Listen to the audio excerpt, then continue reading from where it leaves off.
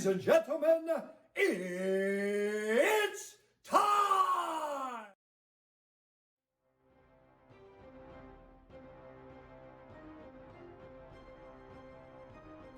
Two.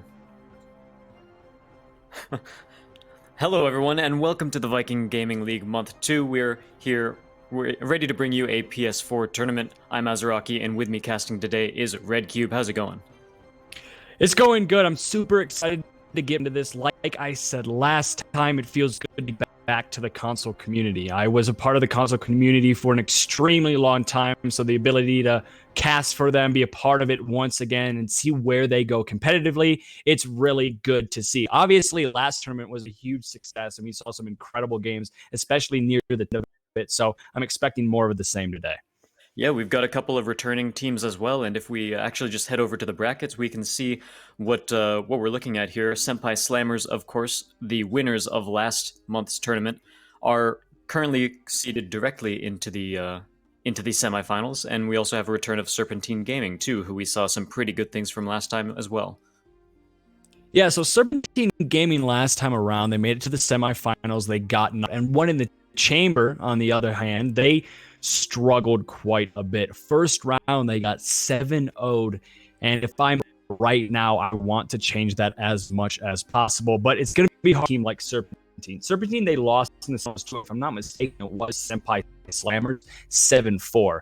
So if Serpentine decides to move on, they're going to be looking at that rematch, and if I'm them, I probably want to flip the script just a little bit and see if we can make it in the finals. We know how good it's going to be hard no matter what, but before we look at that game, we still have to look at this one in chamber versus Serpentine Gaming. As it is, we had a huge change with Rainbow Six Siege. It was around Monday. It affected quite a bit on PC, and we were talking about this last time around.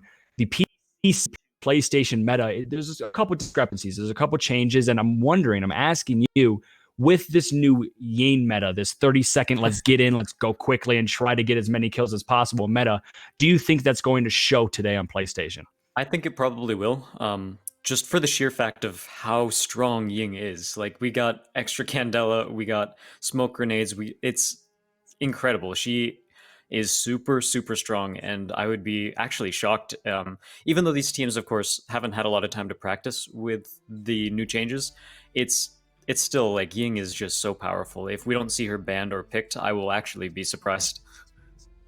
In Rainbow, in CL this week, in EU, she had an 86% pick rate, and then in NA, she had a 100% ban rate until the very last, where then she was picked 100% of the time. So she's been involved in the meta on PC quite a bit already, and I would, yeah, like you said, I would not be surprised if that comes to the surface here. The one thing that's going to be really interesting is what map they're actually going to be playing on, because there's a lot of maps where you can utilize the game, but there's also a lot of maps where it might be a bit harder. So we're going to be determining that right now, and in CL, the meta has been Cafe Clubhouse, has been the most played maps, and we saw that last tournament, Cafe was a very favored spot for a lot of these console teams, and I'm expecting that to probably continue. And as we get into the map veto phase, what do you expect from these two teams, both of which are returning to the tournament? Do you think they're going to be doing something different, bringing a different look, or trying to stick with their guns? I think they're, for the most part, going to be sticking with their guns, play to your strengths, and they've had some time to work out some of their weaknesses as well. So I think, we're going to see pretty similar things, a lot of high aggression, I believe, from Serpentine Gaming. And I imagine we're going to see... so the top maps that were picked last time were Border and Cafe, and here we go. We got another Cafe on the board this time as well. Some more statistics from last month. We have 0 plays for Theme Park and 0 Villa maps as well. So maybe we'll see something similar this time around, and it seems like we are going to be starting that trend again. Cafe being the first map picked here over at the entire tournament. Yeah, which is surprising that we see Serpentine actually banned out Border first, because I think they played it a couple times and they looked relatively comfortable on that map. When you look at a map like Border, it's going to be a little bit more difficult because it's so common. Everybody knows what to do on Border, whereas Cafe, I think if we're looking at in this match in terms of experience, Serpentine probably have the advantage here, and they can then use that experience on Cafe. when they can on Border. So it should be interesting. We have seen that the meta for console on Cafe really closely aligns with the meta on PC. I think this was the closest map, if I'm not mistaken, from last week. Not last week, but last month when we did this exact same tournament. So it should be interesting if that trend still continues. And we are going to be hopping right into the match right away, and we'll be able to answer that question very shortly. Oh yeah, and Cafe is one of those maps that is still pretty new, so we're likely to see a lot of new strategies for it as well. As you mentioned, this one was a pretty similarly aligned map to what we see on PC, where teams typically favor third floor. A lot of teams like Reading as well, and Bakery has been seeing a lot of play too. Not a lot of mining and dining after the rework, but that is just a testament to show how strong the other bomb sites have gotten. I think the other map that we saw that was pretty close to the PC meta was Border, and Border's another one of those cases that's just Border's been played out so much that a lot of people are pretty familiar with how it works. Yeah, it's a very simple map. On Border, the lineups for your operators are probably going to stay fairly consistent. They're going to be relatively simple, whereas Cafe, things can change quite a bit. And if that's your ban off first, that's actually not a big surprise. Followed by a Monty. This was a ban we saw a lot last week, and it's going to, I keep saying last week, it wasn't last week, but last tournament. And it's going to continue here, which is a little bit shocking in my opinion, because again, with that Yin in play and how powerful she now is, instead of banning her, you go for a shield operator. It's a little bit questionable in my opinion, but it's also a little bit of a comfort ban, so I got to respect them for that. And they also get rid of the Valkyrie. Valkyrie is extremely powerful on every map, and that power is heightened to insane capabilities on the map of Cafe. So that's a fairly common ban. I'm expecting an Echo or a Maestro to follow. Yeah, the sheer nature of the fact that Cafe is a map that's a big building surrounded by other big buildings for the most part means that there are so many places where Valkyrie cams can just hide out and see the vast majority of the outside of the map. So it's very popular to have Valkyrie for runouts, and this is a map that even the layout in terms of the windows and doors lends itself to runouts quite a bit as well, so definitely not surprised to see a Valkyrie ban. And you mentioned how Ying was left on the board, and I have to think maybe some of these teams have decided to practice a good amount of Ying as well, so we'll see what the attackers decide to pick. And of course, the first attacking team is going to be the side of Serpentine Gaming. No immediate show on the Ying. Yeah, no immediate show. I was just about to say that, actually. I was going to say we're going to see IQist, who, in my opinion, probably would be the best player on Yin. He's going to be sticking to the Ashe. And that's surprising because IQist last tournament was a top 10 player. If you look at his statistics, he sits at number 8, and he was a huge help for Serpentine Gaming. And if there's really anybody who could probably utilize that Yin utility to the best of its abilities, it's going to be him. They aren't going to be showing it first round, though, so we're going to just have to wait a little bit longer before we see that new meta establish itself. But overall, I really am expecting that to come soon. We need to maybe get comfortable with the tournament a bit, just test the teams and see where they are. But if somehow, some way we go through this entire tournament without a Yin play, I will be very, very shocked. Yeah, it would be very surprising, and I think even if these teams decide not to use it, I have to imagine Senpai Slammers probably will, because those guys were probably the most aggressive team we saw last month. They basically turned it on from moment one and just kept running with it, so I think Ying definitely favors those aggressive players a lot more for sure. Yeah, I mean, it's one of those operators, you just chuck in a bunch of stuns, get a couple smokes, you can even have Glaz with grenades to help you out. So there's a lot that you could do with this new meta, but obviously the teams aren't utilizing it yet. IQist is going to be droning himself out, not a typical thing you see from an Ashe. Most of the time he's going to have his teammates do all the heavy lifting in terms of getting intel on where the defenders are sitting, but with his own drone, he's able to spot out Echo, and Echo, sitting in a pretty dangerous position, needs to rotate back quick, and he does. Thankfully, he's safe. You do not want to lose the Echo that early on in the matchup, so good rotate by him. Talk about losing someone early on in the matchup. It's going to be demonetized to Zofia off the board because of a C4. Yes, you banned the Pulse, but you still have to worry about the Mozzie with the C4, and it hits hard as demonetized goes down first. Yeah, Demonetized already goes down, and that's the Zofia off the board as well. So no concussions and no impact as well, but you do have a lot of soft destruction. But speaking of, IQist actually gets taken down as well by the hands of the Jaeger. 2-speed now, but that gun is still fantastic. So now they are actually missing out on quite a bit of soft destruction. We'll see if the thermite wall can get opened up, and this will open up a lot of lines of sight. Picks up the diffuser and manages to get out as well. So that's a good piece of utility use for the attackers, but watch your 6 once again. Gets yet another kill on this Jaeger. That's D-Mez going down. Sideco manages to get the first refrag on the board for against one in the chamber. Or for one in the chamber, sorry. And so far, this round is looking pretty much entirely in favor of Serpentine. Yeah, this is quite the one-sided matchup so far, but it is only round 1, and the attacking team, they still have a minute to work with. So you have a Thermite, you have a Jackal. Jackal has a decent bit of utility, but you want to, well, you don't want to, you need to get rid of this Jaeger and this Mozzie player as soon as possible. And, well, that's a great start. You track exactly where the Jaeger is, shots are going to land, and Psycho's able to find one, but now it's going to be a 3v1. Bandit, Doc, and Mozzie on the side of the defense. This is going to be extremely difficult for Psycho. He needs to ace if he wants to win this round, as shots are going to be riddling out. He's running out of time as well, and he's also running out of options. Nothing seems to be going his way. If he trips over his shoelaces, he's most likely going to die, or if he gets shot by literally any gun on the board right now, he's going to die because he's at a sliver of HP.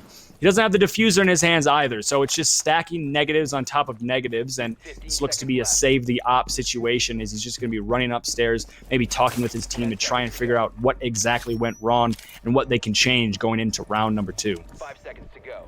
Yeah, even though there's no round-to-round economy sort of benefit to staying alive at the end of the round, like you mentioned, the teams can absolutely use time like this to basically to strategize and talk about how the round went and what they could fix for next time. A lot of times that can just be a better use of your time than going into a very difficult 1v3 where the diffuser is down inside the site on the other side of the site as well. It was a monumental task, and I don't think anyone can really realistically expect him to try to clutch that out. So just using that a little bit of extra time for strategy. And already Serpentine off to a pretty good start. Yeah, as we can see, the defense, this is a defender-sided map, so it's no surprise and a 4-2 split or maybe even 5-1 split are going to be what you normally see. And as we are moving into the second round, the defense is choosing to defend upstairs, which is the most reliable site on Cafe. It has a 71% win percentage for the defenders, and it also has the highest play rate, which is something you don't typically see. Most of the time, the site with the highest play rate doesn't always have the highest win rate for the defenders because it's played just so often and the attack gets used to it. But that's not the case here. This is statistically the best site and the most played site on Cafe. Yeah, and so this is definitely a more popular site for sure, as Red Cube mentioned. And one thing I definitely like about this site is the fact that it can be really hard for the attackers to actually get into the site in the first place. You know, a lot of these repels can be challenged very easily by the defenders. There's a lot of places for them to hold off and stand. And then, of course, the only other ways to get up there are through the staircases, which are definitely good choke points for the defenders to hold off in.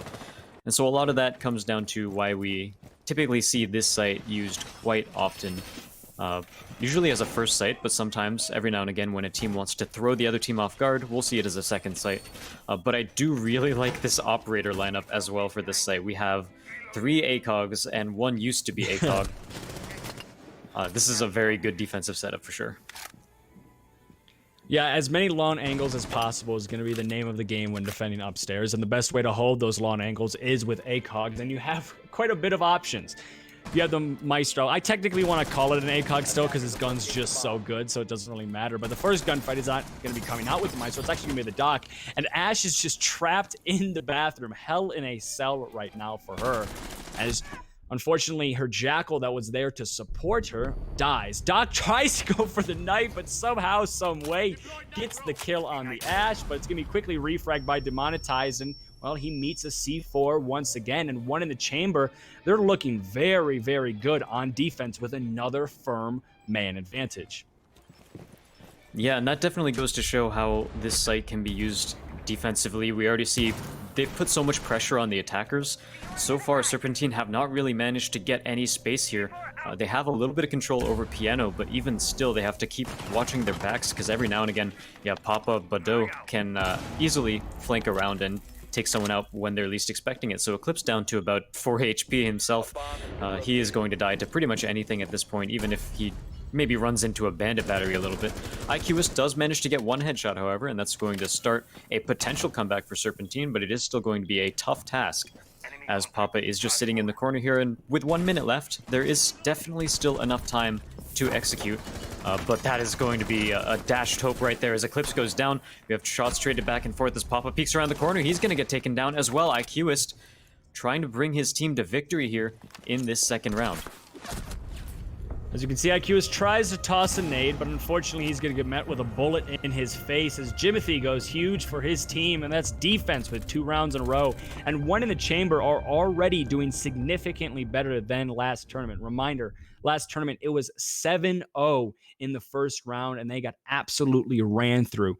Now it looks like they're the ones in the driver's seat 2 rounds in a row, and they look very, very good.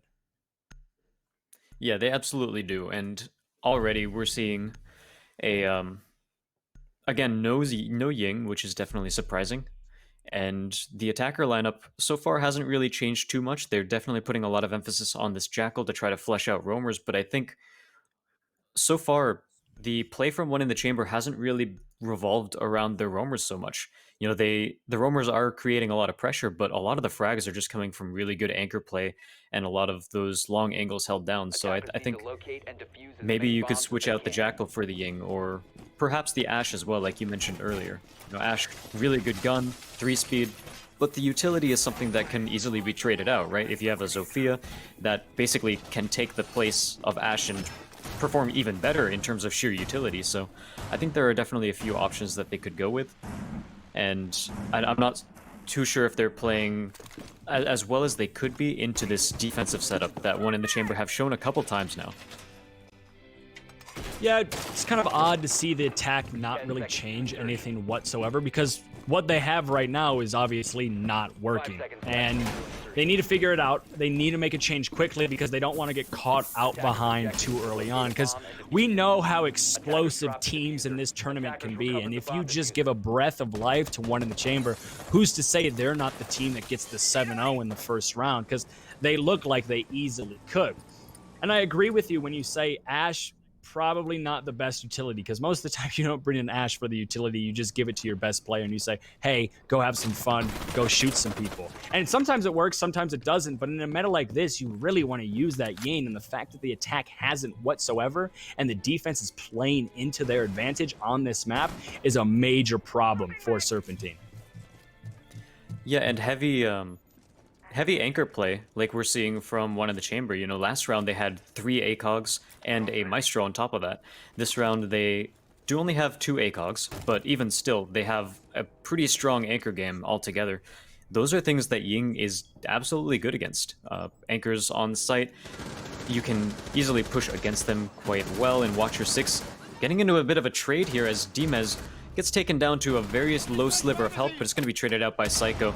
Meanwhile, there is another roamer up here, almost managing to take one more frag into their favor, but Psycho and Dimez are both down right now. No one there to confirm the kills quite yet, and they're actually going to get away with their lives. Serpentine actually managed to pick them up. Eclipse gets a knife kill onto Jimothy, and unfortunately, ATX goes down as well by the hands of Demonetized. So this sudden roam play by the side of one in the chamber has absolutely backfired, and Serpentine are taking full advantage of it.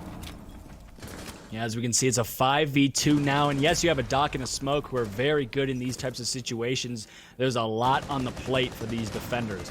If Doc can somehow flank his way into pillars and find maybe 1 or 2 kills, he could make it the Smoke's job a lot easier, but instead he's going to be going all the way up top, could potentially find one, but he's just going to get lit up and riddled by Demonetized. So now, if you want the Smoke to win, he's going to need to ace, and unfortunately he can't do that because he is dead. A flawless round for Serpentine Gaming, and that looks like the Serpentine we saw last tournament. Yeah, they've definitely brought the aggression in pretty much all of their attacking rounds so far, but this is the first time that it really worked, and I think a lot of that comes down to the fact that they were covering for each other a lot more. During the first couple rounds, there were plenty of kills that weren't traded and weren't even necessarily traded in terms of damage. There was no firing back at whichever roamer killed one of their teammates. But this time around, we saw as soon as a roamer tried to make any sort of play, they immediately got turned on and refragged by someone else in Serpentine. And I think that's the huge difference maker that secured them that round. And they got a flawless victory on top of that. Two members on their team got downed but not out. And the fact that they couldn't clean up either of those kills was huge because Serpentine, they had complete control of the third floor. So they were basically free to get both of them up and lead to a flawless victory. The one quality we saw from Serpentine a lot last tournament is their ability to fight back when being down in a deficit. Every single game they played last week, they started off losing. They made it to the semifinals, and yes, they lost 7-4, but that game started out 4-0. They were able to get 4 rounds, draw it 4-4, and then they lost the last minute 7-4. So yes, they still lost, but they were able to bring themselves back into that matchup, and that's a very hard quality to have, and it's also a very nice quality to have, and that's great to see because it seems like their mindset is, well, every round is a fresh start, so what can we do differently to change what our mistakes were and try to bring this back into our favor? And already we can see, although they might not be changing their operators too much, the way they push, the way they play is a lot different in responding to how One in the Chamber is set up. It's a great quality to have. Absolutely, and as we turn our attention toward this next attack, we're going back to Bakery, back down to the first site that One in the Chamber defended, and it worked out quite well for them, and we'll see if they can make the magic happen again this time around. They have a pretty similar operator lineup as they did the first time as well. Bandit to secure those doors, or secure those walls, Jaeger for the impressive utility and his good gun, and we also have Amazi for a lot of information game. And I think Amazi is especially strong on this sort of site as well, because there are so few actual entrances into the bakery, into the kitchen. We actually see a head here. Trading shots back and forth, and Eclipse will get the headshot onto Jimothy. Very good play by him, just playing it patient, not over-peeking, and Cosmic actually is the one who will take an aggressive fight against IQist, gets taken down a little bit, but he's Doc, so it doesn't matter all that much in the end. A little bit of a questionable play there from the Echo. Out of all the people to play in Bakery, arguably the hardest position to play and the most dangerous, you don't want it to be your Echo because that utility is so valuable late in the round. You just need to play your life, and you just got to be really safe. So a little bit odd there, but it's going to be even tables nonetheless, as attackers have 3 and the defense has 3. But in terms of health, it's going to be the attackers with the advantage because, well, Bandit trips over his shoelaces, slips on something in the kitchen, and hits the floor. He is going to die. This is looking good for Serpentine. The push has stalled out a little bit because of the roaming presence that they have forgotten or just been a little bit too lazy to clear out, but they still are in a nice spot. They have a decent amount of time to make an effective push on the site. If Demonetize can get this kill, it's going to help quite a bit, but it's actually going to be Domez to find the kill onto Watcher 6. So just like that, the advantage is firmly in control of the attack, and they have a lot of time to work with it. This is going to be very tough for the Mozzie and the Bandit left alone on site. And ATX will manage to get the first frag on someone pushing in through the main lobby, but they're still getting squeezed on from 2 different angles. Dimez gets one of them, and now Papa, with a very sliver of health, needs to watch 2 different angles, and he's not able to do it. Demonetized peeks around the corner and takes him out. So despite losing the Twitch early on, those Bandit batteries still on the board. Demonetized went in for quite a bit of a flank, manages to take a bit of a gunfight, takes out those Bandit batteries, opens up the wall, and that basically opened up the attack for the rest of his team. And they were able to close out that round, evening it up to 2-2. And we should definitely keep in mind that this is certainly a defender-sided map, although we don't quite have the statistics on how maps change now that Ying is the way she is. I expect to see a lot more attacker victories if she's not banned. But speaking of a Ying, it's going to be 6-picked. Okay. They're teasing us right now because they keep showing it, but then they 6-pick to the Jackal, and it's just It's really weird to see that. We saw this same issue when Goyo wasn't played last tournament. We kept asking, they got to play Goyo. They got to play Goyo. They got to play with Mai and Goyo. That's such a good combo, but they never did it. And here it seems like the same thing is starting with Ying. They get the base of the meta down, but they're not using the incredibly powerful operators as much as they could. The fact that Ying isn't banned and she hasn't been played is astounding. She is ridiculously powerful in combo with some of the attackers and can really just put an entire wrench into the defenders' plans. And Serpentine, if they want to run away with this game, they have to look into that. Yeah, super aggressive meta right now, and I'm definitely interested to see when we switch sides whether or not one in the chamber will go for the Ying play. But in the meantime, we do still have 2 more rounds with these attacker-defender lineups. And with the attackers not really changing anything, you know, the last couple of rounds, Serpentine did manage to win despite keeping relatively the same operator lineup throughout. And I think a lot of it came down to, again, their shift in terms of the way they decide to attack. They're being a lot more together. They're getting more information before they go in. And I think that's a very strong start for them. And now as we attack the 3rd floor, we'll see what the defensive lineup is. We have a similar heavy anchor style here, pretty common, honestly, when you're talking about the 3rd floor, because the roamers, you know, they can play around the stairs, they can flank around into piano, but you only really need 1, maybe 2 roamers to be able to do that. And Cosmic Hitman we see already sitting in piano room, trying to keep that locked down and keep the attackers out of it for as long as possible. As it's, of course, going to be a very strong point of contention for any team attempting to attack the 3rd floor. Bomb located by attackers. Cosmic Hitman is in a very dangerous position sitting in piano. This is a high point of travel for the attackers, and it's also a high point of contest that the attackers need to get control of if they want to make an effective push onto the site.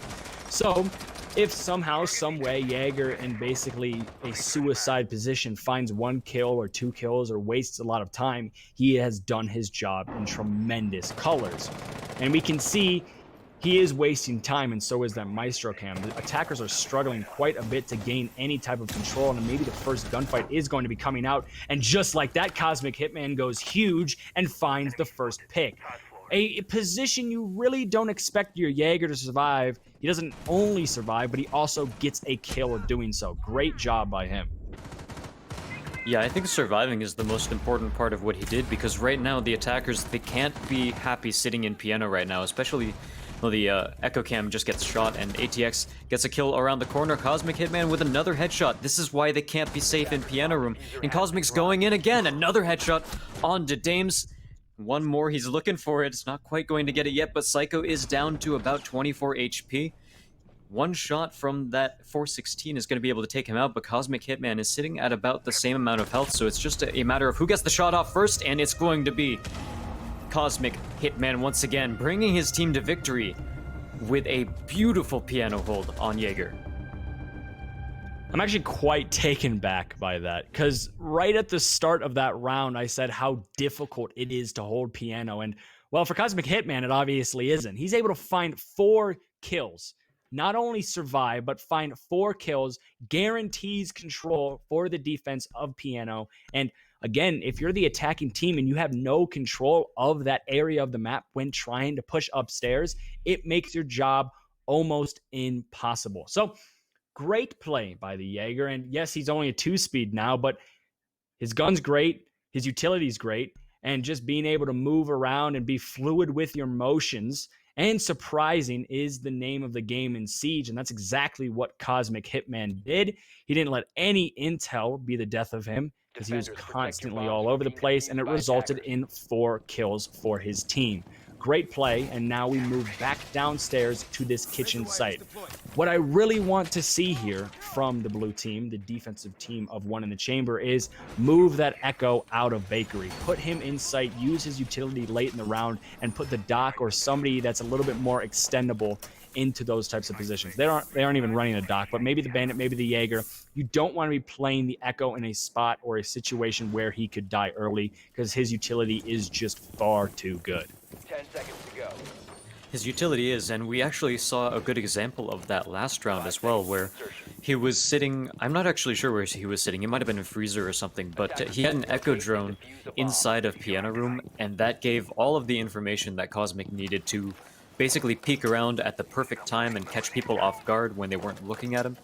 It was a great show of teamwork and a good show of what those echo drones can do. You know, they're not just there for you to deny plants, they can be very good intel gaining drones as well, and that's part of the reason why he is such a strong operator in general, especially this happened a while ago, but back when he had one drone, you know, you couldn't really make plays like that. You had to save that drone for something like a post plant or something like, a plant denial or something like a late game information drone. But right now, when he has two, you can use one of them to basically scout around while you save the other one for a potential post plant. So I think that's part of the reason why this operator is so strong. And as you mentioned, they definitely want to save that utility toward the end of the round, and it seems like he is playing a lot more safe now and utilizing those drones a lot more.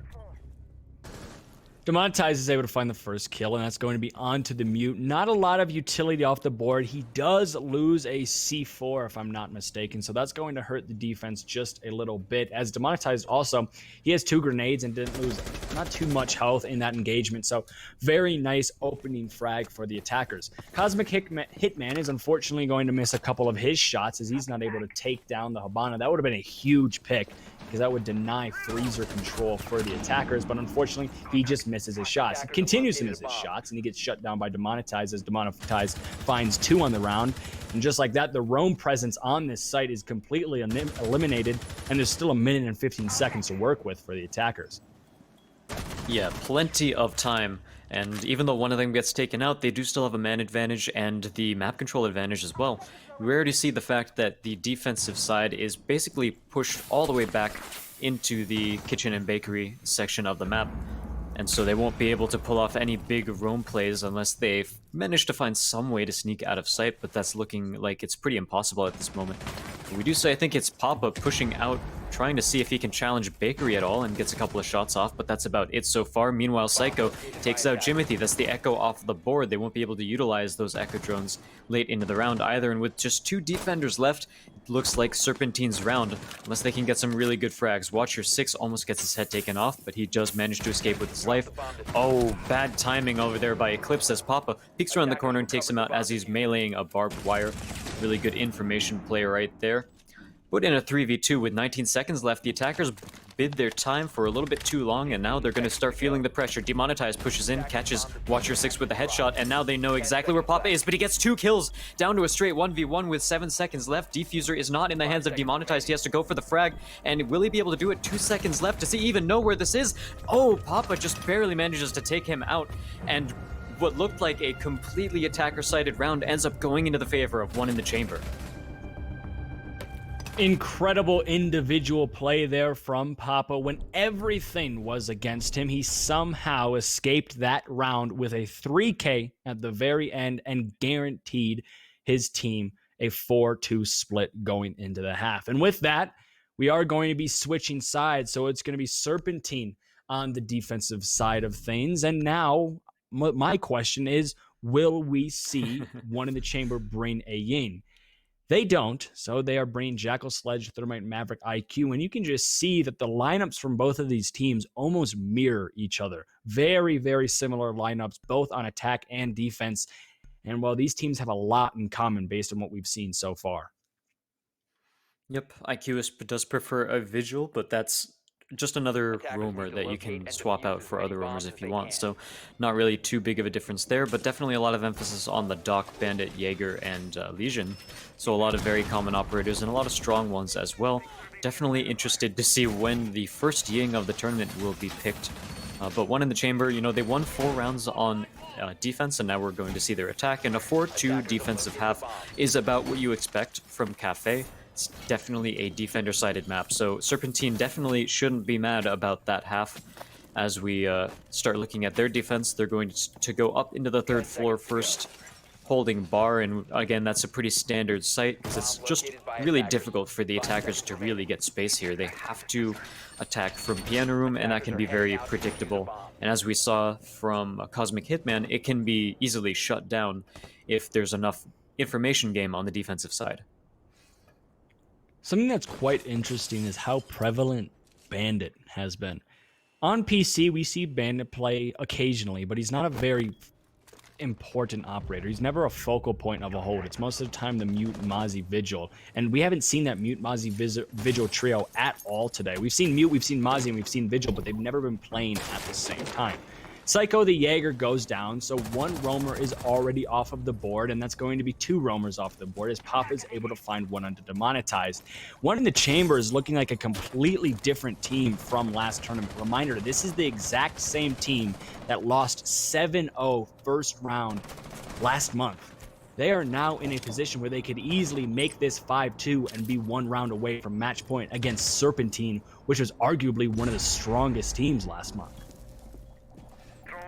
You mentioned the Bandit pick as well, and I think that's definitely interesting, but actually Bandit is going to get a kill headshot onto Cosmic Hitman with the MP7, but I think that's probably the biggest difference that we're seeing. You know, a lot of times on PC, we see the choice hard breach denial being a Kaid, and I think part of the reason is the discrepancy between console and PC. Maybe teams on the console and players on the console aren't at all as comfortable with the TCSG, you know, that single-fire shotgun, slug shotgun.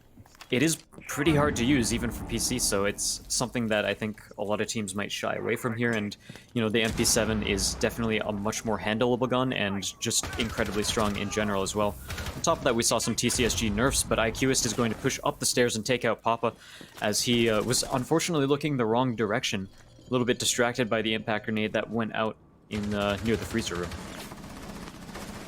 Just like that, it's going to be a 3v3. You have a minute to work with, so 4 bodies off of the board, make it 5 in only a minute and 30 seconds into this matchup. So it's quite bloody right now as Jimothy's able to find another one. Dames is right there to follow up as Watcher 6 goes down. It's going to be all up to the Doc, but unfortunately, he can't do it all, and it's going to be the side of one in the chamber with a 5-2 lead, and they're now only 1 round away from match point.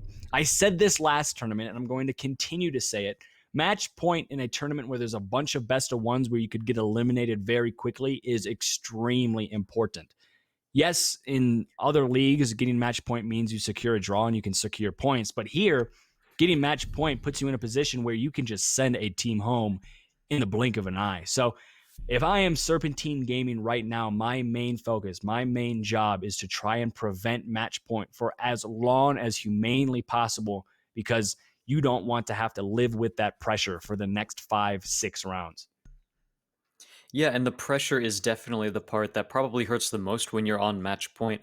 You know, of course, match point is important because one more loss ends up knocking you out of the tournament, but you definitely can't understate the amount of pressure it puts on a team. You know that you can't make a mistake from here on out. That's a very worrying thought.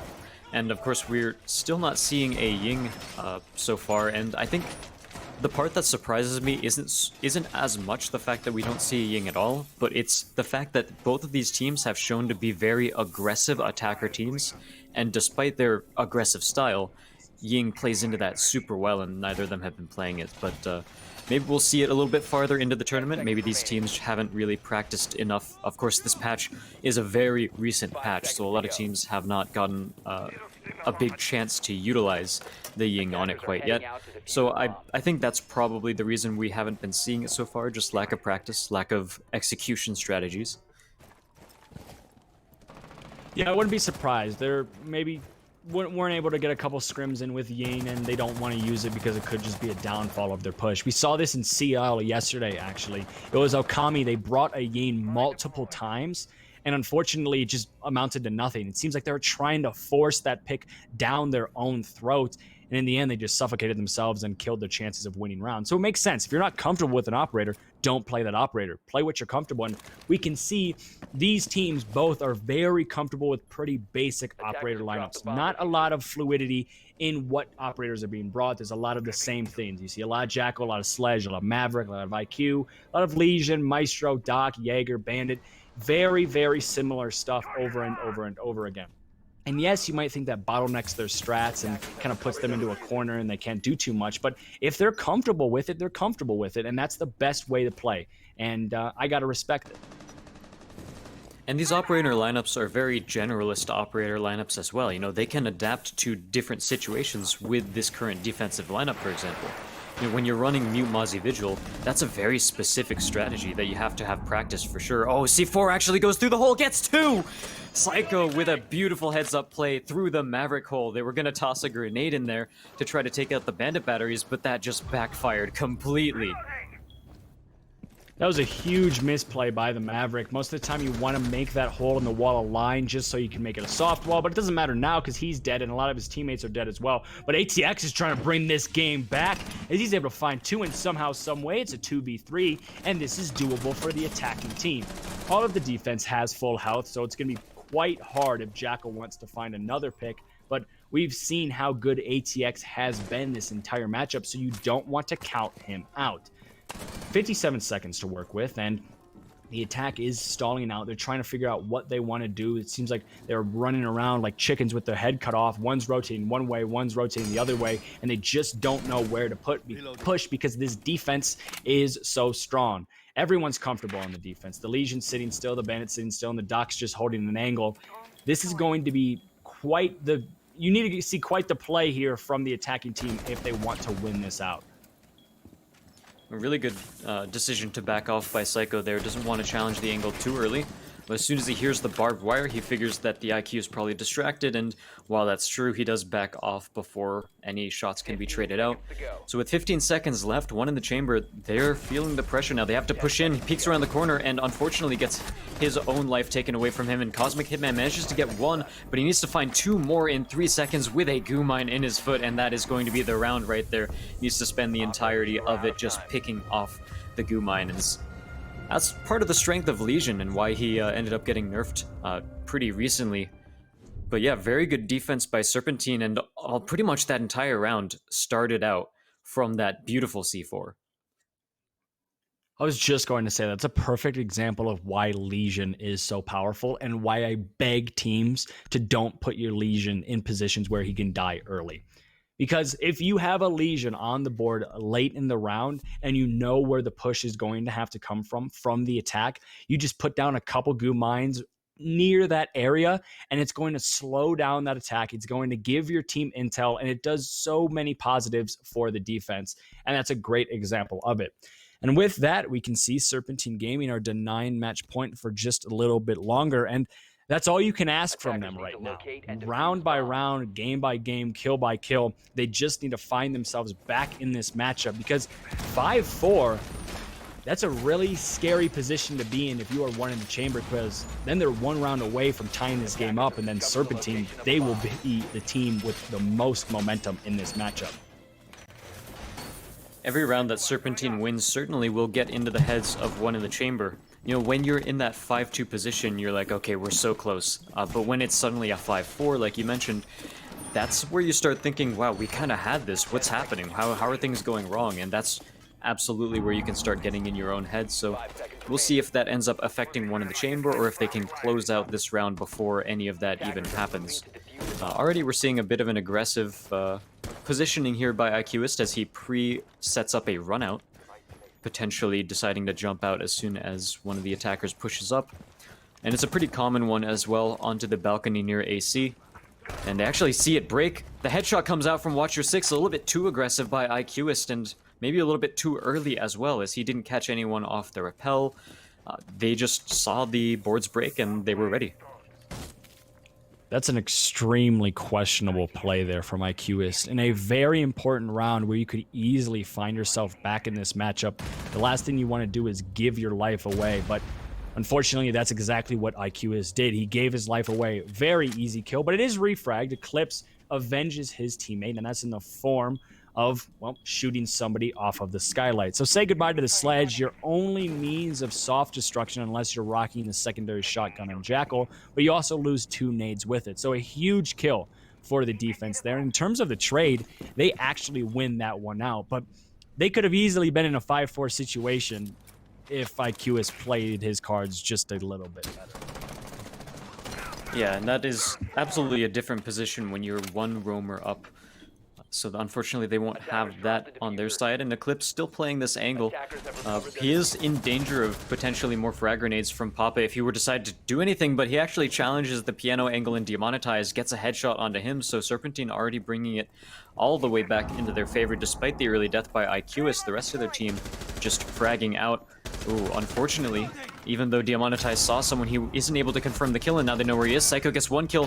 Demonetize tries to rotate out, but Cosmic Hitman is already there and able to take him out before he manages to get out of Piano. So now we're down to a 3v2. Make that a 3v1 as Psycho gets yet another kill. He has been going off these past couple rounds, and now Cosmic Hitman alone in a 1v3 with 1 minute left is enough time for him to potentially bring it back. But at this point, the defenders just need to play it safe. They need to play their numbers and play their angles, and they should be able to keep this round in their favor. Cosmic Hitman has been in a clutch situation before, and he did win it out.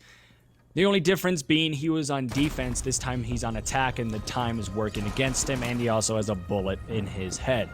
Psycho goes absolutely massive for his team, and even with a pretty large misstep at the beginning from IQist, his team is right there behind him, and they have now made this game 5-4 and quite doable to come back.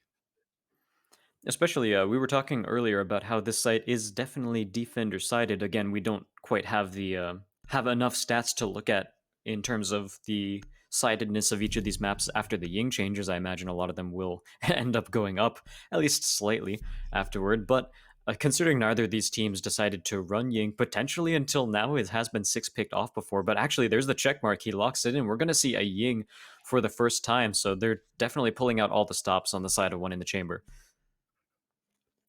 Yeah, so one in the chamber, I think, are probably telling themselves, all right, let's just end this game here. Let's just bring Yin. I'm sick of this. We need to win it out. Let's get on to match point as fast It's as like possible. there was a gentleman's agreement before this point. Yeah, right? Yeah, they're like, guys, let's just not play Yin. And then, well, they just got sick of it and said, no, we're running her because she's just insane. It's going to be interesting to see how Cosmic Hitman uses Yin. We know how good of a player he is. He's been really solid for the side of one in the chamber. But the problem is, yes, Yin is good, but you have to be smart with your utility. You can't just chuck it and run and get a 5K instantly. You have to put it in certain positions. You have to use your smokes properly, and you have to work with your team just a little bit if you want to use her to the best of her abilities. You're probably going to get lucky because she's just so good. You might be able to just find one free kill, potentially two, if you're just solo pushing by yourself. But if you work with Yin and your team at the same time, it's a very, very tough combo to break if you're the defense. Yeah, against other set teams, this is not ranked, this is a tournament. Ying is definitely an operator that you can't just solo push in with, even though she's super strong right now. If you're playing against a coordinated team, you definitely need to use some coordination yourself and make sure that you time your pushes well and that the rest of your team is ready to take advantage of those Candelas. You can't just do it alone, especially because when a Candela goes out against a coordinated team, a lot of times they'll have someone in the next room over ready to peek in as soon as those Candelas end and take out someone who just mindlessly rushes in. So the more people you have on attack coordinating that, the more chances you have to take advantage of it. And Watch Your 6 takes a kill onto Demonetized, and that's basically just a roam clear right now as they take over Piano, and the attackers already have control over here. And this is the room above the bomb site. And so that's a pretty huge amount of control they have, especially when you still have a Sledge and a Jackal on the board. That's a lot of soft destruction that they can use for vertical play and basically open up this site from the top down. Roamers from Serpentine Gaming haven't had a good day. Consistently, they are the first picked off, and it hurts. Last round it was Vigil, this round it's Alibi, and although they won last round, it puts the defense in a position where they either have to clutch up, crunch up, and focus on the site, or someone like Psycho needs to make a massive play, and well, Psycho's doing just that. He's able to find two, and somehow, some way, even with the man advantage in the hands of one in the chamber, it has quickly fallen out. And just like that, Serpentine are in the driver's seat because of Mr. Psycho. Yeah, Psycho has been going absolutely ham on this defense. As you can see, 12 kills on the board for him. The next highest is Demonetized at 9, and most of Demonetized actually came from the attack too. So Psycho on the defense has really been showing up and is the main reason Serpentine has been pulling these rounds through. Definitely got to give it to him. as he has been a very strong force to be reckoned with that MP7, and his C4s as well have been doing quite well.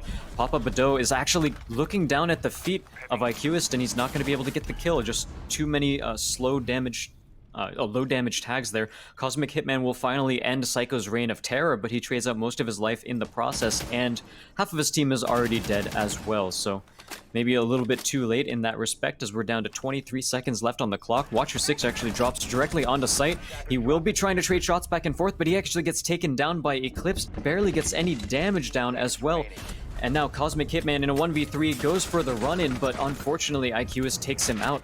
And despite the fact that we see a Ying, they just didn't utilize it pretty much at all, I want to say. A couple Candelas went out, but they never really pushed in with them. Once again, that reminds me of a situation where they're just trying to use yin to use yin. You use the Candelas, but at what cost? No one got flashed on the defense that entire round. It was a 1v3, you chuck one in, you're just kind of hoping at that point. If you want to use that operator to the best of its abilities, you got to work it as a team. And unfortunately, One in the Chamber were just far too separated to even think about working as a team. And because of that, it's now 5-5. They have let Serpentine Gaming right back into this game. And in terms of momentum and confidence, it's easy to see that Serpentine has the advantage in that category. And they could easily snowball and make this into a 7-5 win, even when being down at one point. 5-2-2. Yeah, this would be a very strong comeback from the side of Serpentine, and One in the Chamber might be getting a little bit, might have gotten a little bit too comfortable with their lead. They won the first round on their attack, but since then have not managed to find a single round. Meanwhile, Serpentine finds 3 in a row. So really want to see what One in the Chamber decide to change up. And to their credit, they have been switching up the rounds as well. We saw the Ying get played. Unfortunately, there wasn't quite enough, maybe not enough set strats with the Ying, because she's definitely an operator where your team, you know, you want to have plays already in the books when you run a Ying. And it sort of further reinforces the fact that I think that these teams haven't ended up running Ying yet because it's such a new change, and they just haven't had the time to practice with it and get those set strats down. So they're actually going to head back to their old method where they're bringing Maverick, Sledge, Thermite. I think this is pretty much the same lineup as they ran those first 2 attacks. And so that'll be a pretty strong one considering they are back here on this site, and as long as they don't get caught out by a C4, they might actually end up working. But Psycho already off to a beautiful start as he takes out ATX and managed to get back into site completely safely and healed up by Doc as well. So this was a first round in 3 where the first kill actually goes in favor of the defense. Even when the defense didn't have the first kill in their favor, they were able to win rounds. And now that they have it in their favor, it makes that winningness a little bit more likely. The attack is stalling out once again here for One in the Chamber, and they just seem lost. But Cosmic Hitman, he's obviously not lost. He's just going to say, fine, I'll do it myself. He's able to find 2 kills, takes down Demonetized and IQ. That's the Jaeger and the Maestro, 2 extremely powerful weapons that have quickly been eliminated. That is hurting the defense quite a bit, especially if this execute comes out. But you still have to worry about Psycho. It doesn't matter what gun's in his hand. He's going to just be getting his kills as he finds another headshot right after Dames finds his as well. And just like that, it's all up to the Maverick and the Thermite. The double hard breach combo is falling apart at the seams because now it's just a single hard breach. And Maverick, he has a good gun, but does he have what it needs to be to just clutch a 3v1? He has a decent amount of time. He has a decent bit of utility, but this is going to be very, very difficult as he has to deal with an ACOG, he has to deal with Psycho and Legion Mines. He does have 2 frags, uses 1 to take out the Maestro Cam, which is a pretty smart move, but he actually decides to push around the other side of the map even after taking that cam out. He's going to be pre-firing any angle he can find, but so far the defenders just aren't showing themselves, which is exactly what you want to see from a defensive squad in this sort of position. You don't want to take those one-on-one engagements, and actually Psycho decides that, you know, I'll just take the one-on-one engagements. I've been winning them all day, what's one more? And he does manage to get it once again. Psycho just going off again. Of course, Dames managed to take a couple frags toward himself during that round, but again, Psycho just, I think he's sitting at 14, 15 kills right now. This guy is insane on the defense. He's lights out. He has been so good. 16. 16 actually. So Psycho has been absolutely insane for his team, and because of his insanity, he's brought his team on to match point, and that's going to be 4 unanswered rounds for the side of Serpentine Gaming, and it seems like One in the Chamber is just falling apart in every which way. They're struggling on attack. They were struggling a little bit on defense. It seems like they just are relying way too much on solo plays. Overall, something went wrong for One in the Chamber, and I'm willing to bet that the comms are just as messy. Yeah, at this point, you definitely have to be feeling the stress. You were 5-2 at one point, now you're 5-6. It's definitely not a good look for them, and probably hurting their team morale a little bit. But if they can pull back this round, that might spur them to close out the entire match in overtime. But they do still need to win this one in order to do that, and it is the third floor defensive site near bar, so it is a very capable bomb site. They just need to make sure they shore up their defense and play these long angles that this site is completely known for. Or sorry, that's Serpentine side. One in the Chamber, on the other hand. Yeah, they're the ones feeling the pressure. They need to attack this site, which is certainly defender-sided. And they need to put a lot of pressure on Piano. They need to make sure that they don't die when they put on the pressure to Piano, because we've seen pretty much, no matter who's defending, whichever team decides to push into Piano, or when the attackers decide to push into Piano first, they're pretty much always getting the first death.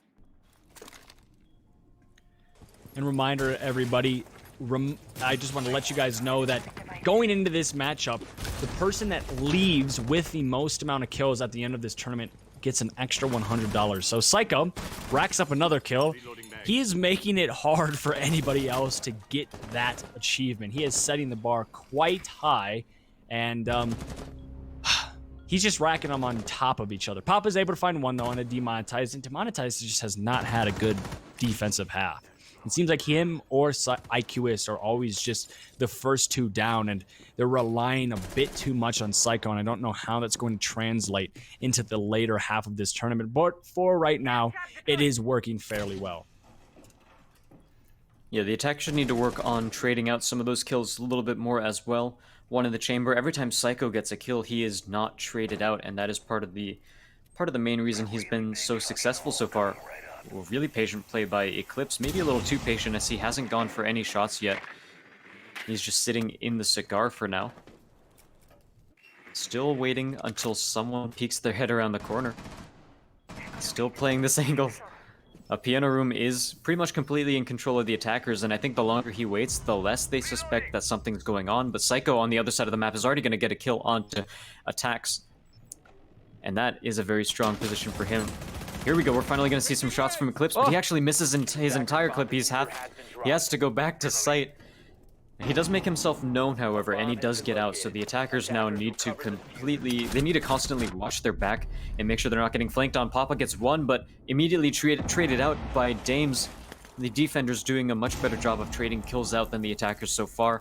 And now we're down to a 2v3, 40 seconds left on the clock. The attackers still have enough space to potentially win this round out, but they need to watch out for Psycho. He's been going off, 18 kills on the board for him at this point. And we'll see if he can close it out. He could be looking at a 20 bomb right now if he decides to get these last two kills. Jimothy goes down. I don't know to what or to who, but he's going to be down. So it's an effective 1 versus 3, and this could be the famous final scene for One in the Chamber. After being up 5-2, it's all up to your Thermite as he tries to plant, but it looks like it's not going to happen. Watch your 6 able to find a kill on the Psycho, but it's all over, and Thermite can't clutch it up, and Serpentine are going to be moving on into the tournament, and One in the Chamber somehow, some way, fall apart near the tail end and lose it out 7-5. Yeah, that is unfortunate for One in the Chamber. They had the rounds in their favor. They had the control when they switched halves at the start. But ever since that first round they won as attackers, they just couldn't manage to pick another one up. So that's that's really unfortunate for them. But Serpentine, they pulled it together. Despite the fact that they went down 4-2 on the half, despite the fact that they lost their first defensive round, they still pulled it together and they brought home the victory. So really good mental fortitude by the side of Serpentine. And as soon as they got that momentum, they just kept running with it. Yeah, it seems like the deranged killer of One in the Chamber that we got used to for the first 7 rounds turned into a limp noodle, and they just couldn't get anything together whatsoever. And it resulted in them losing it out. They did a lot better than last tournament, so if you want to take a couple positives away from this matchup, it's, hey, One in the Chamber, they got a little bit farther, right? It wasn't a 7-0, and it wasn't a complete thrashing. It was a little bit closer, but it still was unfortunately a loss, and they got knocked out in the first round. We are going to be moving on in the tournament and trying to figure out exactly who we are going to be seeing in the finals this time around. Is it going to be Serpentine Gaming? Is it going to be Senpai Slammers again? Or is a new face going to break through? We are just going to have to wait and see. But as a Rocky, your reaction to Serpentine being able to come back into that game, how do you think that bodes for them in the future of this tournament? It's interesting because a lot of the comeback came off of the back of individual play. I think the Bandit ended up with 19 kills or something toward the end of that game. Is a very strong showing, but he's definitely playing for that extra $100. But how much can you rely on someone doing that, basically? When you're facing a lot of these stronger teams, as they'll face later on in the brackets, is that going to be enough? Is that individual play going to spur them forward? And a lot of times, in a lot of tournaments, we see that's not the case. They cool off a little bit. Maybe they have one map that they're not super comfortable on, and they can't bring that magic. Because I think outside of that individual play, One in the Chamber could have definitely taken that series home. I think they were absolutely capable of it, and so that's basically my opinions on it. Hopefully the rest of the team can step up and they can get some more team cohesion down. But before any of that, and before we head to a break, I want to make sure we shout out our sponsors real quick. The Bearded One JB and Mr. Rager 726 with MWA. Very thankful for the prize pool and for helping organize all of this. Yeah, we really appreciate it. And it looks like the break is going to be ready. So we will be moving into that, and we'll be right back with a couple more matchups for you guys. Stay tuned because there's a lot more Siege to be played, and it's going to get even more interesting.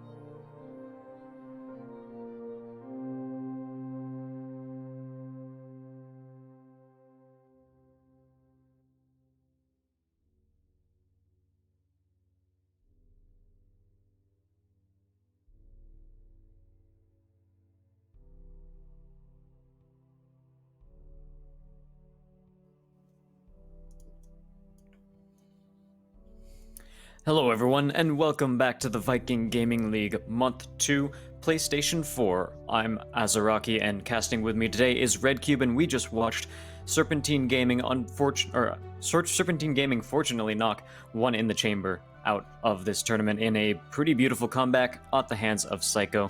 How are you doing, Redcube, and are you looking forward to the next game?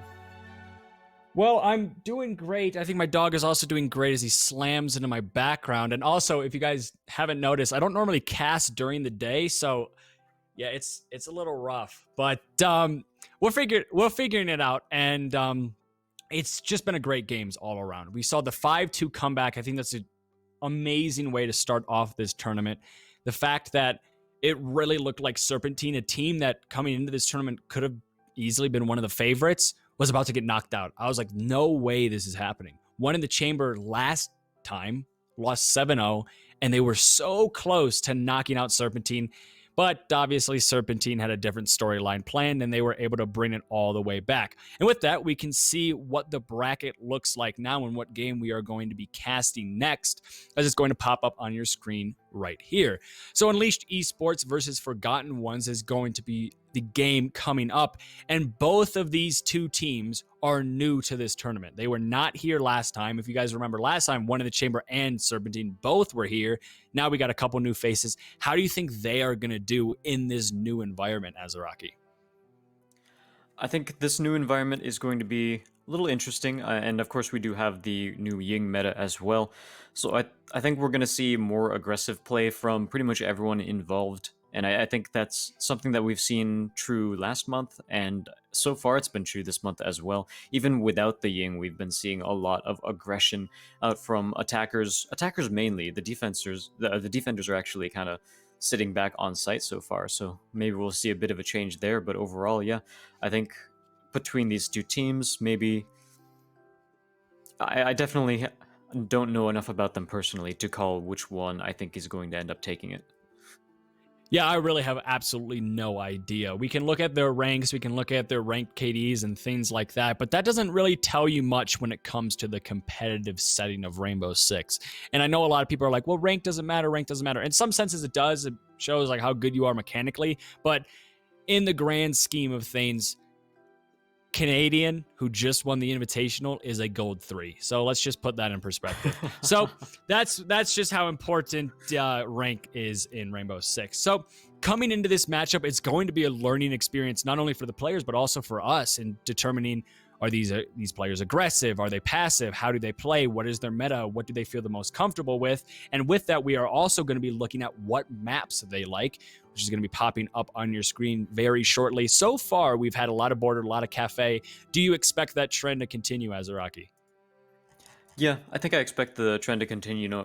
Last month we saw no theme park and no villa, and I think that's probably going to be a similar situation here.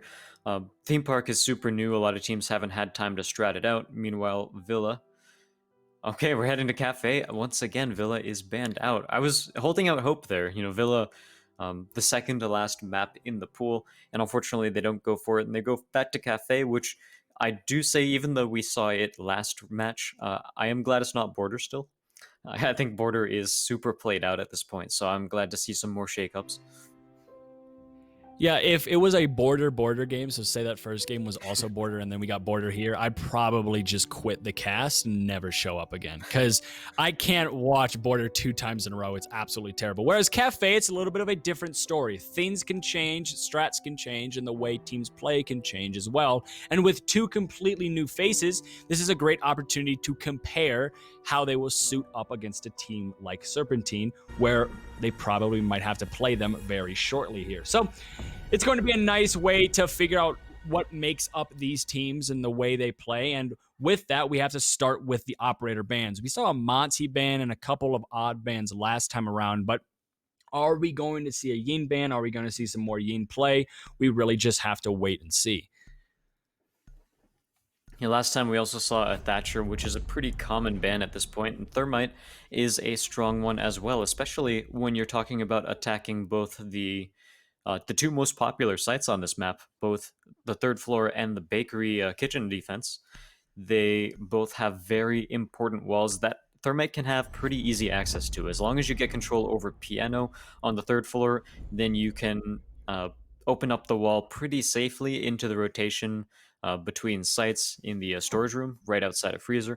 And of course, when you're talking about the bakery wall, that's just a super important wall for Thermite. And as long as you have someone watching the rotate through the small kitchen, then it's pretty easy for him to get that plant or get that exothermic charge down as well. So Thatcher is also banned, making it even harder for the attackers to potentially make some ground and open up some of these walls. On top of that, Thatcher just clears out the most of the utility in this utility meta that we've been seeing. Echo Ban makes sense, but Ela Ban is something that we definitely don't see very often. Yeah, so an Ela Ban's quite interesting. This could be a target ban. Maybe these teams know each other, and one of the players on the other team is very good at Ela, and they just want to get rid of that. But you don't see that ban. I think this is actually the very first time I've seen Ela banned ever. There was maybe a time when she was extremely powerful, and when that Scorpion was year it was. Yeah, I forgot when it was, but the Scorpion used to be an absolute machinery pistol. Because technically, I think the Scorpion is considered a machine pistol. It used to be an absolute unit, and she was literally the best operator ever. Because if anyone got hit by the Gerda's Mount Mine, it was a guaranteed kill. That's not the same anymore, so you don't really see that banned out as often. But something we do see is for the very first round, a Yin is in play. And I'm excited to see where this goes.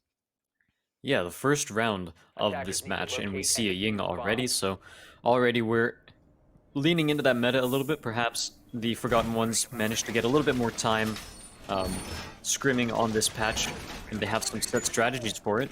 Perhaps they have some strategies for this map too. I imagine that considering both teams get 3 bans, that you can pretty easily ban out the maps that you haven't really practiced Ying on.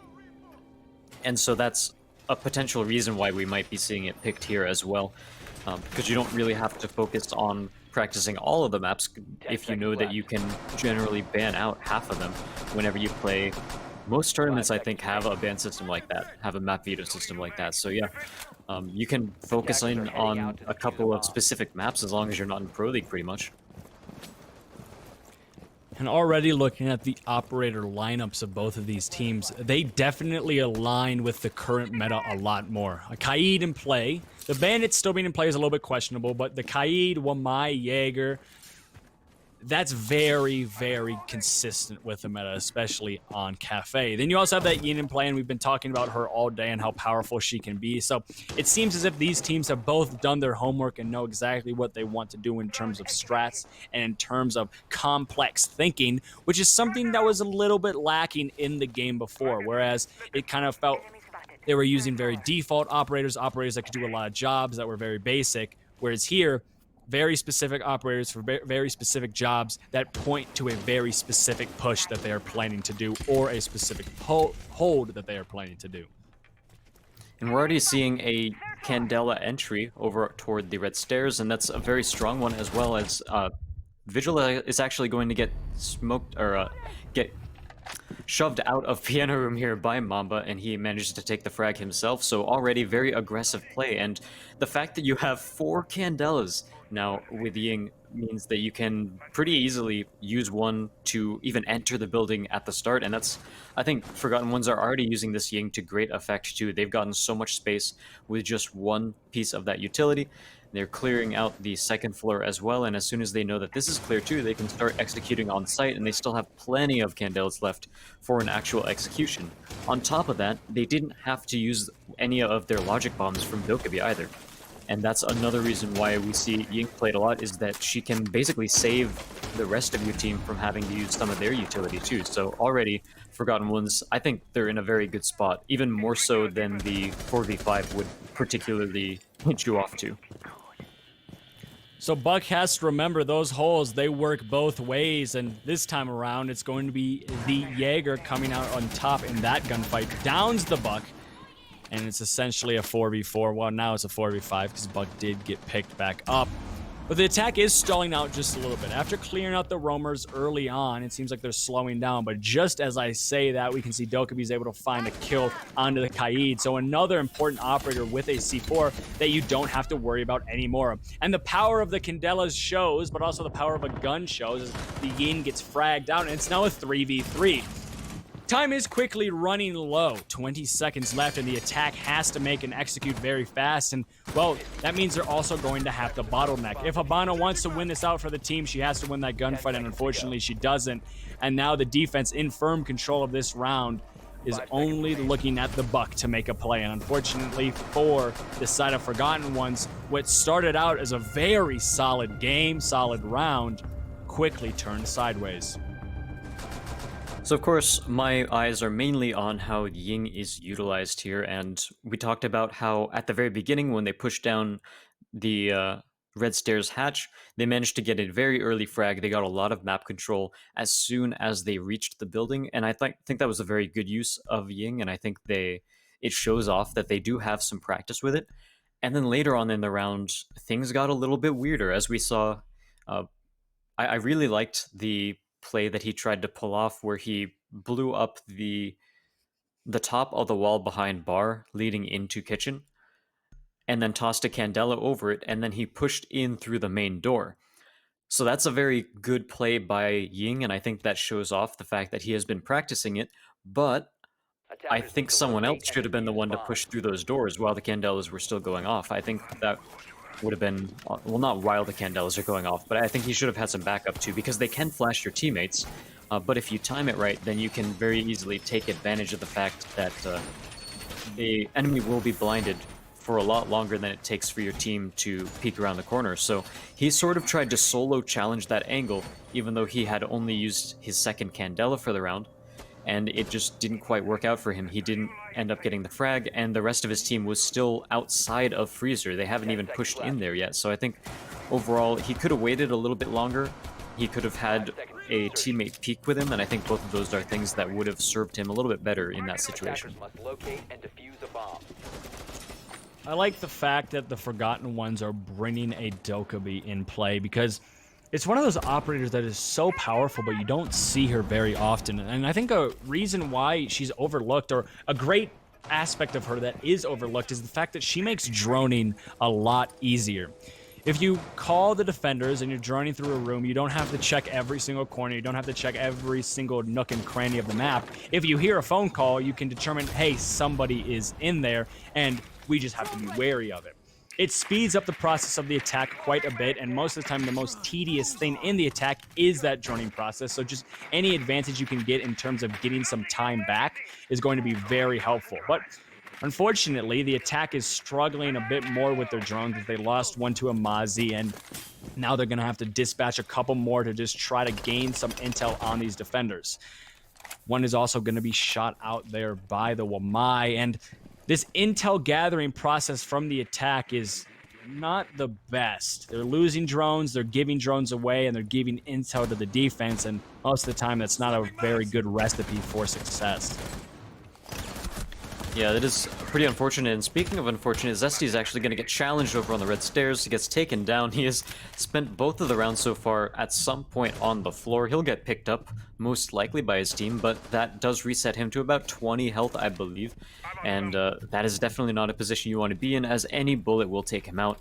Certainly better than nothing, however. And of course, Buck, during the last patch, lost his frags as well, so we're not going to be seeing that bit of utility from him either. He took Claymores this time around, so that'll help watch the flank up the red stairs, but pretty much all of the attackers are in the same spot right here, and they're getting choked out by Bumblemelts. As soon as they try to push in, they get taken out one by one, and that's what happens when everyone tries to challenge the exact same angle. Nobody's on the rappels for the side of the attacking side. Nobody's trying to pressure Piano from any other angle, and they just get shut down pretty much immediately.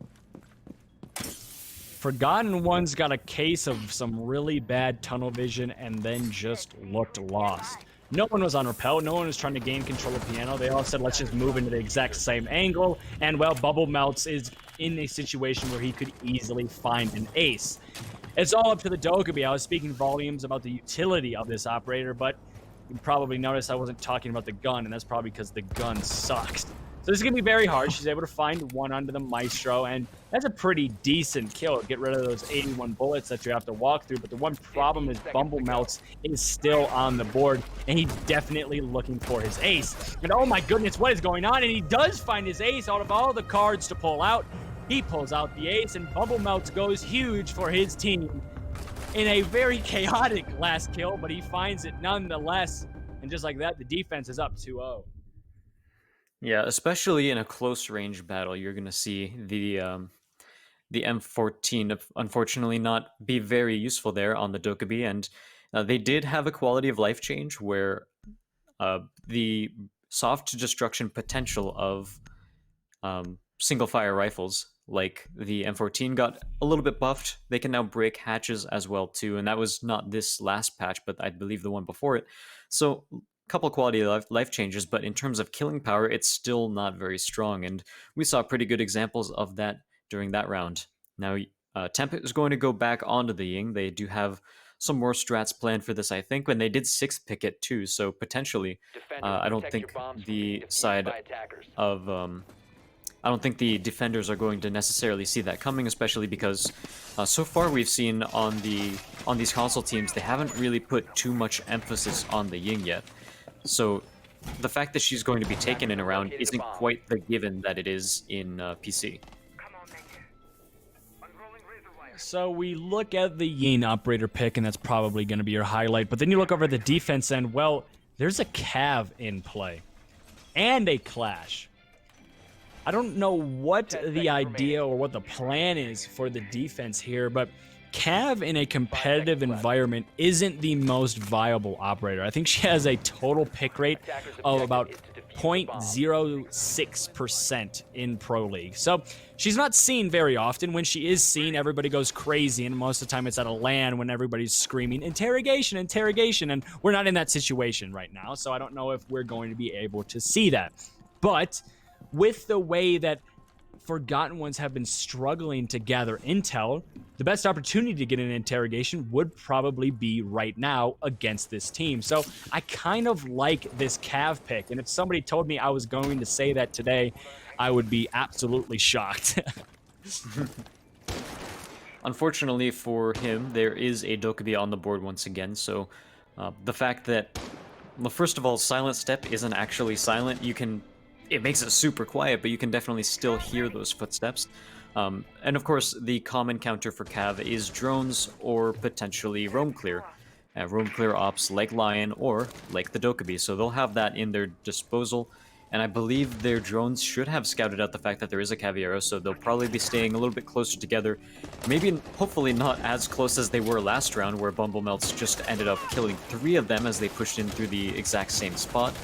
But we actually see a lot of emphasis being put over here by the Red Stairs hatch already. Same place they died at before, but seems like... Oh, there was actually a push inside. Temp, don't go for the interrogation. Okay, Bumble Melts saves him there, and he's actually going to go for a second kill. He actually manages to get it, and Bumble Melts confirms it. Bumble with a 3rd once again. This guy is already unstoppable. Look at him, 11 kills in 3 rounds. What are you doing, Bumble? How is this possible? We thought Psycho was going massive, but Bumble Melts, he obviously wants that $100 as well.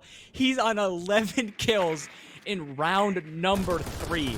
That is absolutely astounding, and he's looking to get another ace. I think this would be the very first time I would see 2 aces in a row, and it's looming. It's very, very close, and you can tell Bumble Melts, he wants it. He's on full health, nobody's in his way, and Unleashed have basically secured this round, so why not let him run loose? Why not get him as confident as possible? Because he's an absolute menace. Shots are going to be riddling out, none of which are going to land, but he really wants his kill. He's able to find 4, and he's so close to the ace once again. It could be 2 in a row for him, and he's looking absolutely unstoppable. 12-0 right now.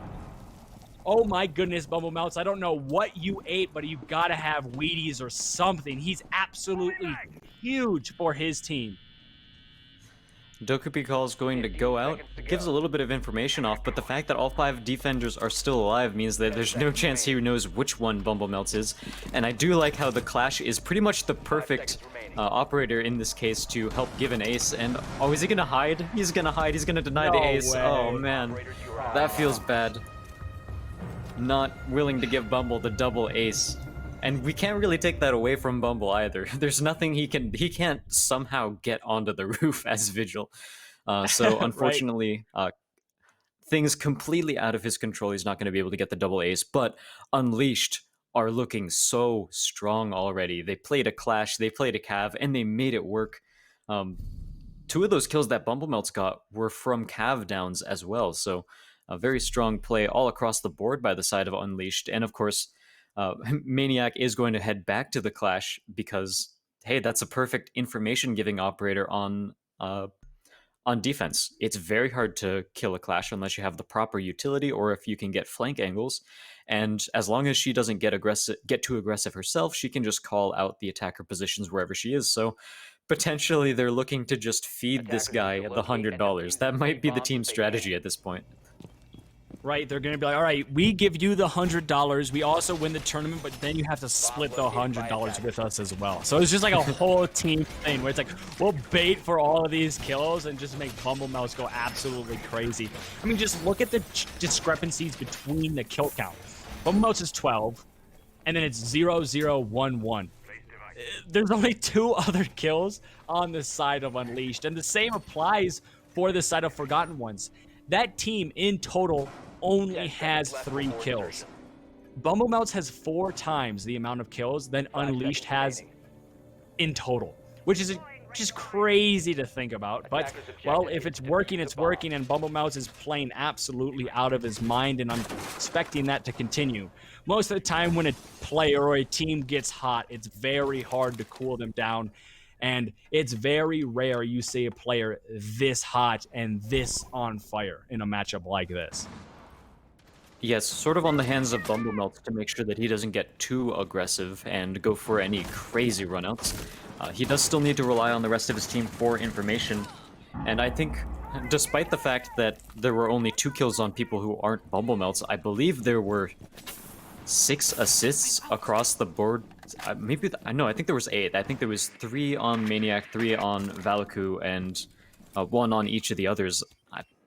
I might be wrong on that one, but that's a crazy high amount of assists. And actually, yeah, we'll see right there. 8 assists across the rest of the team in 3 rounds. That's actually pretty crazy. They're definitely making sure that Bumble has the game of his life right now. And we're going to see the attackers start pushing into this site, and they've actually been given a surprising amount of ground so far. Defender exposed. Demira looking to peek around the corner, goes for a gunfight. Nothing going to happen quite yet. Maniac is outside of the building completely, and this is actually a pretty decent spot for a Clash to be. As long as she knows that there's no one's behind her, she can watch for anyone who's outside of here, and Bumblemelts actually gets shut down at the very start of the round. This could be the start that Forgotten Ones needed. Yeah, so they got rid of the best player, and then Demira is quick to follow. Mama's able to find one. He's at extremely low health, and Temp is going to be finished off. That could have been an interrogation, if I'm not mistaken, so they have to be careful. The Clash is still in play, and it's now effectively a 1 versus 4 because the Clash doesn't have the most reliable gun, but it's a little bit doable. Jaeger's going to be landing a couple shots, but he's most likely going to get fragged out here if they can just pinch him, and they do. So now it's all up to the Clash. She definitely doesn't have the firepower for this. She has a shield, but it's not going to do much in a 1v3 situation. We can see why. It's all over, and for the very first time, Forgotten Ones find themselves on top at the end of a round. Yeah, so Forgotten Ones, they played their defense quite patiently. Or they played their attack quite patiently, sorry. And Unleashed, they started getting a little bit too aggressive. They started to push out. We saw the super long flank from Clash, and I definitely like the idea because, you know, she knew she was safe. There was no one directly behind her, and she could basically watch outside of Bakery and give callouts to the rest of her team. But when the rest of that team dies around her and she's left behind enemy lines by herself, well, that is a situation that Clash is certainly not going to win. And so, yeah, the rest of Unleashed, I think, got a little bit too aggressive. They got a little bit too happy with their lead, and they started taking gunfights that they didn't need to take. You know, they were peeking aggressively into 4 members of Forgotten Ones. And yeah, I think that's basically the end of the story there. You know, Forgotten Ones, they played it well, they played it patient, they let Unleashed come to them, and they managed to get their first victory on the board. Defenders, protect your bombs from being defused by attackers. I mean, it makes sense why they were feeling themselves a little bit, right? Bumble Melts was going huge. Everybody behind him was probably freaking out in comms and saying, oh my goodness, you could get another ace. Let's just keep doing it. Let's just keep doing it. And sometimes too much of a good thing can be taxing, and I think that's a great example of it. They started getting a little bit overconfident, a little bit cocky, to say the least, and all of them went for peaks, all of them went for crazy angles, trying to make a hero play, and it didn't work out. Forgotten Ones capitalized on it, and now they find themselves in a situation where if they just get one more round, they are right back in this game. Do I expect Unleashed to fall into that same pattern again? Not really. I think this team has enough experience and enough firepower on their side of the roster that would say, all right, guys, let's calm things down. We know we're better. We know what we can do. Let's not throw this game away. It's going to be interesting to see what Unleashed does here to kind of rein things back in. Dimir going for a bit of a spawn peek, but it's all pinged out. The attackers know about it, and they'll pre-fire a couple of those angles and make sure the windows are clear before they start repelling. And they do get on the roof with pretty much no issue. They know where the site is. Third floor bar. Pretty standard stuff for Unleashed so far. And this time, let's see if Forgotten Ones makes the same mistake they did first time. And as a reminder, that's basically having their entire team drop the Red Stairs hatch. Maniac actually gets a first pick with the C4. That's on to Zesty. Didn't quite see where that was, but Maniac, yeah, it looks like he tossed the C4 up through the hatch maybe, and managed to get one. So very strong play by him and good game knowledge as well. Bubble Melt's playing piano again, ready to challenge the Red Stairs hatch. So overall, Unleashed are playing a pretty similar way as they did before, but Forgotten Ones, they're also playing it similar, and last time it did not work out well for them. Yeah, it seems like they're all going to try to bottleneck in the exact same position they did last time, and well, we saw how well that worked. But this time they don't have to worry about Bumble Melts, who was the person that snuffed out that bottleneck initially. So they got rid of the top fragger, and after some explosive first couple rounds, we can see Bumble Melts is starting to cool off just a little bit. Shots are going to be riddling out here from Maniac. He finally gets shut down, and Mamba is looking really, really good as well. And Forgotten Ones have found themselves in the driver's seat for this round. Even with a push that was almost identical to the first time around that didn't work out whatsoever, they got their picks this time, they won their ones and got their gunfights in their favor, and we can see how important that is. Unleashed are playing, Forgotten Ones are playing more into their information game as well. The droning was a lot more on point. Riley, wow, with a great headshot, peeks right around the corner of that small bar and managed to get a headshot. So, immediately bringing it back 3-3, but as I was saying, the Forgotten Ones have been relying on their drones a little bit more, and that's how they managed to kill Bumble Melts. So if they can continue that pattern, they might be able to close out this round, but with Riley, wow, huge quick peeks with headshots every single time. He knows exactly where the attackers are. Great information callouts by the rest of his team. And even with the Dokkaebi call going out, he is already rotating all the way around back toward Red Stairs. Probably going to wait to push forward until the call actually ends to make sure not too much information is given up. But with 15 seconds left, they do have to continually be wary of this flank that he could possibly pull. They have no idea where he is, and Demira is going to take advantage of that. Harvey Birdman looking, trying to check every angle. Riley Frags goes down by the hands of Rain, but it's not going to be enough as Demira shuts him down, and even if he didn't, time would be running out as well. So Unleashed start finding their footing once again and taking rounds back in their favor. If you are a fan of Forgotten Ones and you're starting to struggle to find anything positive, let me reassure you about something. That round was a lot closer than the last time they attacked that exact site. This one was a little bit more back and forth. We can see they're using their intel a lot more. They're using their drones. They're figuring out their push, and things are starting to click for Forgotten Ones. Does that mean they're going to be able to win this match outright? I really don't know, but it's good to see them adapt. It's good to see them learn. They just might not have enough time to fully kind of educate themselves in what they're doing wrong and what they're doing right.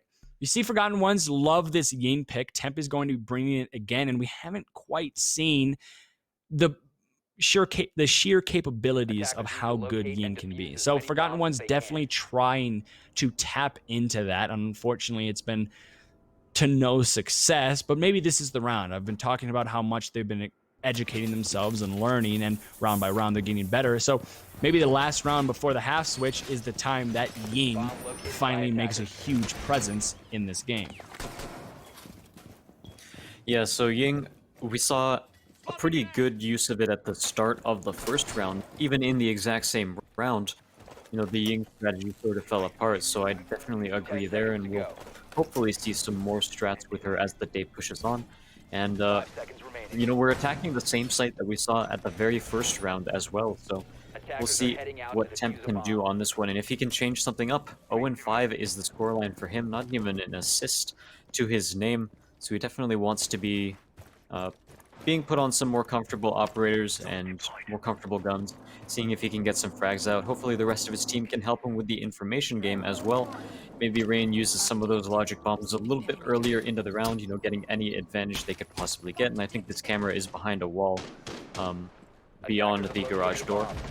So unfortunately, not able going to get that yet, but Temp, he is actually going to start the round out quite well as he gets a kill onto Valku, and that is the Kaid player, so no potential Kaid tricks coming on the board. Approaching a kill zone.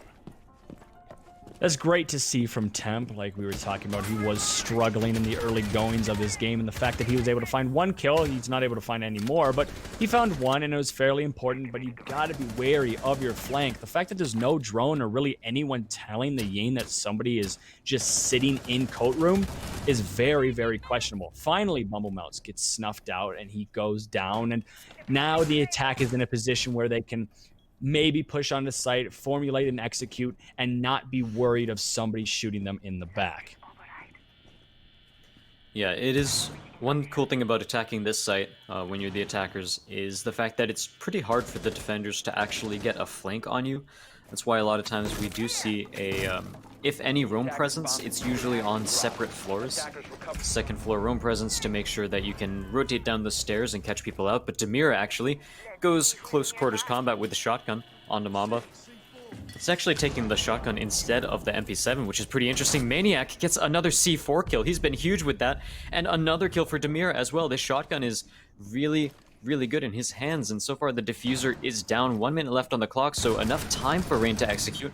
But is he going to be able to? Is that Demira peeking around the corner with a pistol? No, that's Maniac with the commando, I believe. Unfortunately, not going to be able to get the kill there, and Unleashed need to be careful. They can't get too aggressive. They can't get too comfortable with this 3v1 lead, because peeking in one at a time is exactly how teams drop a 1vx situation. So you have 40 seconds left to work with. The Dokkaebi also, I think, has no more phone calls, so it's going to be quite difficult to gather this intel, but you have the time to do it. 30 seconds, and Dokkaebi's going for a full rotate. That time is going to tick away, and most of it's going to be spent outside. So what looked like a pretty clutchable situation has now turned into a very favorable situation for the defense, because Dokkaebi just didn't make a play fast enough. 15 seconds, as you can hear the announcer ring in your ear. This is going to be quite difficult for the Dokkaebi. Tries to find one. Shots are going to riddle over the Jaeger's head, none of which are going to land. Somehow, some way, it results in the Bandit getting the C4 kill. So, unfortunate. No, that was actually the Bandit, not the Jaeger. My apologies. But unfortunate there for the attack, because it seems like every time something goes right for Forgotten Ones, another thing goes wrong. They were able to kill the roamer very early, and that was the Mr. Bumblemelts that we can just not talk too much about. But then right after they did that, the site execute fell apart. There was somebody that was just sitting in a corner. There was somebody just, it all fell apart the moment they tried to execute onto the site, and it's just a little bit rough here for the side of why am I blanking on their name? Forgotten Ones. Yeah, Forgotten Ones not really finding too much success there, even when they start around, like you said, killing Bumblemelts, one of the top definitely the top fragger for the side of Unleashed right now. And even though he's sort of cooled off a bit, and to be fair, cooling off in this situation means not acing, or not getting close to acing. Yeah, right. So you can't really expect him to keep up that form. But even still, the rest of his team is actually pulling their weight quite as well. You know, those first couple rounds we were like, wow, Bumblemelts is getting everything. But it was absolutely off the back of information play and assists from the side of Unleashed. You know, I spoke about when Bumblemelts had 12 kills 3 rounds in. We saw 8 assists across the rest of the team, so they're definitely helping him out. And even when he dies, you know, they turn those assists into kills instead. They say, I'll get this, instead of trying to feed this person on our team. So overall, very good play. And I do have to shout out Maniac's C4s. He's been, I think, you know, we've seen 6 defensive rounds. Of course, we are on attack now, so he's going to be playing Monty, which is pretty interesting. But in those 6 defensive rounds, I think he got 3 C4 kills, which is pretty crazy because you only get 1 C4 per round. So he's definitely showing up for his team as well. So Unleashed, I think, are just looking super strong right now, and they could definitely make it far in the tournament. Yeah, they're probably one of the scariest teams so far, and they're also going to be a team I'm pretty sure everyone in this bracket is going to circle as, we have to be very ready for them. Forgotten Ones, on the other hand, they have to be ready to come back into this matchup. It's not impossible. We saw it literally about 30 minutes ago when the side of Serpentine Gaming was able to come back in a 5v2 situation. This is a not 5 versus, but a 5-2-1 situation, and there's a lot of ground that Forgotten Ones needs to cover if they want to find themselves in shooting distance to get this game back, but it's definitely possible. The only problem being, well, there's actually a lot of problems, but one of the major problems being the fact how good Unleashed has been, and they are just now riding that wave of momentum. That wave is going to get stifled just a bit as Monty goes down first. Not really an operator you expect to die early on in the round, considering he has a giant shield covering his face, but it is probably due to the fact that Maestro was making some excellent call-outs to his roamer sitting in piano, but those excellent call-outs aren't going to help, and Bumblemelts is just ripping through your entire team. He's able to find a triple, and while we said he was cooling down, he's heating right back up. Was so close to a quad, but Zesty is finally there to shut him down, and it's still going to be a 3 versus 2. So despite Maniac getting killed at the very start of the round is brought back into Unleashed's favor, but as soon as I say that, Rain actually picks up a headshot on his own, and that's Demir going down as well, so no Nomad on the board. And we actually haven't been seeing these rounds last long enough for the most part to see utility in usage, but there's the utility right there. Air jab takes him out. Valku really strong with all of his weapons there as he takes out the Bearing 9, which at this point has a crazy amount of recoil, and he just gets the first shot, and if it's a headshot, that's all you need. Big kills by him, and Unleashed, once again, just showing how strong they are, and they're already forcing match point. It's a 6-1. That's crazy. So at this point now, Forgotten Ones have to be perfect, because one misstep is going to be the difference of losing the tournament and going home, and winning the tournament and continuing. So this is a tough task for them, and I think that's putting it lightly. The thing is, we can look at all the statistics. We can look at, oh, this person died first, the opening frag went here, blah, blah, blah, blah, blah. But, I mean, it's just Bumblemelts. He's ripping through Forgotten Ones. At this point, I would not be surprised if we see the side of Unleashed throw a couple rounds just so Bumblemelts can get more than 18 kills and beat out Psycho going into the next round. Because, I mean, they look that confident. They look that good. And Forgotten Ones, I mean, I don't want to be mean, but they look lost right now. They really aren't putting things together. There's a couple areas where you start to see some life from them, but it immediately gets slapped in the face by either Bumblemelts, Maniac, or somebody else on the side of Unleashed. One thing we haven't quite seen so far is Bumblemelt's put in a situation where he needs to watch multiple different angles at once. Now, a lot of times, especially that starting round, everyone pushed him from the exact same, not even the same side of the map, but the same doorway. They all flooded through. And even in that last round we saw, Bumblemelts actually took a bunch of one-on-ones through Piano, but in none of that entire time he was pushing through Piano was there a case where he was getting challenged by multiple people. He was just able to take one-on-one after one-on-one, and he definitely seems to win those. So I definitely want to see Forgotten Ones put a little bit more emphasis on roaming together and being able to refrag each other, and Mamba actually getting shot quite low. Not going to be killed quite yet, but Zesty will take one, and that's Bumblemelts actually off the board right away. So very strong play by Zesty there to cover his team, and that's basically what I was talking about. When Bumblemelts is trying to push one person, have another person watch a different angle, but Demir gets one kill on himself, and Mamba takes out Maniac as well. So Forgotten Ones, this is the round that they might be able to pull back in their favor, especially as Valuku goes down as well. Rain takes that one, and now we're down to a 4v2. Stranger things have happened, however, as Riley takes Harvey Birdman as well, and even just 1 minute into this round, half of the members in the game have been killed already. Yeah, so a very bloody beginning to this round, and there's still a lot of round to be played. We're not even at the halfway point, and there's only 5 people left. So 5 people have already died, half the party is gone, and now it's just fire on top of fire, chaos on top of chaos, as the attackers try to move into kitchen. The defenders are in a nice position. Mamba is the only one you have to be worried about, because a shot from practically any gun in the game is going to be the end of him. But you still have Zesty and Rain to help him out. Riley Frags is also low in health, so this is just going to be a battle of maybe who sees who first. And we've seen how good Unleashed is with their intel, so it might be very hard for Forgotten Ones to get the jump in terms of sight lines and things of that nature. Reminder, this is also match point, so you have to be basically perfect if you're Forgotten Ones, and you need to stay alive, because Unleashed wants to win this here. Unless, obviously, they want to give Bumblemelts a couple more opportunities to break that 20 bomb mark. Time has now ticked down quite a bit. Oh, what was that? In a single elimination, I think that might be a little bit risky. Hopefully, Unleashed do try their hardest, because we've seen a lot of big comebacks from greater deficits as well. And speaking of, Riley's about to make a solo comeback here, a triple kill on himself. He's about 3 health at the moment. He needs to find Rain. Both of them are about 1 bullet's worth of HP from each other. And Riley Frags is gonna get it. The headshot Unleashed with a 7-1 scoreline. Riley Frags takes it home, and this is incredible. Unleashed have played out of their minds.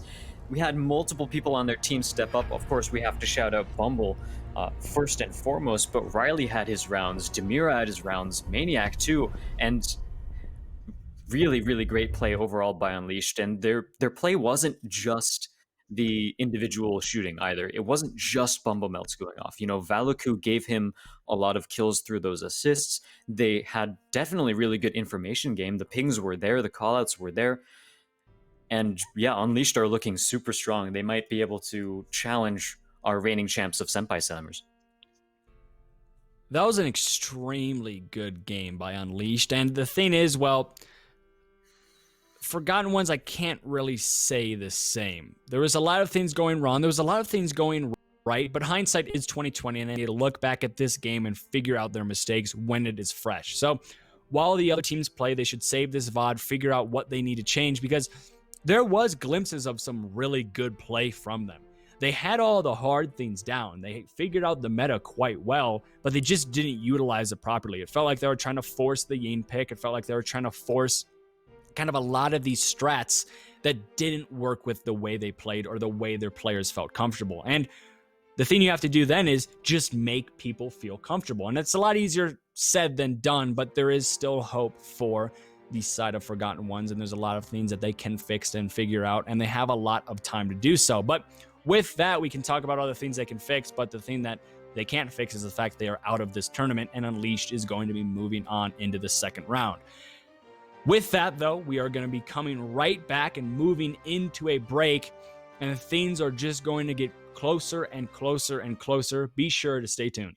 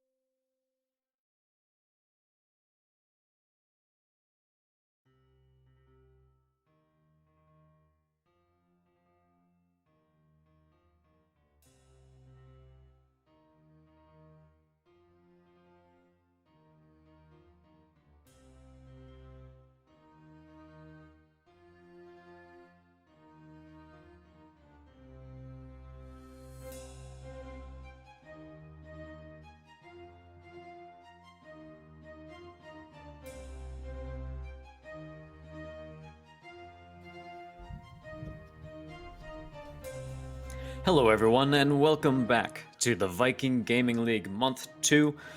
We are here with the PlayStation Tournament, and we're about to see Senpai Slammers take on Serpentine Gaming. So just to recap a little bit of what happened earlier in the day, we saw Serpentine take out one in the chamber. Forgotten Ones got pretty slammed by Unleashed Esports, and now we're about to see Senpai, the winners of last month's tournament, take on Serpentine. I'm Azaraki, and here with me today is Red Cube. How's it going? It's going good, and this is going to be a quite interesting matchup because, well, it's two very familiar teams. We know how good Senpai Slammers is, we know how good Serpentine is, and now they're going head to head.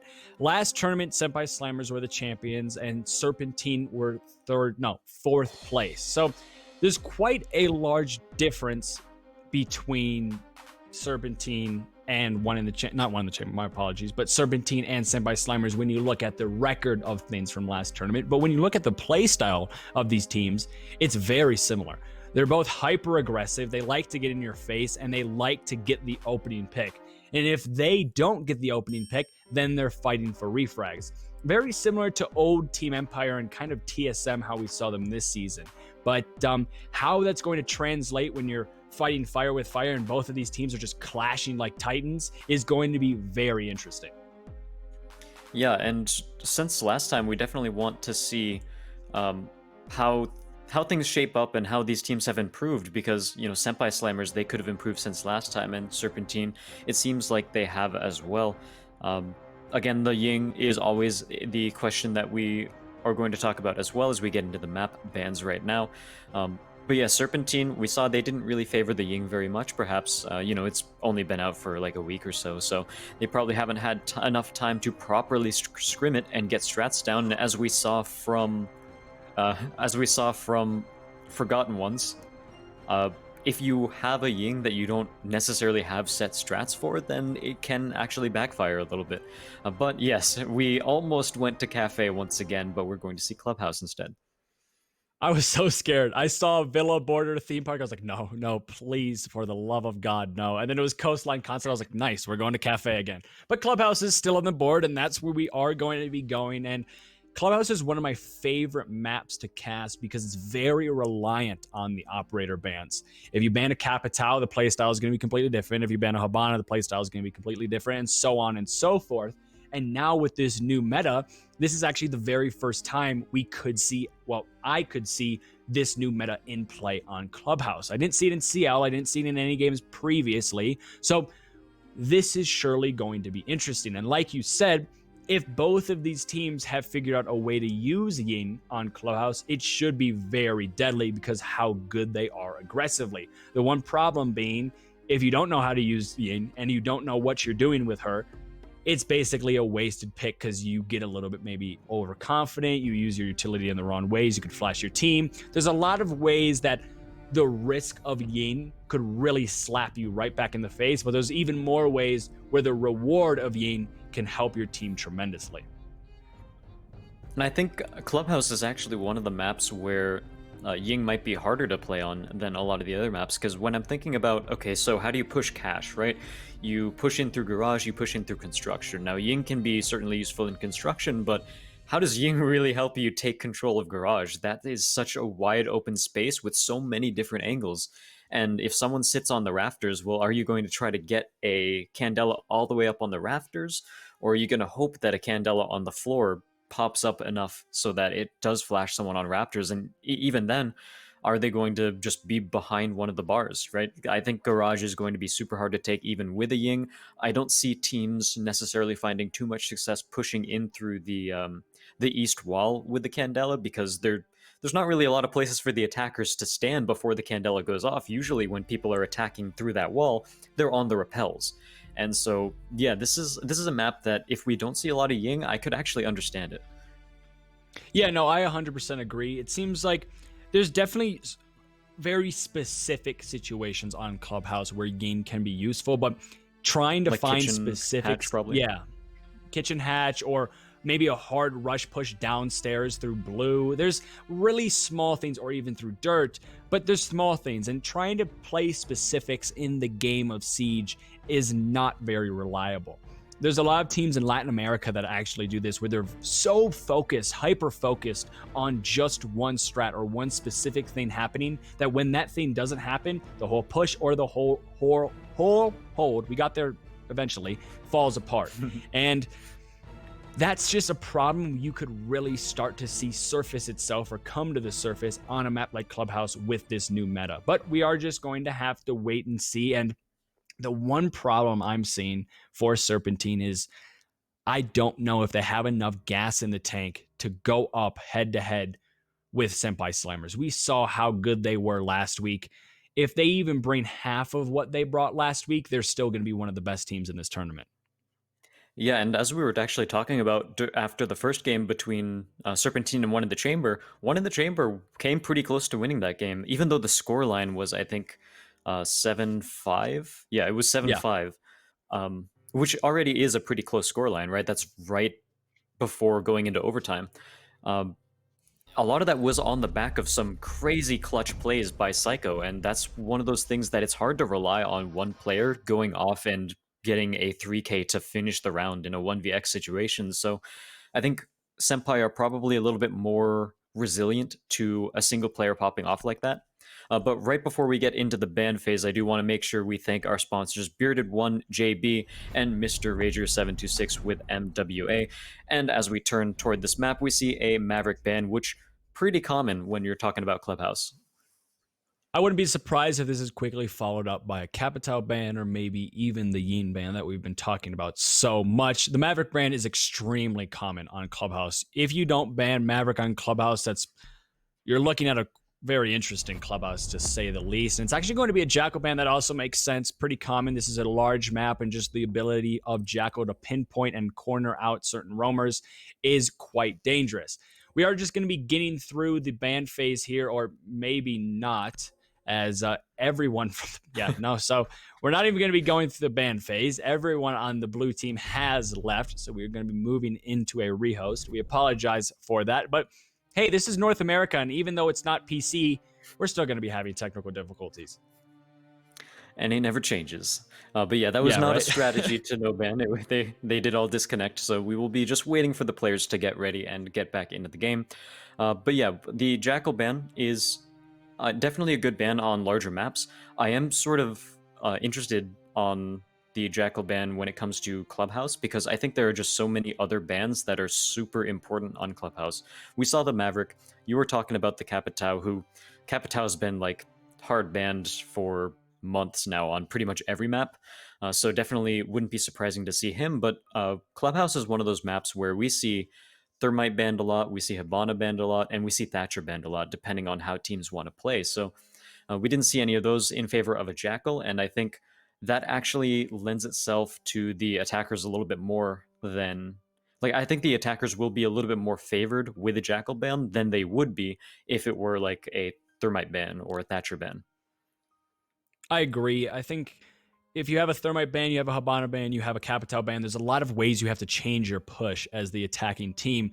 Also a Thatcher ban. The fact that Thatcher wasn't banned, it's probably going to point towards the defense not relying on those heavy information denial setups with Mute, Mozzie, Vigil, basement combo, where you have the Mute and the Mozzie all the way upstairs, you have the Vigil playing in bar. There's a lot of ways you can play that setup where it's almost impossible for the attack to get any type of information on you.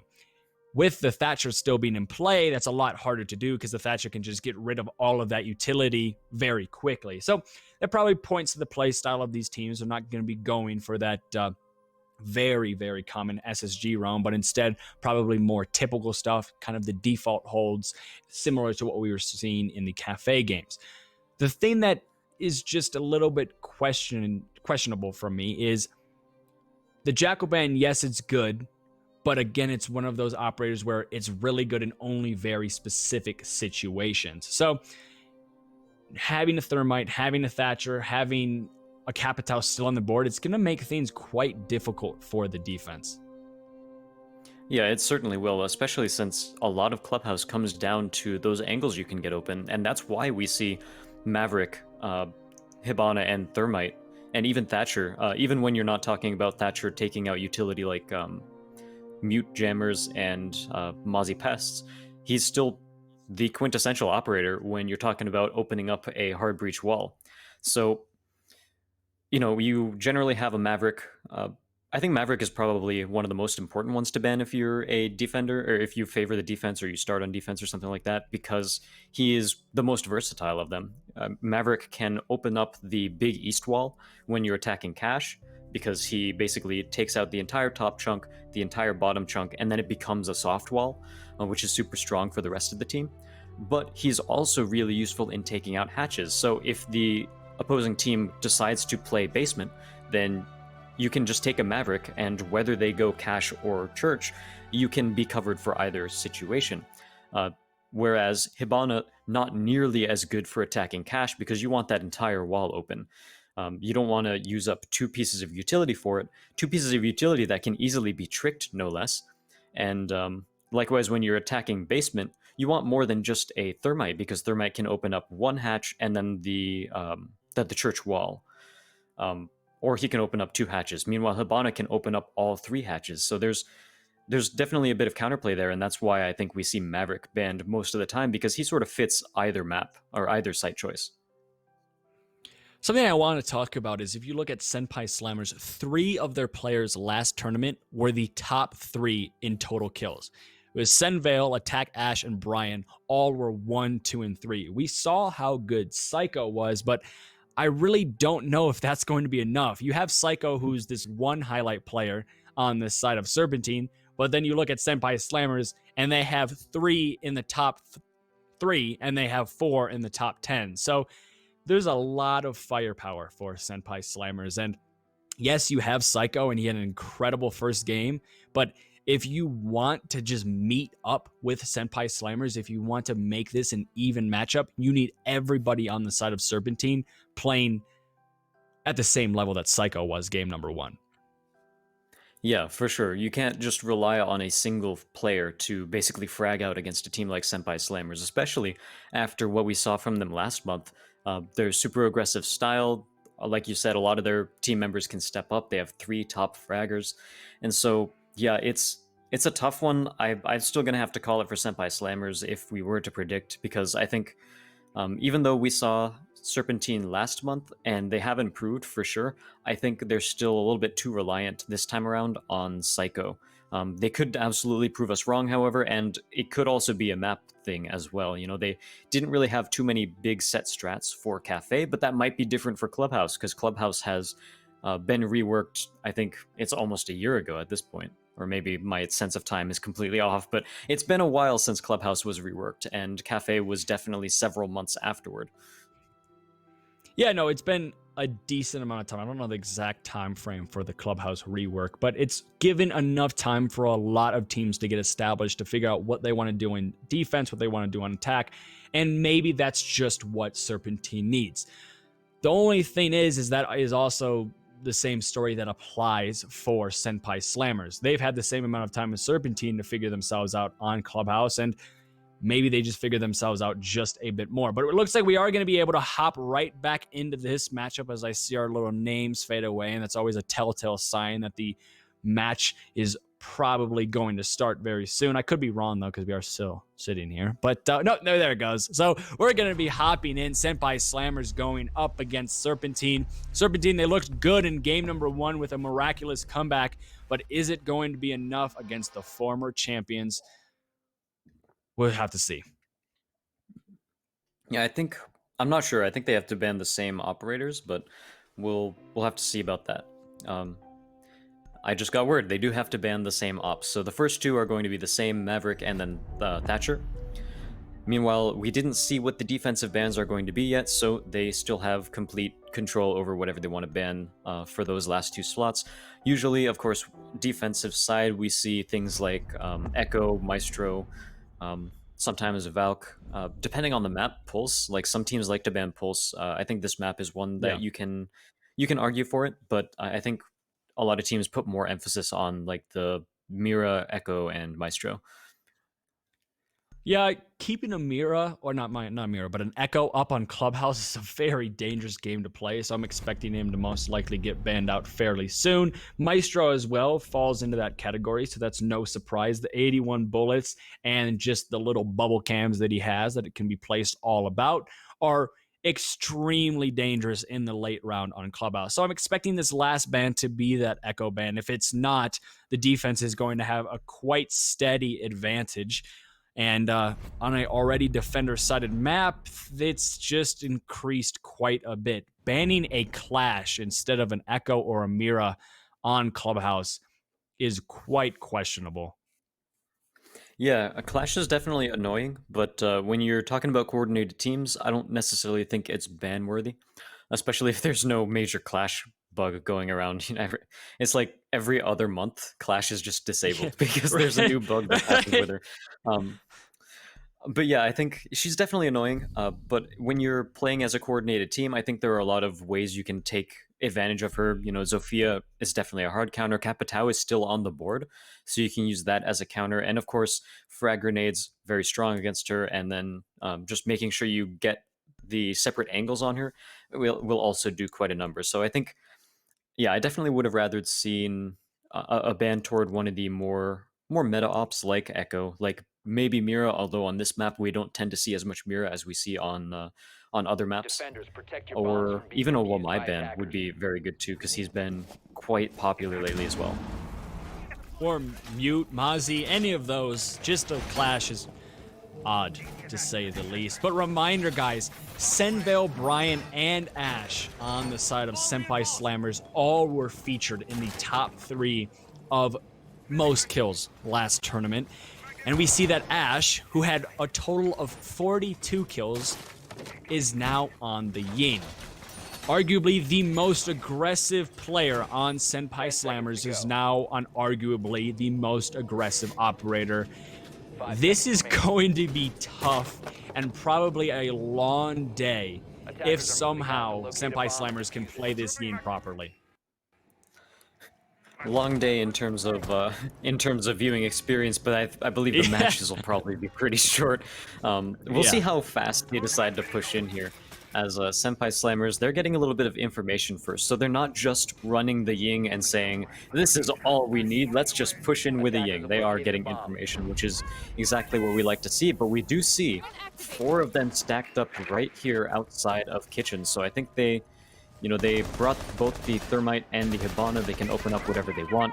Dirt is actually going to be the option here, so it does point toward a pretty coordinated push where they're probably going to drone out the hallway outside of Kitchen, make sure they get the kitchen hatch open, and then just hot drop in at like 1 minute and 30 seconds is probably what I expect to see from Senpai Slammers, and I don't think Serpentine are going to see it coming. Oh, If Senvale can actually somehow... Yeah, I was just about to say, if somehow Dames falls here to Senvale, that's going to be a major issue. You don't want to lose your Doc that quickly, and you also don't want to lose dirt control that quickly. As Brian's able to find the first kill, takes down Demonetized, and Demonetized has been struggling on the defensive end of things this entire tournament. He always seems to be the first pick, and him also being the Legion first pick is even worse for his team. Yeah, I thought it was Dimez at first, but at some point we got corrected, and it is Dames. That X is an A. I've seen that happen a couple times before, and I'm surprised I didn't catch it before, but actually, he challenges the angle, but Cam is actually just watching it, so just basically a free kill given over to the side of Senpai Slammers. A little bit too aggressive there from Dames, and at this point we're down to a 5v3. Make that a 5v2 as Ash pushes in as well. They drop the kitchen hatch, and they have pretty much complete control of the site right now. Ash is just watching the rotate in from Blue Tunnel, and he will not actually be able to get the frag. IQ is starting to show up here. We talked him big during the first map after what he did last month, and he seems to be starting to show himself now. It's going to be a 2v3. IQus does fall, so making it a 3v1, and just like that, it's all up to the Wamai. His very similar operator of Jaeger fell right before his eyes, and now he has to clutch a 1v3 situation with a plant most likely going to follow very quickly. The diffuser is down, but the attack has control of A, and that's going to be a great play there from Brian, knowing exactly when the Wamai is going to push, and the first round goes to Senpai Slammers. Yeah, pretty decisively as well. There were a couple of refrags, but overall, Senpai Slammers managed to take pretty much every gunfight and at least trade it out after all was said and done. And they didn't really even need to make some big Candela plays. They were given a lot of space too. We saw, I think it was Cam, if I'm not mistaken. Yeah, he was playing IQ. He actually pushed in through the main stairs at like a minute into the round and got a frag off of that. And that's just so much space to freely give the attackers as the defenders. I think I want to see a little bit more emphasis on the roam play from the side of Serpentine Gaming. And I think that might help them out a little bit and just deny Senpai Slammers from getting so much space and getting the angles that they need so Attackers early. need to locate and defuse as many bombs as they can. On a map like Clubhouse, where we have seen that SSG roam transcend basically all over, we've seen it on even different maps. It's kind of shocking to see the defense not use that, not use the Maestro, not Maestro, my apologies, not use the Modzy, not use the Vigil, and also not using the Mute. It's such a very powerful combo because information denial on this map is extremely easy and extremely good for the defense. And the fact that Serpentine isn't using that could be the death of them. We already have seen how well Senpai Slammers is with aligning to the meta. They brought Yin the very first round and it worked very well. So I'm expecting when Senpai Slammers gets pushed on the defense with that Thatcher ban still not being an issue, no Mozzie ban or not even a Mute, they're probably going to try to run that SSG roam as much as possible. And keep in mind, Psycho is still a very good player. He showed up big in the first map, and he managed to top frag by quite a huge margin, so definitely got to keep our eyes on him here. He is playing Bandit once again, which is where he had this reign of terror, but Girthy actually already taken out Cam, who got super aggressive and already pushed up into the garage. I guess there was no defender in garage, but Senville is actually going to frag or refrag that. His demonetize goes down, but yeah, Senpai Slammer's already putting on the pressure as Serpentine, they have to call the roamers back to site already, and we're seeing this wall get opened. They're pushing in. Senville does not quite see anyone through the main wall quite yet, but yeah, they're choking the defenders out already, and they have so much map control. This is shocking. The fact that Garage was gifted to the attack extremely early on is not at all what the defense wants to be doing. Somehow, some way, Vigil was dodging and bobbing and weaving every single bullet that Brian was trying to throw at him, but he finally does fall. And we can see how valuable that garage control is. The entire defense of Serpentine is now cornered and basically backed up where they can't do much. They can't rotate away, they can't escape away, and now they most likely can't win this round. It's a 3v1, and Lesion, probably an operator you like to have in these positions, but there's a lot of angles he needs to watch, and there's a lot of situations he needs to be prepared for. Push comes in there from the Ashe. None of those shots are going to land, and the Ashe has to be careful if she doesn't want to give up her life, and it looks like she thought that she got the kill already. Finally, it hits, and a little bit premature celebration there, but it doesn't really matter as Senpai Slammers take round number 2 after gaining map control in under a minute. Yeah, Senpai Slammers, it's very clear. I think Serpentine think they have more time than they do, but when you're against a team as aggressive as Senpai Slammers, they were in the garage immediately. I have to think that, Serpentine, they've played this map out a bunch. They performed pretty well in their first match today, and they performed pretty well last month as well. I have to think that they were going to rotate someone back to garage to hold that. But the fact that Senpai Slammers were in garage on rafters, I thought that was a defender at first that we were looking at because it was so fast. It was like 30 seconds and he was already on rafters. So yeah, Serpentine, I guess they need to speed up their prep phase a little bit because Senpai Slammers are coming in with an unorthodox strategy, but it's definitely working out as they turn the aggression to 11. I don't even know if it's unorthodox or just Serpentine's not controlling points of the map they need to control. The fact that nobody was playing rafters is shocking. Senpai Slammers read into that and they were just like, okay, I'm gonna send our IQ right into the face of the defense in under 20 seconds. And like you said, I really thought that was a defender as well. There's no way there's an attacker on rafters in under 20 seconds, right? Well, wrong. There was, and it worked out very well for Senpai Slammers. If Serpentine want to find themselves back into this matchup, they need to take a risk. I know they're only down by 2 rounds, but just the way that they are playing is not up to par with Senpai Slammers, and they need to change something immediately. Down 2 rounds, but down 2 very convincing rounds for sure. And Serpentine, at this point, they are bringing in Alibi, which is a little bit of a switch up. I'm not sure if it's the switch up they need, however. I think, for the most part, they want to have operators that buy more time and help basically stifle this hard aggression from Senpai Slammers, whether it's adding some more traps like Ella or even Captain might help out a little bit as well, or just putting more emphasis on getting those refrags and making sure that if someone on their team gets caught out in a very aggressive position, that there's someone there ready to trade it out. And so with 2 minutes and 12 seconds left on the clock, this is already a bit slower of a round than we've seen so far. The Senpai Slammers are definitely getting a decent amount of map control as they have the first floor under lockdown, and they're approaching bar already, ready to open up the Moto hatch, which is an important hatch to open. Actually, there is a Kaid on it. Brian actually jumps immediately over the counter and takes out Demonetized. Really good game sense there and just pre-fires the angle. And we can see Senpai Slammers, they're aggressive, but they're not brain dead. They're getting their intel. They're not just rushing in and trying to go for kills. They use their drones. They use their intel. They use their any ability they have to try to figure out where the defenders are, and then they pounce very quickly. Senvale is most likely going to try to get this kill on a Dames, and he does, and just like that, it's going to be a 4v2, and it's all up to the Bandit and the Jaeger. Now only up to the Jaeger, as Jaeger's fellow German buddy falls right before him. And it's all over. Senpai Slammers, even when the pace seemed a bit slower, they execute on the site, and they gain control of site and win the round in under, I'd say, 20 seconds. Yeah, huge plays by them, and Senpai Slammers are, they looked as strong as they did during last month's tournament as well, putting on the pressure from moment zero. And even when, like you said, when they play a little bit slower, they are still pressuring the angles. They're still getting map control. I don't believe this glass is going to be stuck on, but we'll see. But yeah, I really like the double hard breach that they're bringing. It's very useful for pretty much any site they attack, and especially if the defenders decide to go toward the Church Arsenal room, because Hibana basically takes care of the hatches, and Thermite maybe gets one exothermic charge onto dirt and one in the church wall.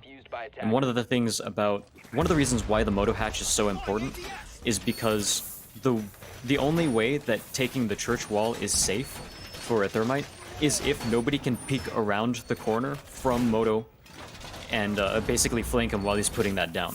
And the best way to watch that flank is to make sure the Moto hatch is open. And so there's a little bit of a chain of events there, where if you get the Moto hatch open, you have someone posted there and looking down through it, then nobody can flank around the corner and go for a wide peek onto the Thermite, and then he can get the church wall open, which opens up even more lines of sight for the attack. So that's why Moto hatch tends to be a really important hatch in this map. As we turn our attentions toward this upcoming defense, we see CCTV cache again, so I do at least like that Serpentine is bouncing back and forth. What? Okay. That was quick. Yeah, so an entry kill for Cam there. I don't know if that counts for the $100, but he's able to find a kill onto his teammates, and down goes Brian. So, off to, I think, the very first man advantage for Serpentine Gaming. It comes in an odd way, but it comes nonetheless, and this is a great opportunity now for Serpentine to gain a round. If there's any round they can win, it is this one, and finally they do have somebody playing on this Rafters area, which is going to slow down this push quite a bit. Reminder, at this point in the round, last time on this exact same site, there was already a person inside, and while there also is another person in sight. As we can see, Abdul just goes for the rush. It's going to be shut down there by Psycho, and IQus is there to follow, and that rush was basically slammed right in the face. It was a great opportunity, and it was kind of smart because they lost a player early, but it doesn't look like it's going to work. Attack Cam, though, is trying to make it work. He's able to find 1, 2, and 3. Actually, no, it's going to be just 2, as Senvale was the one to find the third. And somehow, some way, Attack Cam wins the round. Even when they lost a body early on and it looked like there was no hope when they lost the rush and it was a 4v2, Senpai Slammers come back and, well, they do just that. They slam. I'm in shock right now. That was a round where Serpentine Gaming really should have won, and they just didn't. Yeah, I'm just as surprised as you are. That looked like Serpentine's round. There was the early team kill, there was the failed rush, and even though they got site control, it's it's cache CCTV, and you push into CCTV, and you have control over just that room, which means that there are three, potentially four, if there's a run out, angles where the defenders can potentially flank you from. So having control of just CCTV isn't really very strong, and that's why a lot of times when we see teams attack cache CCTV, they focus on getting control over garage or construction and make sure they have those angles to work from, because if you just spearhead your attack through the east wall and into CCTV, then you can be choked down and flanked from all these different angles. And so the fact that they only had control of that room and they lost most of their team in the process made me think that the round was going in favor of Serpentine, but those individual plays from Senpai, you absolutely cannot count these guys out when it comes to fragging power, especially when you have people like Brian and Ash and Cam just going off, basically. The good thing here for Serpentine is they are changing up their operator lineup just a bit. This is the first time we have seen a Mira in play this entire tournament. And it either might be a sign of growth or desperation. I really don't know for Serpentine, but looking at the scoreline, I'm leaning towards desperation. They're trying to make something happen. They're trying to figure something out. They've also changed their site, which I agree with. They don't want to get too stubborn on the same two sites because they obviously weren't working. They're taking a risk right now, and that's as much as you could ask from them because they just seem to be losing in every which way. So sometimes taking a risk, doing something different is just what you need to find yourself back into the game. Somehow, Dames, Psycho, and IQist are all very low. I don't know how that even happened. Not very low, but they lost a bit of health, and I don't know how that happened, and that easily could be the difference of winning and losing a gunfight, so they have to be just a tad bit more careful. They absolutely do, and Cam actually tagged a lot of damage down when he was playing that angle. More than you would expect from someone there, especially when the callouts should be that you probably shouldn't run across the construction window right now. But we do see Brian get the first kill of the round, and the second immediately afterwards. Psycho goes down by the hands of him, and already Serpentine on the back foot once again. We hear the plant start to go down, and Brian is holding the angle down onto the stairs as well. The plant almost goes down. It actually does manage to go. And unfortunately, now we're down to a 4v1 as Dames actually manages to get 2 headshots with the SMG-11. Huge plays by him, but shut down by Senvale. Unfortunately, no matter how good you are with the SMG-11, it does only have around 18 rounds. And it's really hard to clutch from that sort of position, but the sheer fact that he got 2 headshots in a row without reloading with that weapon is pretty great. In the game of Siege, it's important to draw wisdom from different places. If you take it from only one place, it becomes rigid and stale. And unfortunately for the side of Serpentine Gaming, I think they've taken their wisdom from just one place. It seems like they're doing the same things over and over and over again, and their entire strats seem rigid and stale.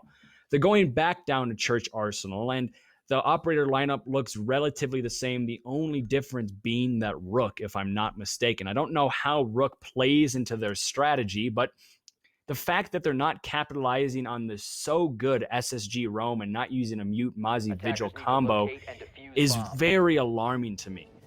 The information denial, or the potential for information denial on this map, is way too good to be ignored, and unfortunately, well, Serpentine, they're doing just that. They're ignoring it. Rook, on paper, is a really good operator because he basically elevates the armor amount for your entire team and makes it so that they can't be one-shot killed, or sorry, they can't skip the down but not out phase unless they get headshot. So on paper, he's really good. Unfortunately, and he's got an ACOG too, which is always something you can't understate. Unfortunately, the main reason we don't see a lot of Rook is because it's more of an opportunity cost thing. If you're taking Rook, you can't take one of these super strong utility operators that just put more things in the way for the attack, basically denying them information or denying them progress. And so we could be seeing maybe a Mute or a Mozzie. Those are two incredibly strong operators with strong utility that deny information. And I think that's something that they might need a bit more of, because Senpai Slammers, even though they're playing this super aggressive style, they're doing it while droning out. They're making sure that they have that information and they know where to direct their aggression. They're not just rushing in blindly. And that's something that I think Serpentine could take a little bit more advantage of in their operator lineup, for example. Attackers have dropped Yeah, the bomb and diffuser. Senpai Slammers are just Attackers recovered one the round bomb diffuser. away from match point and also a 6-0 half on the attacking side of Clubhouse. Clubhouse is quite defender-sided still. It's started to shift towards the attackers, but there's a lot of instances where the defenders are the ones in the advantageous position. And IQist has been struggling in this tournament. Last tournament, he was one of the breakout stars for Serpentine, but it seems like he just can't get anything going as he goes down first. But it is quickly refragged there by Girthy. He's able to shut down Abdul as Abdul gets overly aggressive and tries to run in the site, similar to what style of play we've seen from him many times before, but this time it finally gets shut down. Psycho trying to get a couple kills. He's going to be brought down and actually worse for wear in that engagement, as one bullet from quite a lot of guns might be the death of him. So we haven't talked about this yet, but there is an Amaru on the board for Cam. So not a lot of utility there, and actually, unfortunately, Brian gets taken out, but he does manage to push out an EMP beforehand. Meanwhile, Demonetized gets the kill over on the other side of the map. And Senpai Slammers are actually the ones on the back foot now. Serpentine have started winning their gunfights, getting the headshots.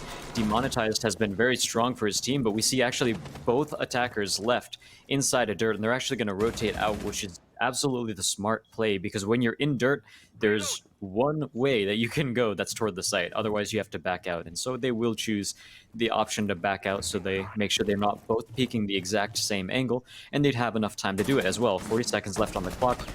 One person in Moto sees them rotate down the main stairs. We'll see if anyone decides to peek aggressively. That's Tenvale getting his health taken out bit by bit. Meanwhile, attack Cam, he just barely manages to take out Demonetized, even though he's got a goo in his, I guess, leg. It's interesting, when you crawl forward into a goo mine, you still pull it out of your leg. Anyway, attack Cam will be trying to flash into sight. Psycho takes out Senvale, and now we're down to a 1v3, but we have seen Senpai Slammers win situations like these. He's going for a plant, and they're not going to be able to see him quite yet. 1 second left on the plane. He actually pulls off of it, and he gets one frag, not able to get the second one. However, Psycho saves the round for Serpentine. That almost looked like Senpai Slammers was going to take yet another round back from the brink of defeat.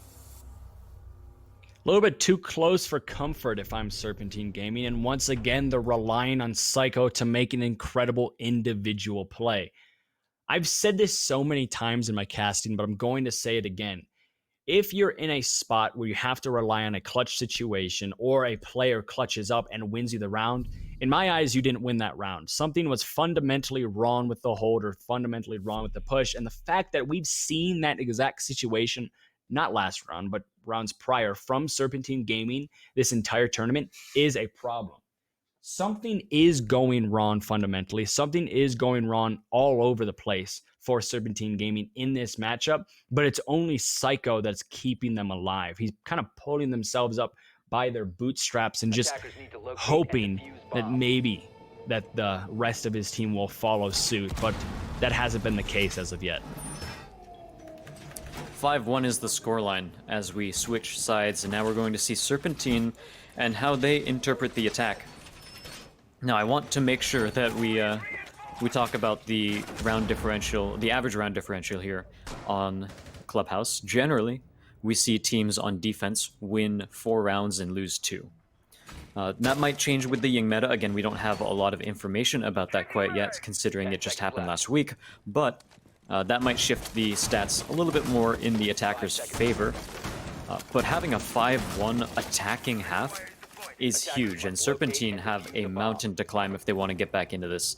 They can only lose 1 round if they want to bring it to overtime. And they need to win 5 of them in order to bring it to overtime. So this is a really hard spot for them. Yeah, and it's 5 attacking rounds on Clubhouse. So it's bad. That's just saying it the easiest way possible, and we're sugarcoating it even then. So it's bad. Serpentine, they have gotten 1 round, though, and that's always a great place to start right before the half. You can get 1 round, you hit a hard reset, and maybe find yourself back into the matchup. And it's also interesting to see here, downstairs defense, and not even Senpai Slammers is utilizing that SSG roam. They're not playing aggressively. They're not roaming all over the place. It's, again, a site-focused hold. And on a site like this, where we have seen the meta shift towards very roam-heavy, it's very surprising to see that. Yeah, especially, like you mentioned, Clubhouse being very roam-heavy, and we haven't really seen a lot of that quite yet. And actually, Brian's going to be taken out first. Demonetized finishes that off with the pistol, so already a pretty good start for Serpentine, especially when they still have 1 minute and 40 seconds left on the clock. Meanwhile, IQist actually gets taken down by Abdul in a straight gunfight, and unfortunately Abdul didn't even take a lot of damage. Puts out a Toxic Babe to cover his escape, and he's just going to be straight out of there. So Senpai Slammer's taking it right back and making sure that they're never far behind for too long. And even if they are, we've seen 2 rounds so far where it looked like Serpentine's round, and they basically came back into it. So Serpentine, no matter how much of a lead they get, they cannot sit comfortably on it, and that just proves it further as Ash gets a kill onto Demonetized, who so far this match has been one of the standout players for the side of Serpentine. Him and Psycho are the ones who are sort of keeping Serpentine in the runnings here in terms of frags, and one of them's off the board now. Yeah, so it's going to be a 4 versus 3, and even though Serpentine were able to find the entry kill, they now find themselves in a deficit in terms of man advantage. An odd rotate there from Senvale as he was trying to Kaid trick the hatch. Just a little bit kind of not looking where he needs to look in that situation. That's probably the easiest kill you're going to see from Serpentine the rest of this matchup. There's still a lot of work to do here for Serpentine, and it's just gotten even harder as they lost another body, and time is running of the essence. 20 seconds left now, and well, it's now a 1 versus 3, and there's so much utility still left in the back pocket for a lot of these defenders. It's actually going to be a 1 versus 2, so it's a little bit easier, now making it a 1 versus none. No, my apologies, a 2 versus none. And Senpai Slammers on to match point, and they are just running over Serpentine. Yeah, this is a game that I expected to actually be closer. I think Serpentine, from their last showing last month, you know, they played pretty well. I think they did improve as well, but Senpai Slammers are just really thriving in this sort of meta, especially when Serpentine haven't really been embracing the super heavy defensive utility lineups that we have seen come into popularity. I hope they're not going to bring out the meme Tachanka. Oh no, the 6 pick is actually used on Ash. He picks visual too, so he effectively locks Cam out of being able to 6th pick by 6 picking himself. So they're going to be stuck with the Tachanka. Maybe that's a mistake, or maybe it's BM. Who knows? We'll be very interested to see this. Well, it is a piece of utility. You can at least say that for it. Maybe they're just getting prepared for the fact that Tachanka in about a month here is going to be the most powerful operator. If you guys don't remember from the Invitational, they actually showed his rework, and Tachanka is actually insane after his rework. So maybe they're just getting ready for that, you know, just making sure they're ready to see that name in the at the top of their screen. He is going to be playing inside of Garage on top of Rafters, and this is a nice position to play considering that the attack isn't even bringing a Habana or a Capital. So clearing out that person Rafters is almost impossible. They have no way to get those angles opened up. They have no way to establish themselves in Garage without being lit up by the LMG. That this Tachanka pick might actually work very well in favor of Senpai Slammers. Tachanka has 2 big weaknesses, and they both stem from the fact that he is completely immobile when he decides to use his utility.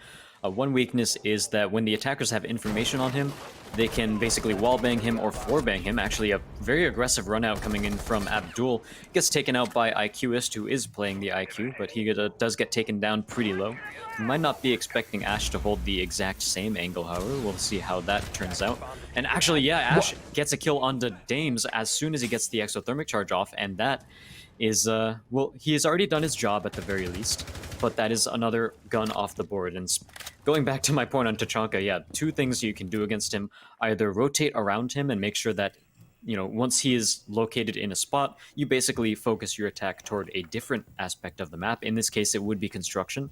Or you can use soft destruction to your advantage and basically shoot him through the floor, shoot him through the ceiling, or shoot him through some sort of wall. But unfortunately, when you're on rafters, none of those second options are available. So Serpentine, they basically have to play over toward the other side of the map, and it's exactly what they're doing. So kudos to them for shifting their attack, making it focus less on garage and more toward construction. I think that's a really strong adaptation against the Tachanka pick.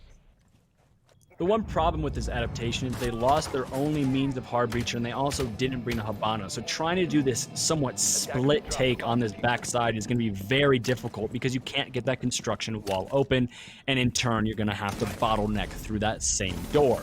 It doesn't matter, though, if you're just able to get as many kills as possible and win out the round just by killing the entire defensive team. But we've seen Senpai Slammers in this position before. A 4v2 is no tall task for them because they're really good at them.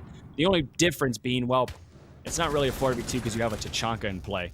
Tachanka's actually able to get a kill with his turret, so say goodbye to IQist. That's probably going to be going into Attack Cam's next montage as...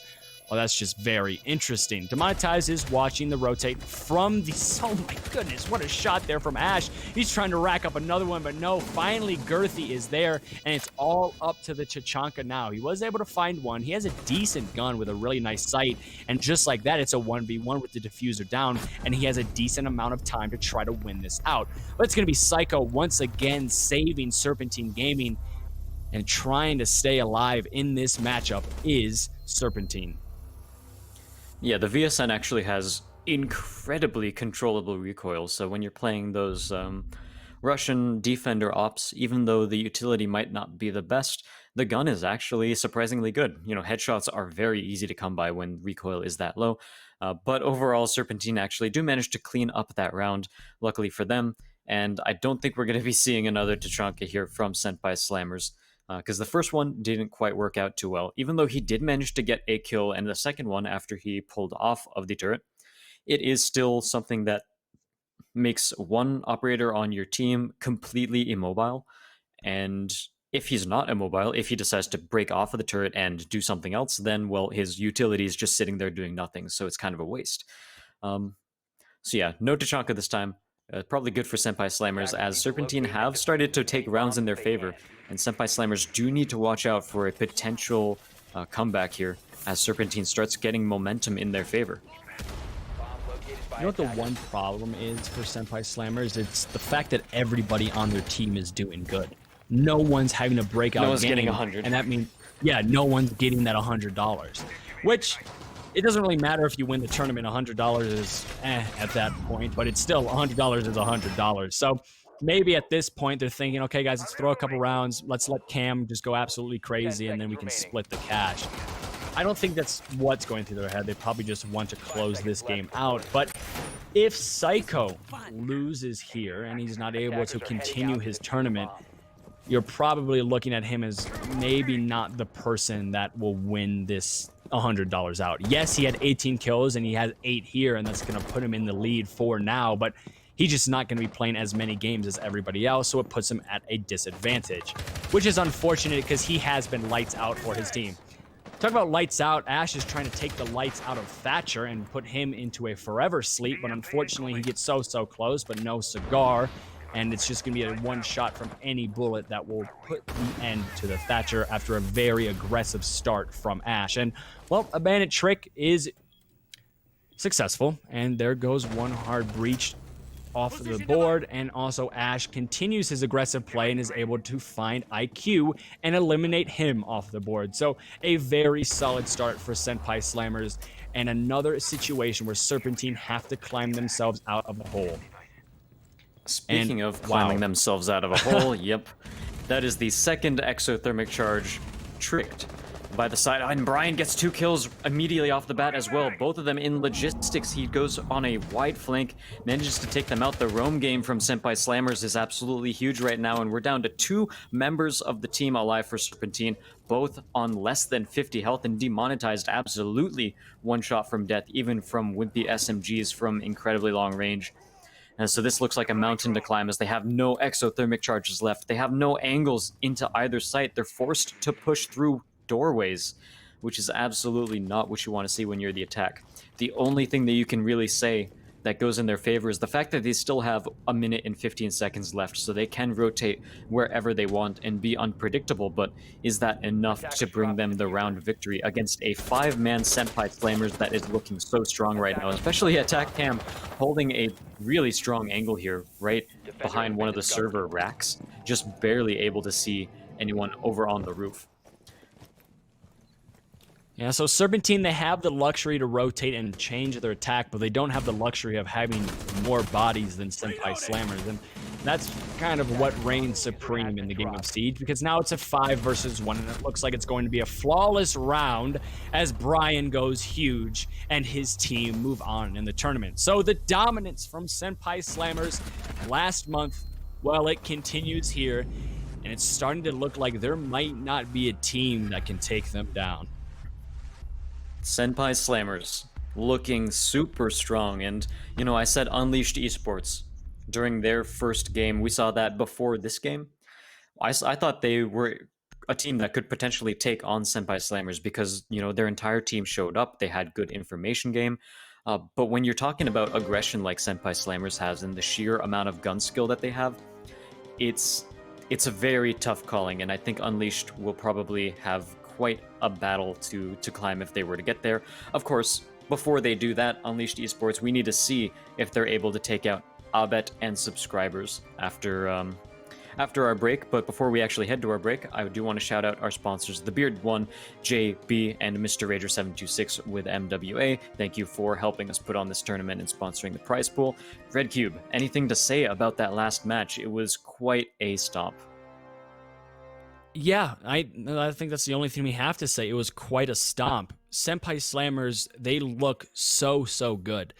They are the team to beat for sure. We saw how good Unleashed played, but now they have to go up against an even better opponent in Abet subscribers. So we really don't know. Can they perform at the same level like they did in the first round? Maybe, maybe not. We're just going to have to see. And well, we're going to have to wait a little bit longer because we're going to be moving into a break. But be sure to stay tuned because, again, will we finally find the team that can take down Senpai Slammers and win this tournament out? Or will it be a repeat for the champions? We'll just have to see. So we'll be right back.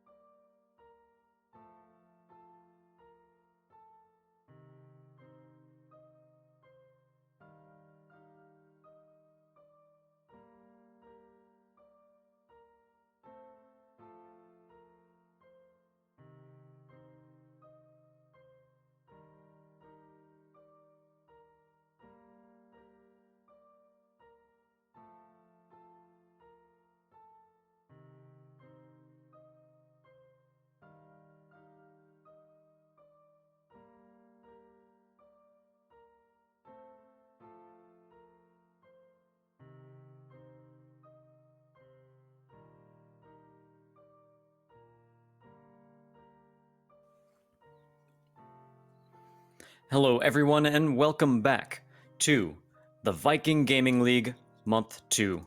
We are, of course, casting the PC League, or PC Tournament, and I am Azaraki here with Red Cube. We saw some pretty interesting matches earlier today, but a lot of stomps as well. What do you think we're going to see from this next matchup? The games have been fairly one-sided so far. We've had a lot of 7-1s, 7-2s, and even the first game you could say was somewhat one-sided, and then not Senpai Slammers, but Serpentine was able to come back. That one in the chamber game could have easily been another 7-1, 7-2. I'm hoping things get a little bit closer so we can see really how these next two teams could fare against Senpai Slammers, but when it comes down to it, the scariest team in this bracket, no matter what, is going to be Senpai Slammers. Not only are they the former champions, but they're also coming into this matchup in a series of games that they just look so much better than everybody else here. But again, we've seen Unleashed Gaming. They were incredible against Forgotten Ones. And Abet and Subscribe, this is the first time we're seeing them. So there's a great opportunity for us to find the dark horse in this competition that can take down Senpai Slammers. Yeah, Unleashed looked super strong, and they actually came into this tournament seeded lower than Abet and Subscribe, Unleashed being a 3rd seed and Abet being a 2nd seed. I also have word that both of these teams have some champion level players on their squads as well, so definitely if there's anyone to be able to match Senpai Slammers, it's probably going to be on one of these two teams. And of course, we did see Unleashed Esports play earlier today against Forgotten Ones, and they completely slammed that game, looking very decisive, and not just for their fragging potential, but also their teamwork and information gathering too, which is exactly what you want to see in a team that can make it all the way to the finals. We'll have to see how Abet and Subscribe end up playing, but yeah, honestly, Senpai Slammers just looking super strong, and just hopefully one of these two teams can match them. Yeah, it's just, I think that's what this is really going to determine, where most of the time the semifinals map is simply, all right, who's going to make it to the finals? I think now it's who can beat Senpai Slammers. It's not a question of who can make it there. It's just, yeah, you can make it there, but are you going to be strong enough to beat Senpai Slammers? Because they are so good. They easily are probably the favorites in this tournament. They looked good last tournament. They look even better this tournament. And we just haven't seen anything from the teams so far that kind of jumps out at us and says, oh, they can definitely take Senpai Slammers to the absolute brink. But that surely can change here. And well, we're going to have to figure out what map these two teams lash it out on. And we've seen a lot of Cafe today. I'm hoping we don't see another Cafe, but it's definitely up on the table. Yeah, and again, looking at the statistics real quick from last week, we saw Border and Cafe both with 3 games played on, and those were the most popular maps last week. And then Clubhouse, Coastal Landing, Consulate, but no Theme Park and Villa. So this time around, hoping to see maybe a theme park or a villa myself, just to make sure we have as much variety as possible, but seems like theme park is already banned out, same with Clubhouse. I'm kind of glad Consulate's banned out, because that's a map that's also getting up there with Border in terms of how much it's been played out.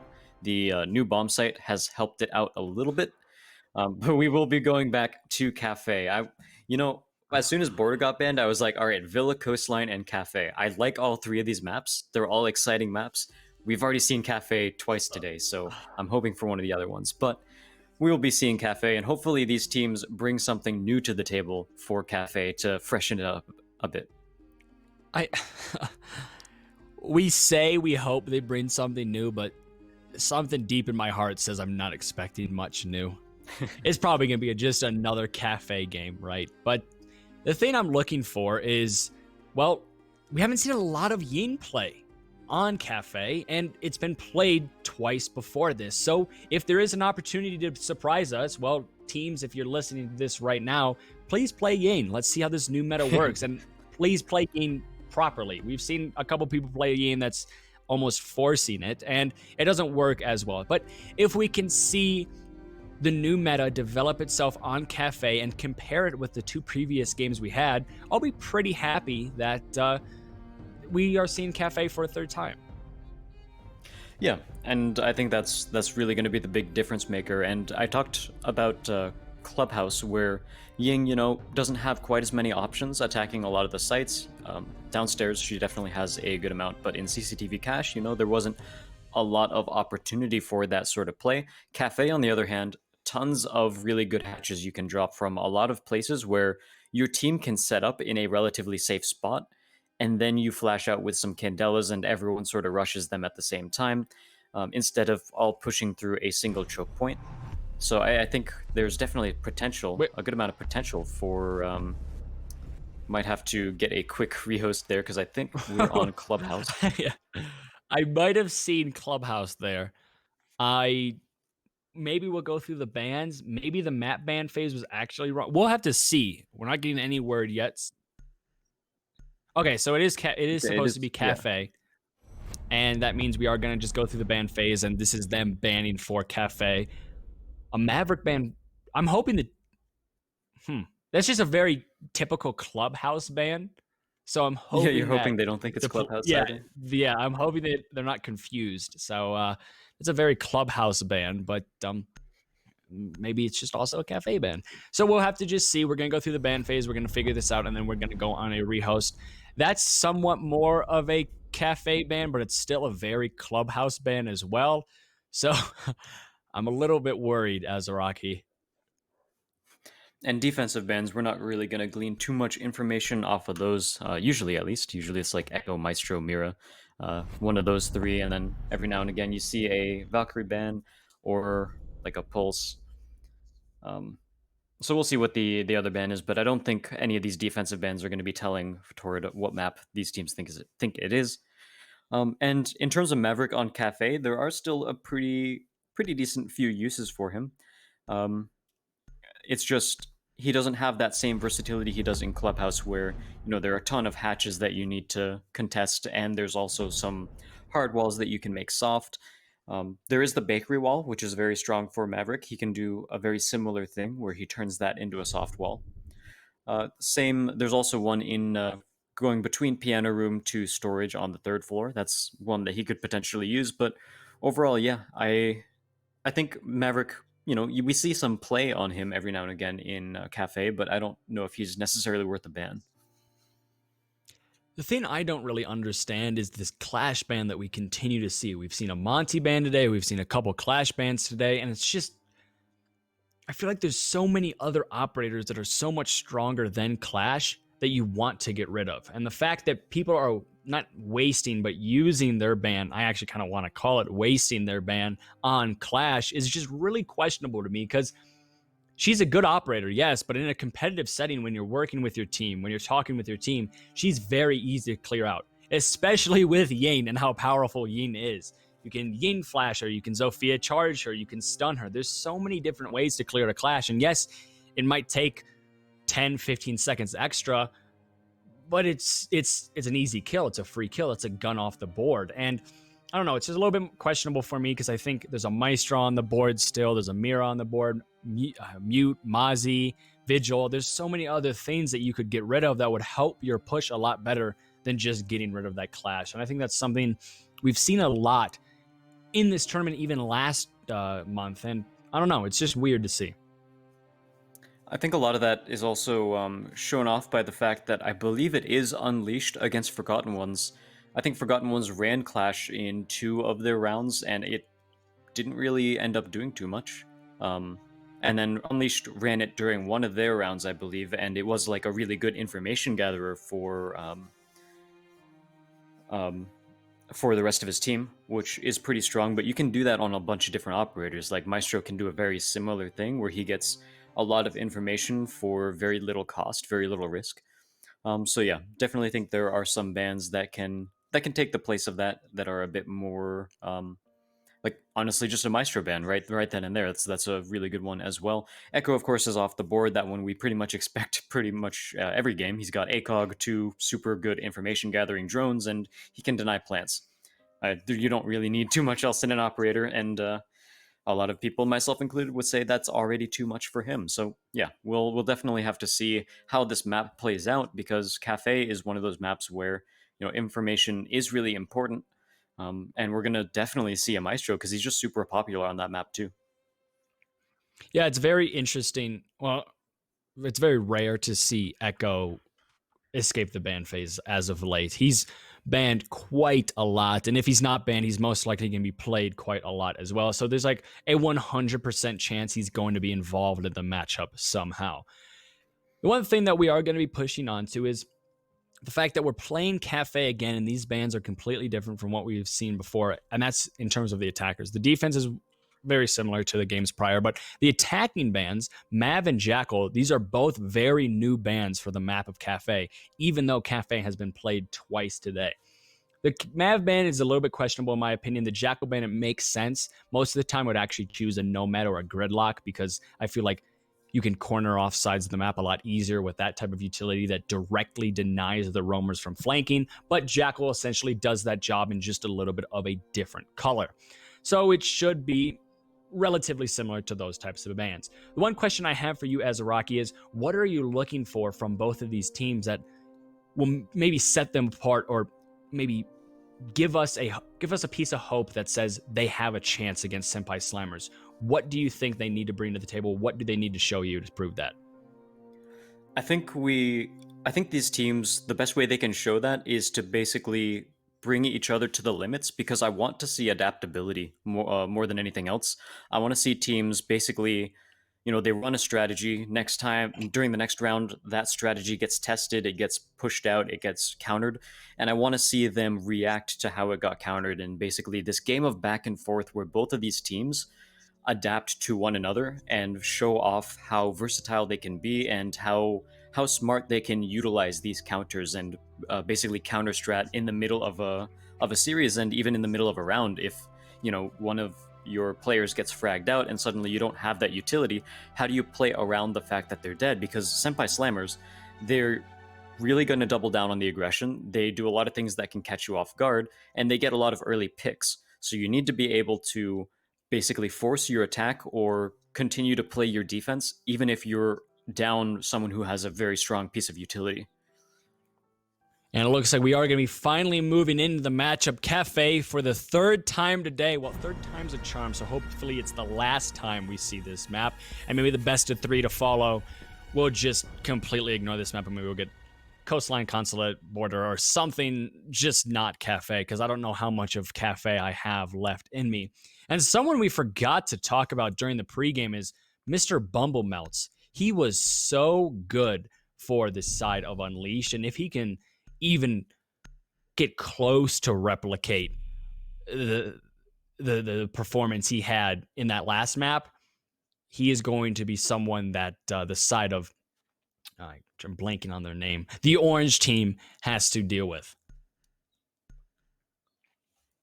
And so far, looking at these defensive setups, we're not going to see a Mira, but we will see Wamai, Jaeger, Vigil, Legion, Valk. This is a pretty utility-heavy lineup from the defensive side, and I think it definitely plays into the current meta. Again, it is pretty interesting that we're not seeing more Vigil, or sorry, we're not seeing more Mute, and we're not seeing more Mozzie to complement the Vigil and have that information denial combo there.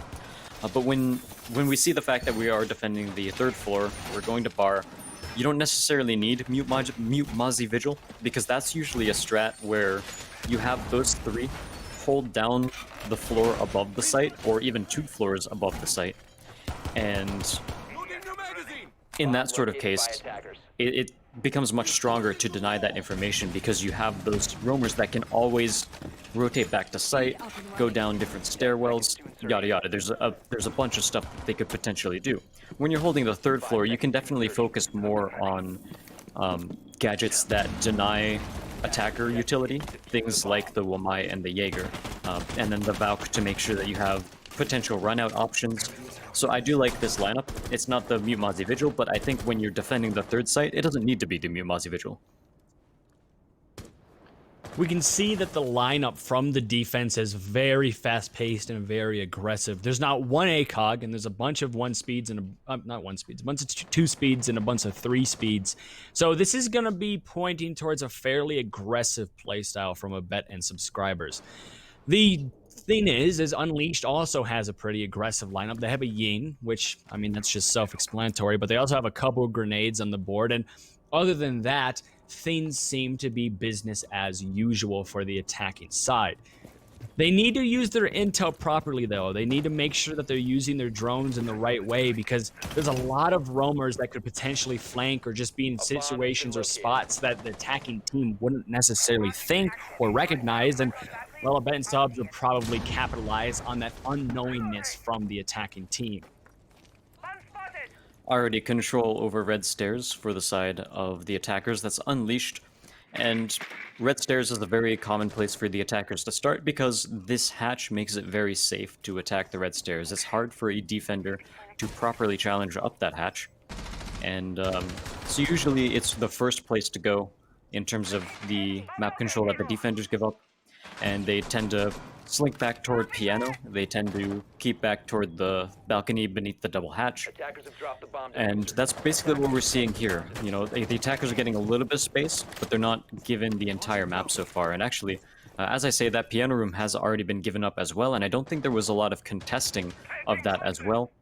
But the attackers did take their sweet time doing it, however, as we're only down to a minute left on the clock, and so far not even an exothermic charge has been popped yet. Even with no roamers in piano. Yeah, the one on other than the red one stairs, that they just, yeah, the one that just popped. Even with no roamers in piano, they still somehow wasted 2 minutes trying to get control of piano, which maybe speaks volumes to how scared Unleashed could be, as Miller's able to find one sitting on these white stairs, takes down Riley, frags, and just like that, you can say goodbye to your IQ. And Miller's able to find another one, could potentially find 3 if he peeks up for a 3rd time. This is just going to be a game of kind of, what is that, whack-a-mole, as they finally can't find the kill on the player sitting on those white stairs. He's able to rotate, but now Maniac Melts is able to find one, and just like that, it's going to be a 3v3. The Vigil does rotate back onto the left side, tries to get some type of sight onto the planter, but he doesn't, and, well, it looks like Wamai is just chilling and having a blast. Is Blame down to find once, refrag after refrag, and it's all in favor now of the attacking team. Not only do they have the diffuser, but they also have the man advantage. So it's a retake situation and also a man down situation, as somehow, in all of that chaos, we see the attacking team come out on top. Yeah, so despite the fact that Abet looked like they had control, you know, even when it was 30 seconds left, Unleash's execution was just a little bit too good for them. They got the frags that they needed, and they got the plant down. So very good play by the side of them. And really, I do want to shout out some of the members of Abet and subscribers, especially Miller Gunny, who was able to hold down the white stairs for such a long amount of time. And in the end, it didn't bring them the victory, but Unleashed... again, their individual play we saw basically shine during their first series, and this one we're basically going to see the same thing, as Maniac got most of those kills during that round. But yeah, we definitely want to see how these teams continue to adapt and potentially switch their strategy. If Abet seem to think that they don't really need to change too much up, they're going to the same site, but we do have Frost on the board, which is going to slow down some aggression. But yeah, overall, not too many changes from Abet. I think they just imagine that they can win more gunfights this time around. And, you know, looking at what happened that last round, I don't think that's a bad idea. I think they didn't need a huge sweeping change of their, like, defensive fundamental setup. I think they just lost a lot of those 1v1 battles and didn't quite refrag quite enough for each other. Most of the time when it comes to defensive teams playing the same site over and over again, I don't really agree with it. I hate when teams get stubborn. But in the sense of Abet and subscribers, that's what I'm missed about, Cam. In the sense of Abet and subscribers, it makes sense why they're going to this site again. Nothing fundamentally went wrong on their hold. They just weren't winning their gunfights, and they got a little bit unlucky. So they think, you know, let's test our luck, and let's maybe hope we can win our gunfights here. We can survive just a little bit longer there, and we'll probably be able to take this site, and then we can continue on with our rotate as usual. Which, this is one of the very rare times where I actually agree with that idea. Yeah, and looking so far at this defense, they are holding a couple of aggressive angles, especially Blame Dom here, ready to take the head off of anyone who tries to rappel off of that side of the building. Bumble Melts is going to try to I think he was masking the sound of his rappel with the sound of his gun, and it seems like it worked as Miller rushes up the stairs. He had no idea someone was already in piano, and he will just completely have his life taken away from him because of it. And now Unleashed is already starting this round off right, better than they did last round as well, as Miller had a few pretty early frags last time, and they're going to continue to get further hold of Piano Room as this exothermic charge goes down and they open it up. Bumblemelts tosses a grenade. It gets hit by an ADS, however, and he still manages to win the gunfight nonetheless. Second kill for him off the round. Blame Dom goes down. 1 minute and 30 seconds left on the clock, and Unleashed are looking super strong right now, but Bollock goes around, peeks the corner, gets a headshot. Maniac will refrag it immediately with his own headshot, so definitely not worse for wear Unleashed is, and Abet now need to win a 2v4 as we're challenging a long angle here. Bin Lethal, he does have an AR in the 416. He can challenge these long angles with a gun like that, but he does need his team to help bail him out if anything were to go wrong. He gets the frag onto Riley frags. Goes for a second, but he actually gets downed, and that leaves us with a 1v1 in effect, as I don't think Link can get all the way over to revive him. Goes around the corner, goes for a gunfight, doesn't quite get it as Maniac takes another round for his team. That round was very interesting because it seemed like all the gunfights that you would expect Unleashed to lose, they won. There was a situation where I think it was Bumblemelts pushing down into that white hallway near A space.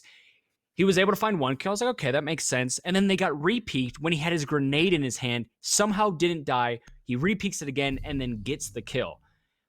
It's just those types of situations where you can see that Abet and subscribers are losing out. Maniac Melts had 2 instances in that round where he definitely should have died. He was trying to rotate in front of the rotate hole, and I think it was a Valkyrie missed a bunch of shots, then just got slammed, and the round was over.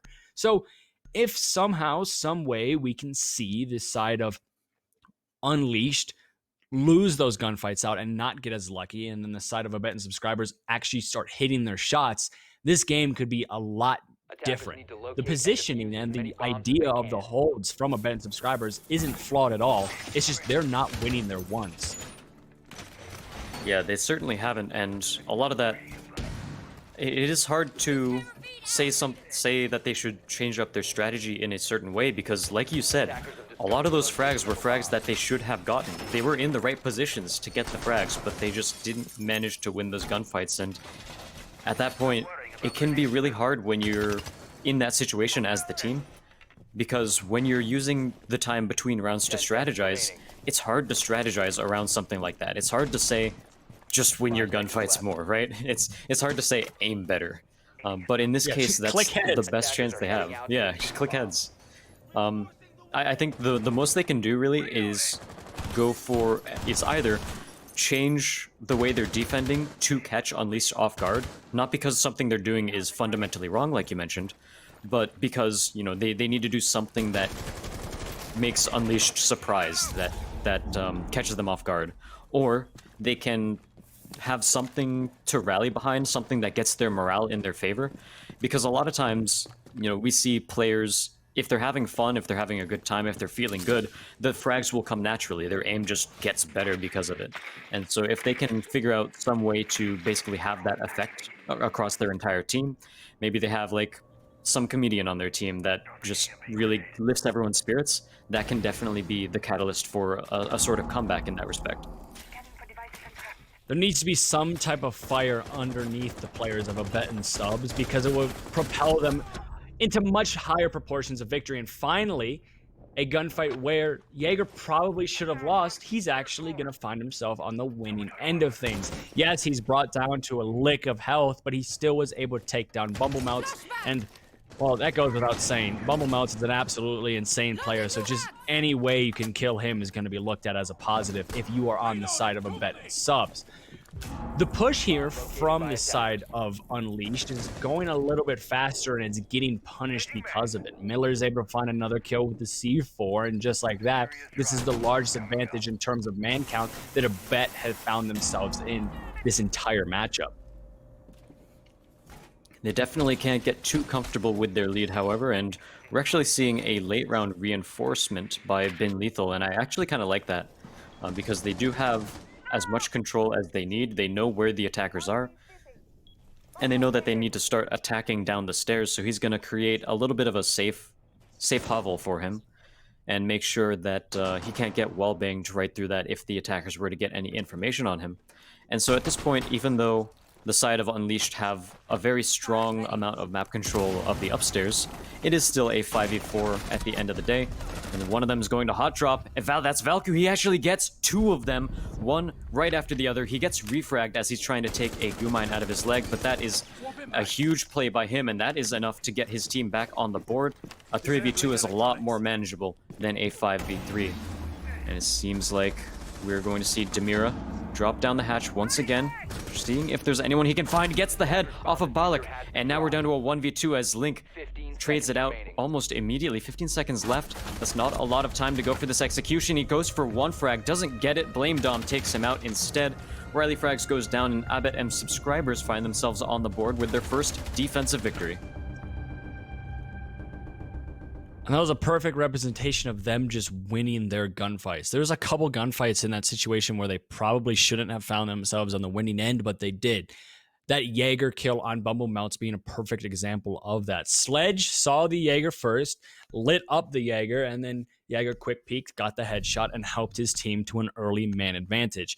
Those types of plays is what the side of a bet and subscribers needs more of. They need to be confident in their roamers because then their site players can play just a little bit more comfortable. They need to get those early picks, those early frags, because if you let the side of Unleashed push on the site with 5 players, well, it's going to be very hard to answer because we just know how good the execute is from the side of Unleashed.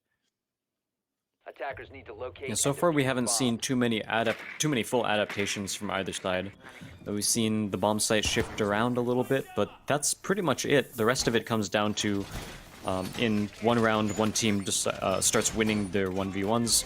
In another round, it's another team doing it, and the refrags have been there for both teams as well. So really, the rest of this match could go either way, and even though Unleashed was off to a good start, that could easily cool down at any moment. It's hard to say that either of these teams have a clear and definitive advantage over the others so far.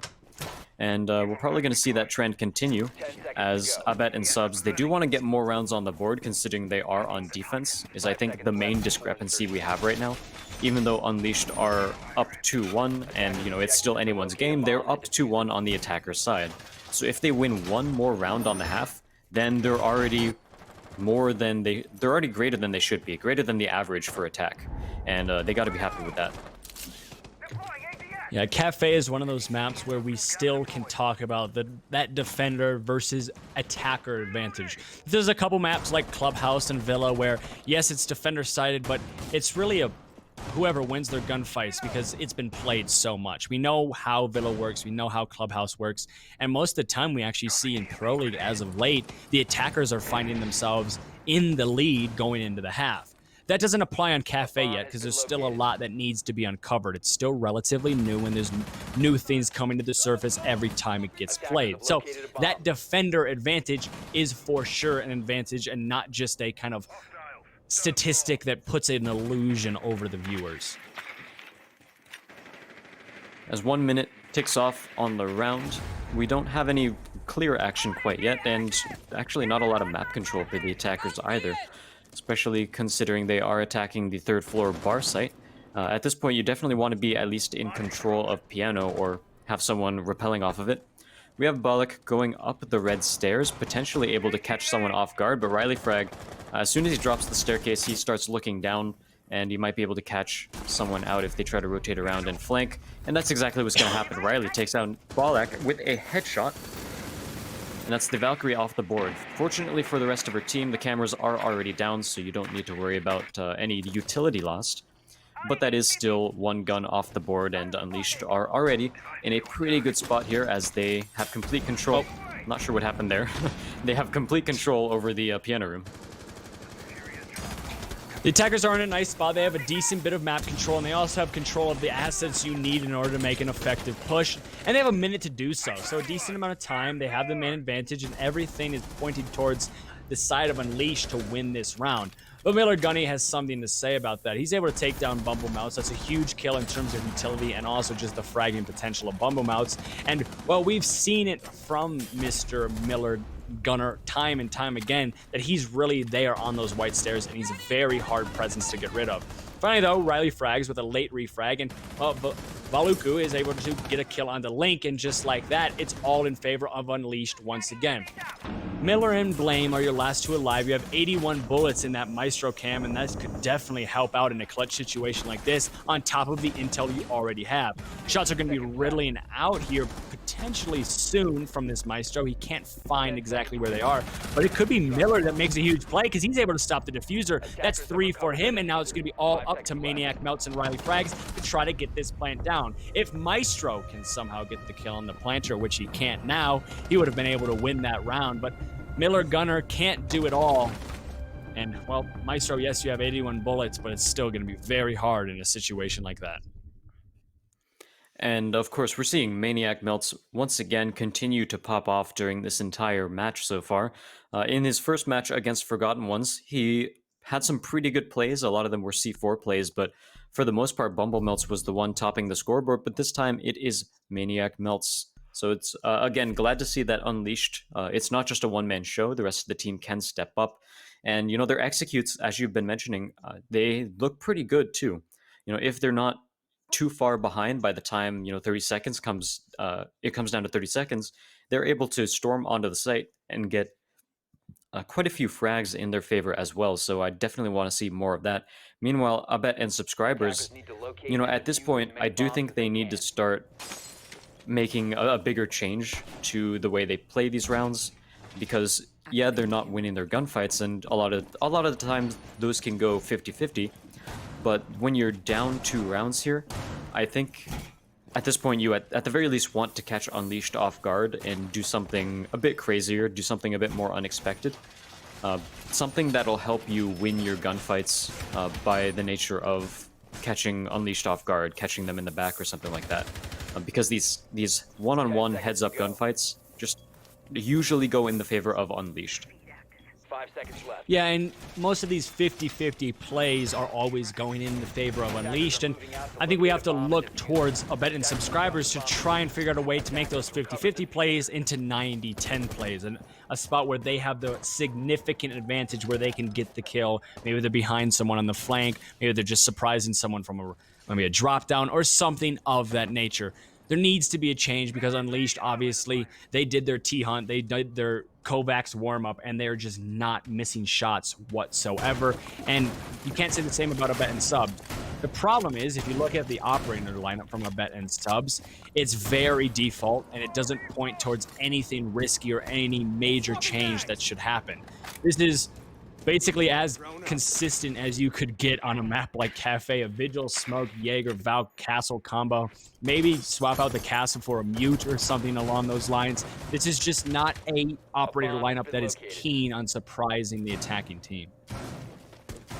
Yeah, and even when it comes to the roam game, we have Blame Dom and Ivan Lethal, but they're either just not winning their initial fights or not getting refrags, and either of them are definitely not what you want to see as a roamer. But speaking of winning their fights, Ivan Lethal does actually get the first one onto Bumble Melts, and we'll see whether or not Blame Dom, or whether or not, Blame Dom can get the refrag off of that, but Demira actually takes him out instead. And so Ivan Lethal is unfortunately alone up here upstairs. He's going to have to find a way back down to site or buy as much time as possible, because at this point, he's definitely going to die at some point. Gets one more frag before he goes down. Meanwhile, Demira actually gets downed by a C4. He's in a very unsafe spot right now as Balak and Miller are trying to shoot through the floor and see if they can confirm the kill. Pings go out, but it's not quite enough. The bars are facing the wrong way for them to confirm it, and the pings are still going out. Toxic Babe goes up, and I think he's out of range already. He's going to use a second Toxic Babe as well to try to prevent that. He finally gets the confirm on that kill, but that's a lot of utility used for it, and there's still a minute left on the clock for Unleashed. That's very questionable. The Toxic Babes are so good at entry denial and plant denial, and the fact you use 2 of them to just confirm a kill is quite questionable and probably not the best play in that situation. The one good thing to pull out from that is, well, you have the man advantage and you took down a decent bit of utility, and the attacking team of Unleashed are in no position to make an effective execute onto the site. They have no map control, they have very little means of entry into the site, and finally we're seeing Thermite is able to open up at least one way to get into the site, but is it going to be enough considering how little time the side of 15 Unleashed seconds has? to go. Probably not.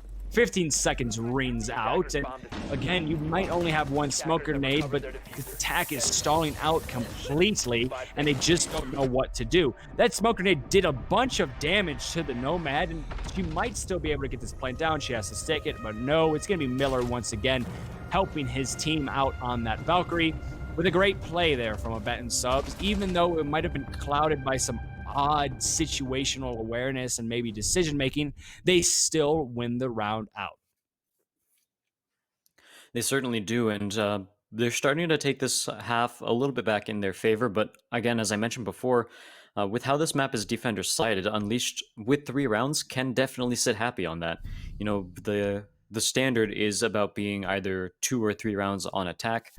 And this is definitely a spot where they want to be, especially since they still have one more round to try to make it 4-2, which would be a pretty huge attacker half. Meanwhile, we do see a switch from Abet and subscribers. We finally see a Mozzie getting picked on the board for him. Still no Mute. A lot of these teams deciding not to take that big bit of utility there, but I can definitely agree with the Mozzie pick because of how we've seen in the last match and in this match as well. Unleashed have been pretty good about their information game.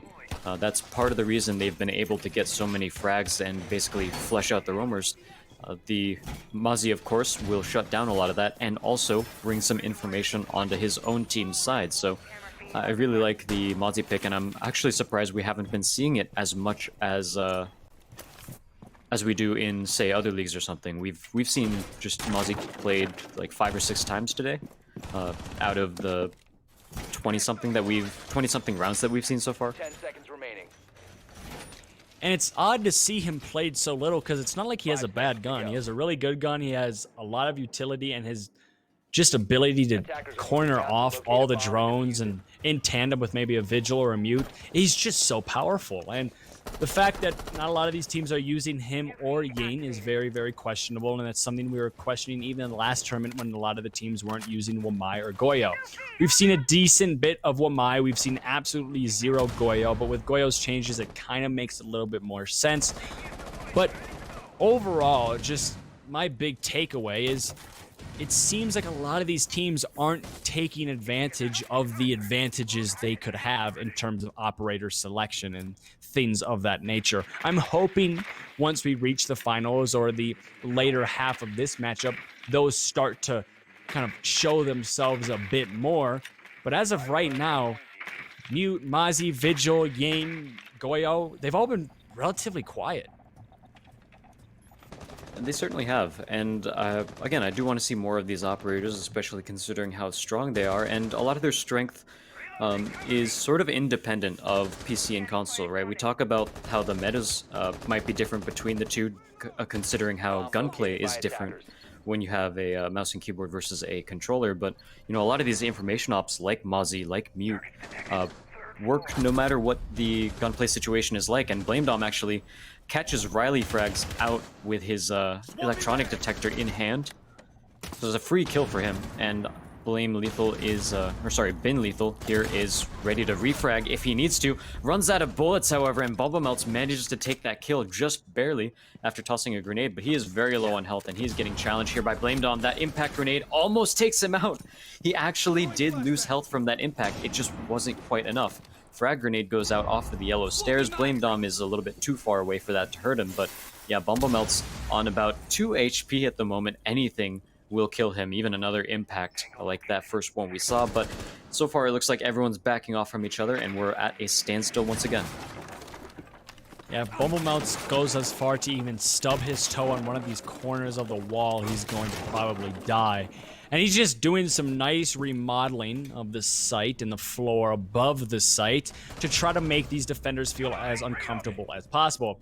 And it's working, as Balak is able to find one that's going to be... Oh, no, that's going to be Balak going down to Dimira, and it's going to be the Legion off the board. You really don't like to lose your Legion early on in rounds, and yes, there's only 20 seconds left, but that's still only the second kill for the defenders. You would like to have that Legion to just kind of stay on site, place his goo mines down where the push is coming from, and just gift a lot of intel to the attacking team, to the defending team.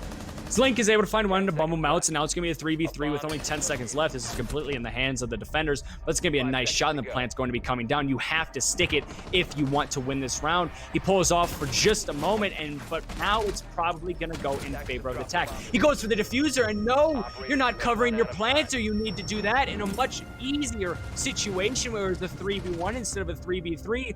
The only thing you need to do is cover the planter, and unfortunately, Nomad could not do that. And the defenders go into the half 3-3, which on Cafe is a very favorable situation. It's Nomad running the ARX. I actually do like the ARX myself, but the downside, of course, is that it has 20 rounds instead of 30. However, there were 3 attackers alive, one of which was planting, so Thermite definitely off the board there, but I have to wonder, I forgot who it was, but there was another attacker other than the Nomad and the Thermite up who should have known that the shots were coming from the 90 hallway. And I saw in the very round, that game-ending kill cam sort of after round thing, that he was actually looking over toward Fireplace, which is a little questionable because, the defender can rotate through there, but when you're in that situation where time is at 0 seconds, you need to do everything you can to make sure that the plant goes down first and foremost.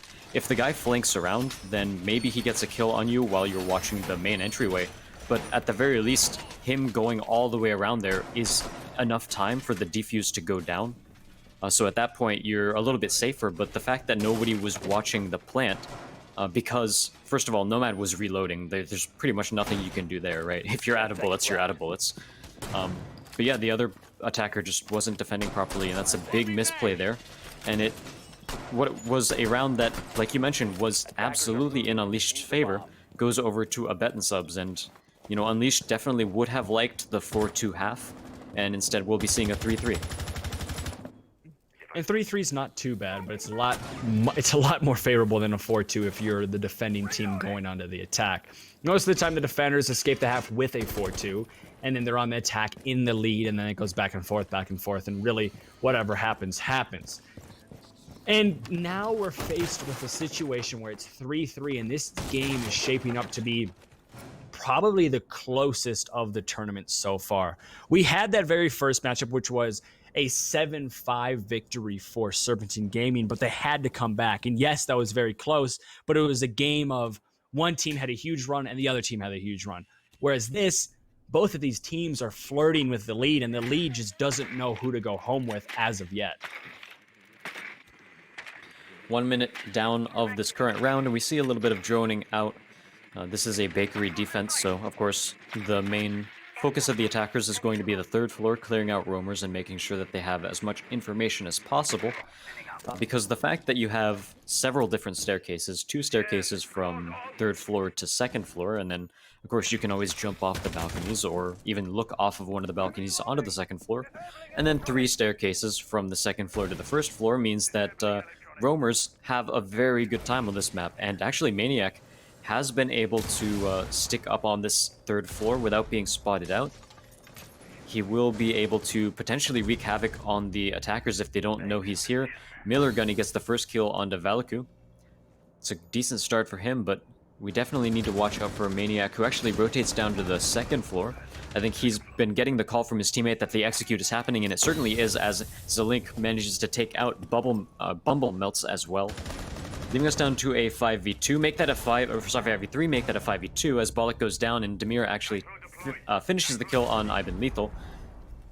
But Riley Frags is down on the ground, so Demir has to hold this off by himself, gets one shotgun kill, goes around to peek the corner to get a second, but Bin Lethal is already there waiting for him, and Unleashed unfortunately did not look very good on their first round on defense.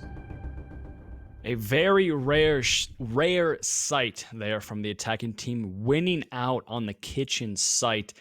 It's not something you see very often, and now, well, it's forcing the defense onto a completely new site because something fundamentally went wrong. Where we saw from the attacking side now of a bet subscribers when they were on defense, they stuck with their guns a little bit. They kind of went back to that upstairs side a couple times, even when they lost it. That's not the case here for Unleashed. The moment they lost that site, they said, nope, we're not doing that again. we need to do a huge change, a hard reset, and now we're going up to that third floor, which, reminder, ladies and gentlemen, this is statistically the best site and the most played site on Cafe. So if there's really any situation or any area of the map where you want the defense to tie this game up, it's going to be right here. And again, this site is super popular for defenders because the attackers just have so few options, especially considering you see the red stairs and the red stairs hatch have the same doorway leading out toward the site. So one defender can basically hold that angle and shut down anyone who's trying to push through either of those, and so that just further limits the amount of places the attackers can really attack from.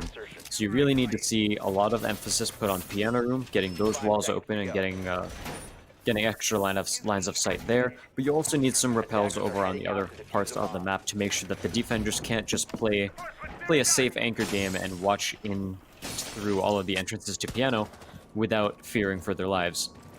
And so with this defensive setup, I definitely think it's a pretty standard one.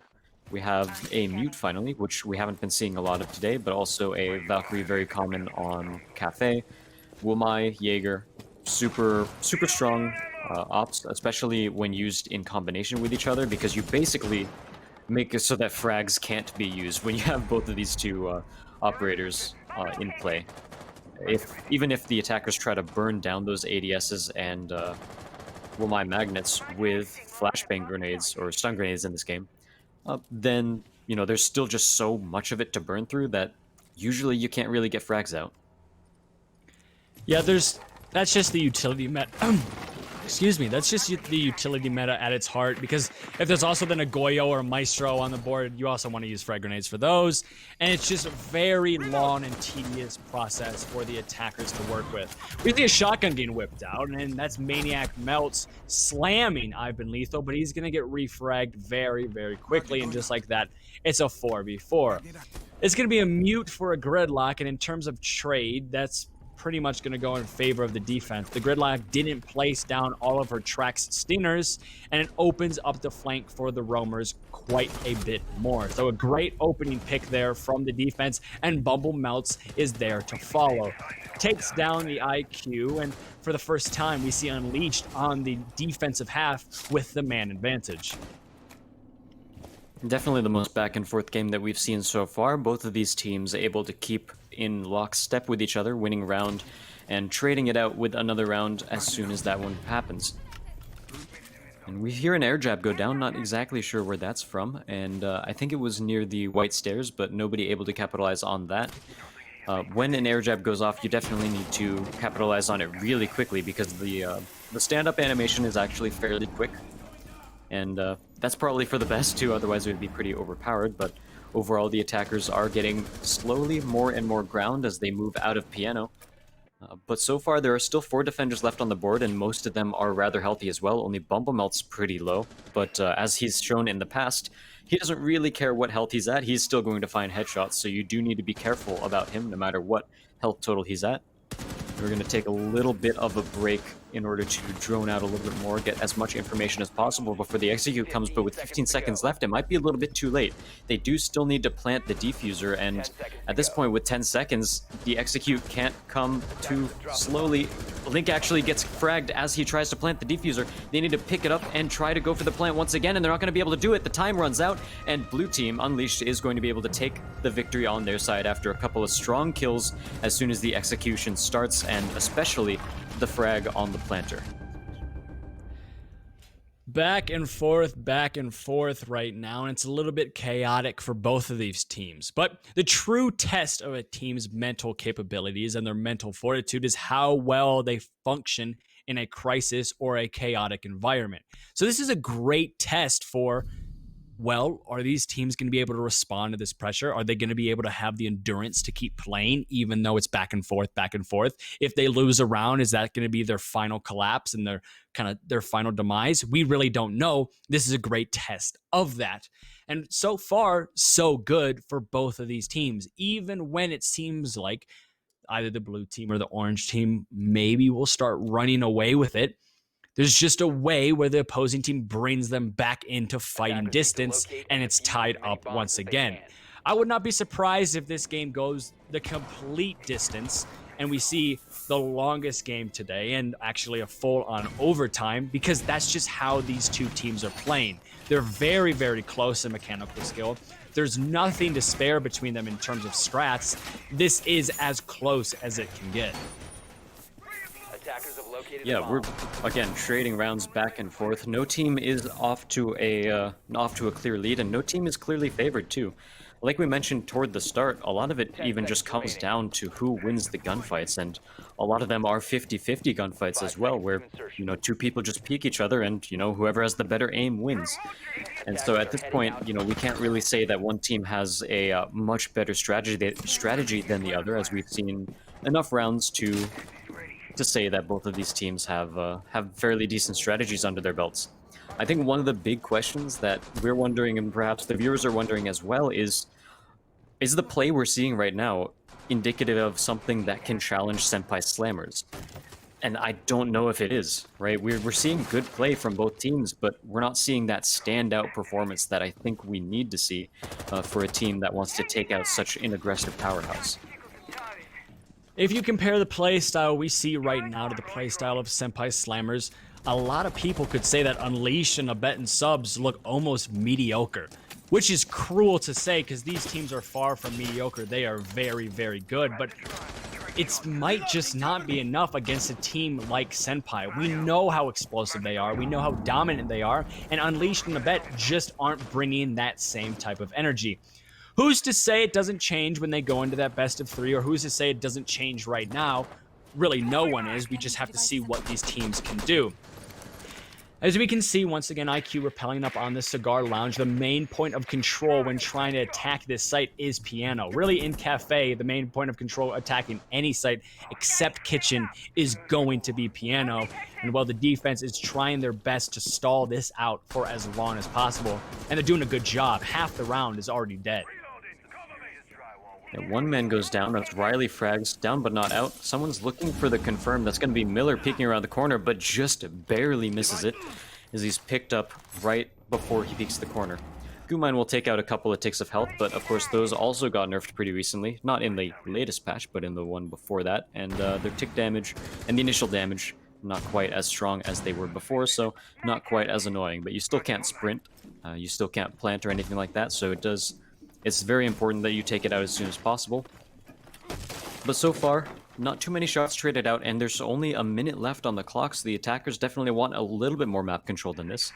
Piano is absolutely a good start, because as you can see, Maniacs will get one frag with a C4 on someone who's trying to play the vertical game, and as I was just about to say, Piano Room gives the attackers a lot of space to play this site vertically. And it's very strong, too, because when you're attacking this site, being inside of trains is a super strong place for the defenders to be, because you can rotate toward either site and you have good angles onto both. But Piano sits right above it, so they're going to be able to open up as many angles as possible, but it doesn't seem to matter as Demira gets a kill onto Z-Link.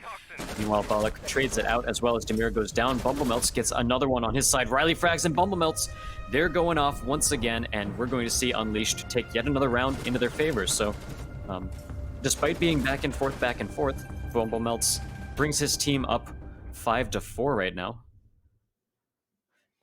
One round away from match point is the side of Unleashed. And if you look back at that round, it seems as if the side of... why am I blanking on their name again?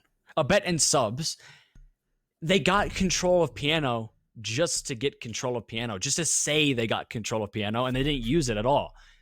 They didn't open up any holes. They didn't open up any type of angles downstairs where the site or where the defenders are playing. Instead, they got control of upstairs and they all dropped down and then tried to hit site directly. It makes sense in some sense because they were running out of time and they needed to make a play quickly, but making that play would have been a lot easier if you had someone up top shooting down and making all the defenders run around like scared kittens. Problem is they didn't do that, and instead they just walked right into the sights of Riley Frags and Bumblemelts, and well, we know that story far too well and how it ends every single time. Most of the time, it's with Bumblemelts on top. Yeah, he's been a very strong force in the past couple of games, but this game, Demira and Maniac have definitely been stepping up as well, so definitely can't understate what they have done, even though Bumble in the first map basically brought his team to victory there. Can't really say that he's going to be a shoo-in for the $100, especially with Senpai Slammers starting to run over their side of the bracket. But yeah, as we turn our attention toward this new defense, we have Mining and Dining once again, and it seemed to work pretty... Or sorry, we don't have Mining and Dining, we have Reading and Dining. Which is held in a pretty similar way, right? You hold trains, you hold the third floor, and the attackers need to attack it in a very similar way. They get control of piano first and then play vertically. As you mentioned, the play vertically part is the part that sort of got messed up last time around, and we'll see if they can shore up that weakness this time around, because it is a fairly easy adaptation to be had as well. You basically just say, hey, let's put a little bit more emphasis on playing vertically here, open up the floors a little bit sooner, and make sure that when we're in the process of executing, someone can continue to rain fire down from above, and even if they don't get a kill, the main point of that is to make sure that the defenders cannot stay safe anywhere. You know, they always have to be constantly checking upstairs, they have to be moving around, they can't sit and watch a single angle, is the point of playing vertically for the most part. Rather than just strictly getting kills. If they want to get control of the site vertically, they're going to have to go through a couple bodies. Well, just one body now, and that's going to be the Jaeger. And a pinch is establishing on him, but it does not matter. Riley frags somehow, some way, wins that out, even though it seems like every point of escape was covered by somebody on the side of a bet and subs. And just like that, the Rome game, yes, they retreated off of upstairs and they grant the attacking team a decent bit of map control, but they also got a frag from it and they killed the soft destructor. Your main means of remodeling that floor is going to be dead, and you also don't have frag grenades in your back pocket, making this push incredibly difficult for the side of a bet and subs. Miller actually brought breaching charges, but he's already used all 3 of them as well, so they're not going to have that extra bit of utility on his side either. I'm actually pretty interested to see where he used those, because I don't see too much vertical destruction at play, but Balak gets the first kill for his team onto Maniac Melts, and that shuts down the top fragger of this current round. Meanwhile, I've Been Lethal manages to get Valaku as well. A little bit of less impact frag, but I've Been Lethal gets the second one. That's Bumble Melts. Another star player off the board. I've Been Lethal keeps going. Triple kill for him, and now it's down to a 1v4, and he seems to know roughly where the last defender is, as Riley Frags needs to retake this site all by himself. Super tough situation for any defender to be on. If you're in a 1v4 as a defender and you still have site control, that's a little bit easier than when you have to retake it, especially when there's a timer placed on the round. 34 seconds left before the diffuser goes off, and Z-Link will peek the corner and take out Riley Frags. It's a really good showing by Abbott and subscribers, and again, we're going back and forth and back and forth.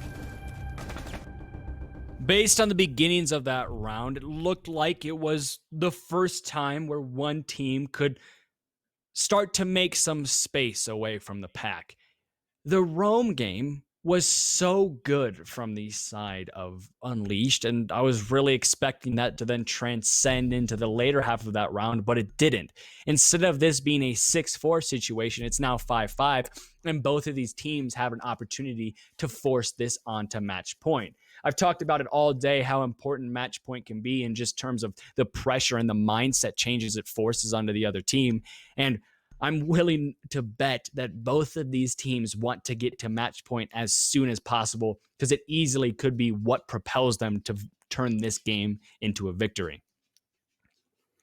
Yeah, it could definitely go either way for these teams. They seem about as evenly matched as you can get, as we see the round for round happening, and it doesn't seem like side matters. At least I was thinking at the start of the swap that, Unleashed, they won 3 rounds on their attack. That's a very strong point to be in on a defender-sided map, so they'll probably end up taking the victory as they switch over to the defensive side, but even on defense, it's just back and forth and back and forth, so we'll see what sort of changes they have for their defensive lineup this time around. They have a pretty similar setup to what they usually have, both Wamai and Jaeger, to prevent as many throwables as possible. Of course, we always have the Maestro in play. Valkyrie, super popular on this map. It's hard to complain about the current defensive lineup of Unleashed. You know, there's no Mozzie, but overall, all of the operators that they are bringing are operators that are very strong in the current meta and shut down a lot of attacker aggression. So honestly, pretty interchangeable with Mozzie. You're right, I could take or leave any of these, maybe except for like the Maestro or the Jaeger, and swap them out with Mozzie, or just not, right? They're both strong compositions either way. Yeah, you could maybe see the Valkyrie swapped out for the Mozzie. That's the most likely option, but it really doesn't matter because it's still an extremely strong lineup.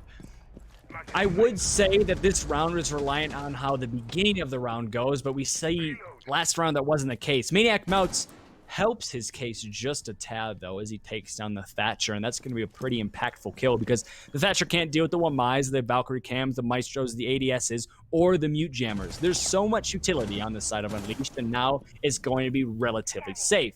Someone who isn't safe, though, is going to be Riley Frags as he gets shut down by Ivan Lethal. And Ivan Lethal has been feeling himself as of late.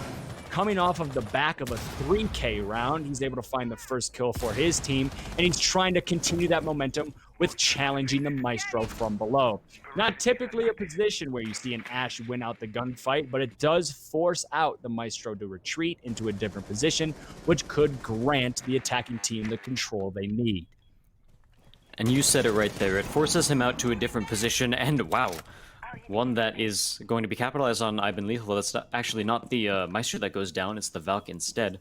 But the very positioning of those breaching charges are in places that are very popular for Maestro to hang out in.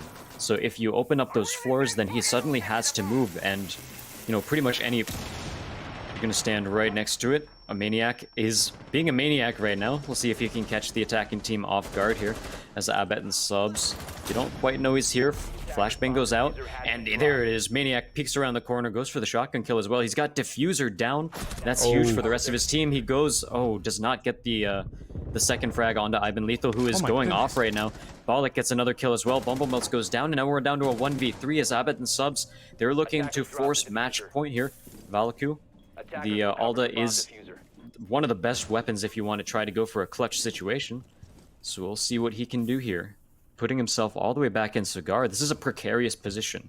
It might be able to surprise one person, but as soon as he gets one kill, everyone will know where he is, and he's going to have a hard time rotating out. Sprays most of his bullets, actually, needs to reload. Has to hope that nobody is flanking around on him right now. And he actually stopped to reload early. Only 24 bullets left on his side, and he runs out as he tries to peek the corner, and Blame Dom actually takes him out for it. Unfortunately, reload canceling just a millisecond too early, and he's not going to get the full mag.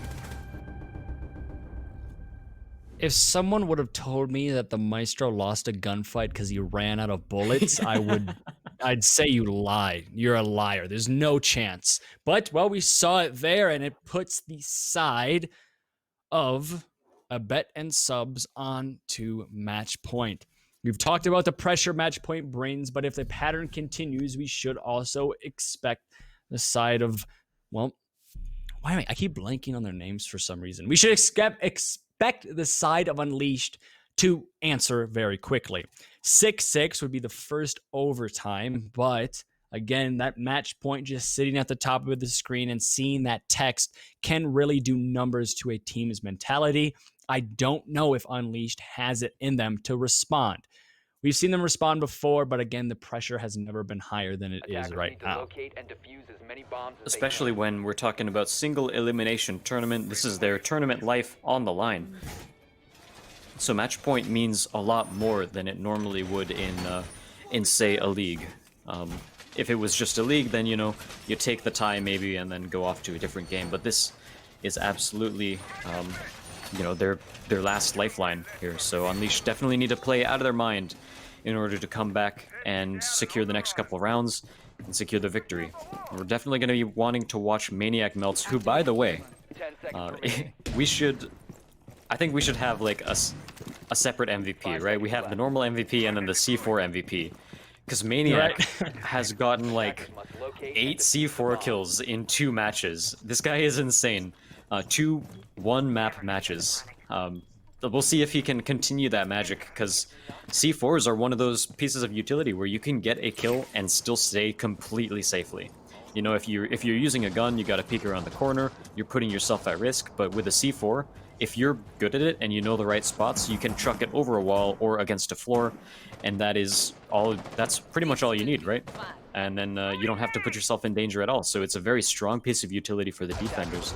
And that's part of the reason why a lot of times when you watch any sort of tournament, you'll hear the casters talk about a C4 being on or off the board because it is just such a strong piece of utility.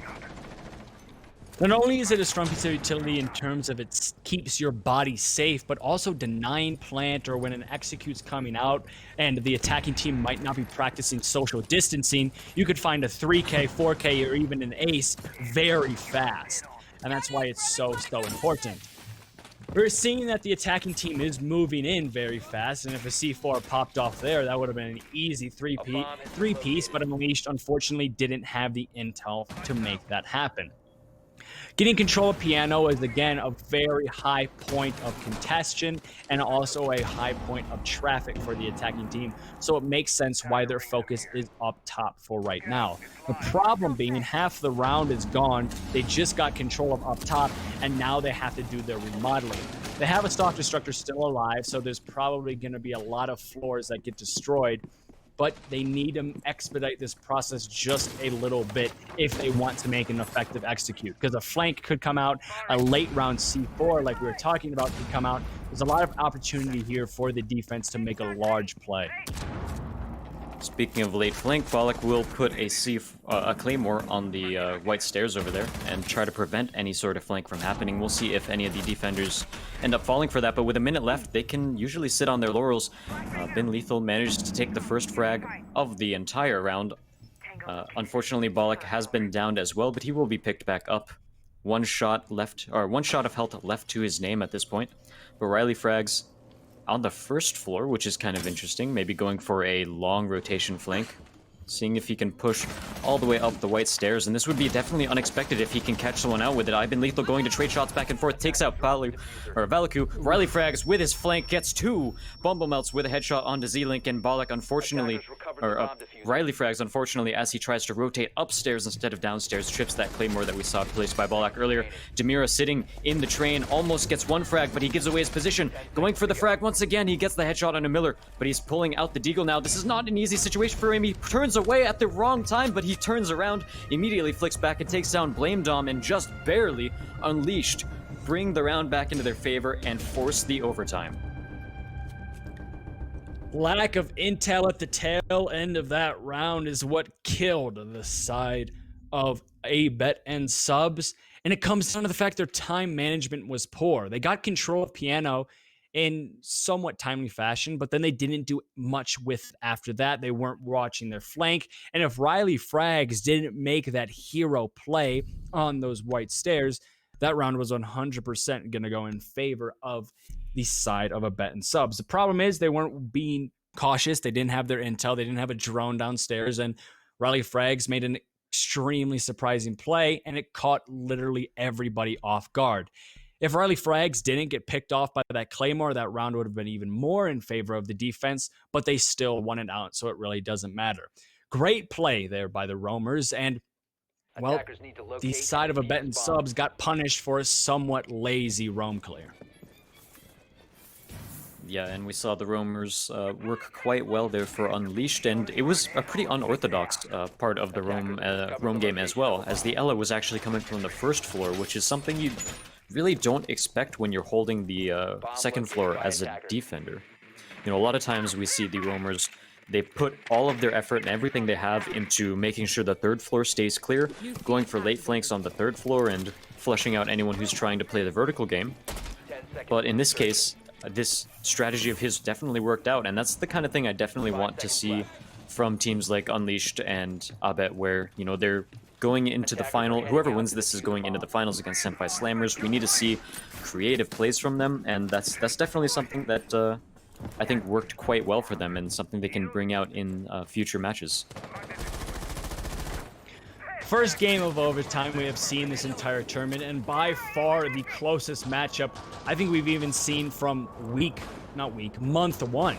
This is so back and forth, and these teams seem to just be mirroring each other. One team gets one round, the other team gets another round, and it's just over and over and over and over again. Nobody is gaining momentum. Nobody is gaining an edge.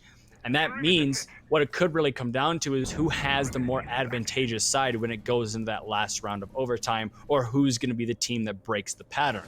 The one problem that continues to arise, though, is this play from both of these teams enough to take down Senpai Slammers when they meet them in the finals? Very interesting defensive setup here from Unleashed. The main thing that I spot that is super weird is the fact that they have 0 people defending upstairs, so nobody on the 3rd floor. Ben Lethal is actually going to take a kill onto Valku, and Riley Frags will immediately refrag that over toward the white stairs, so both of them end up dying. But yeah, we have these guys completely hold onto site. They even have the doors barricaded to the site as well, so they're really planning on not relying on the roam game at all. It's potentially another bit of a fake out too, as Riley is, I believe, on the 1st floor as well, so potentially gearing up for another late round push. And Demira with a big C4 onto Z-Link as soon as he goes for the hatch, so that hatch will not be opened. It means one less potential avenue for attack from the attackers. Fortunately for them, the hatch is a dangerous hatch to drop, and all of the floor surrounding the hatch is soft, so you can still break it open and get plenty of lines of sight, so it's not the worst thing to happen. But Riley does get a shotgun kill onto Miller Gunny on the 1st floor once again. Snap to the head. Unfortunately, not a headshot, but he still manages to confirm the kill. Blame Dom takes out Maniac. That's a C4 off the board, of course. Now we're down to a 2v3. 48 seconds left. The attackers still have enough time. Big surprise push in. Seems like Demir is going to be able to take out Balak. Blame Dom immediately refrags that, but is now down to a 2v1. Finka Boost is still active, but it just barely runs out. Claymore still on the board for Blame Dom as well. Potentially could use that, but he's going for the plant right away, and Bumble Melts will immediately peek the corner and take his head off. So, Unleashed give themselves a 1-round buffer so far in this overtime. The pattern continues, and it seems like it will continue to continue. And if it does, that means we should see the blue team of Unleashed winning this matchup. Because if the pattern continues, we're going to see the side of Abet and Subs. They get 1 round here, and then they hop over to Unleashed, and then Unleashed gets the round there, and then it's all over. We could see the pattern break right now, but no matter what, there's only 2 rounds left in this game. And if you want to put it all out on the line, you want to put it all out on the line right now, and then try to also continue that momentum into the finals, which is a best of 3. This type of game that goes the distance, it doesn't suit well for a team that has to play a best of 3 right after, because their endurance is probably running thin. Yeah, this is definitely a slugfest of a match too, and I think it definitely takes more of a toll than the usual 7-6, than the usual overtime, because of just how back and forth the match has been. As we keep mentioning, this isn't one of those matches where one team goes up 5-1 on the defense and then the other team comes back 5-1 on the defense and then we're in overtime. This is just back and forth every single round. I don't think there's been a 2-round lead so far. And that can definitely be draining because you absolutely have to fight tooth and nail for any sort of advantage you could possibly get.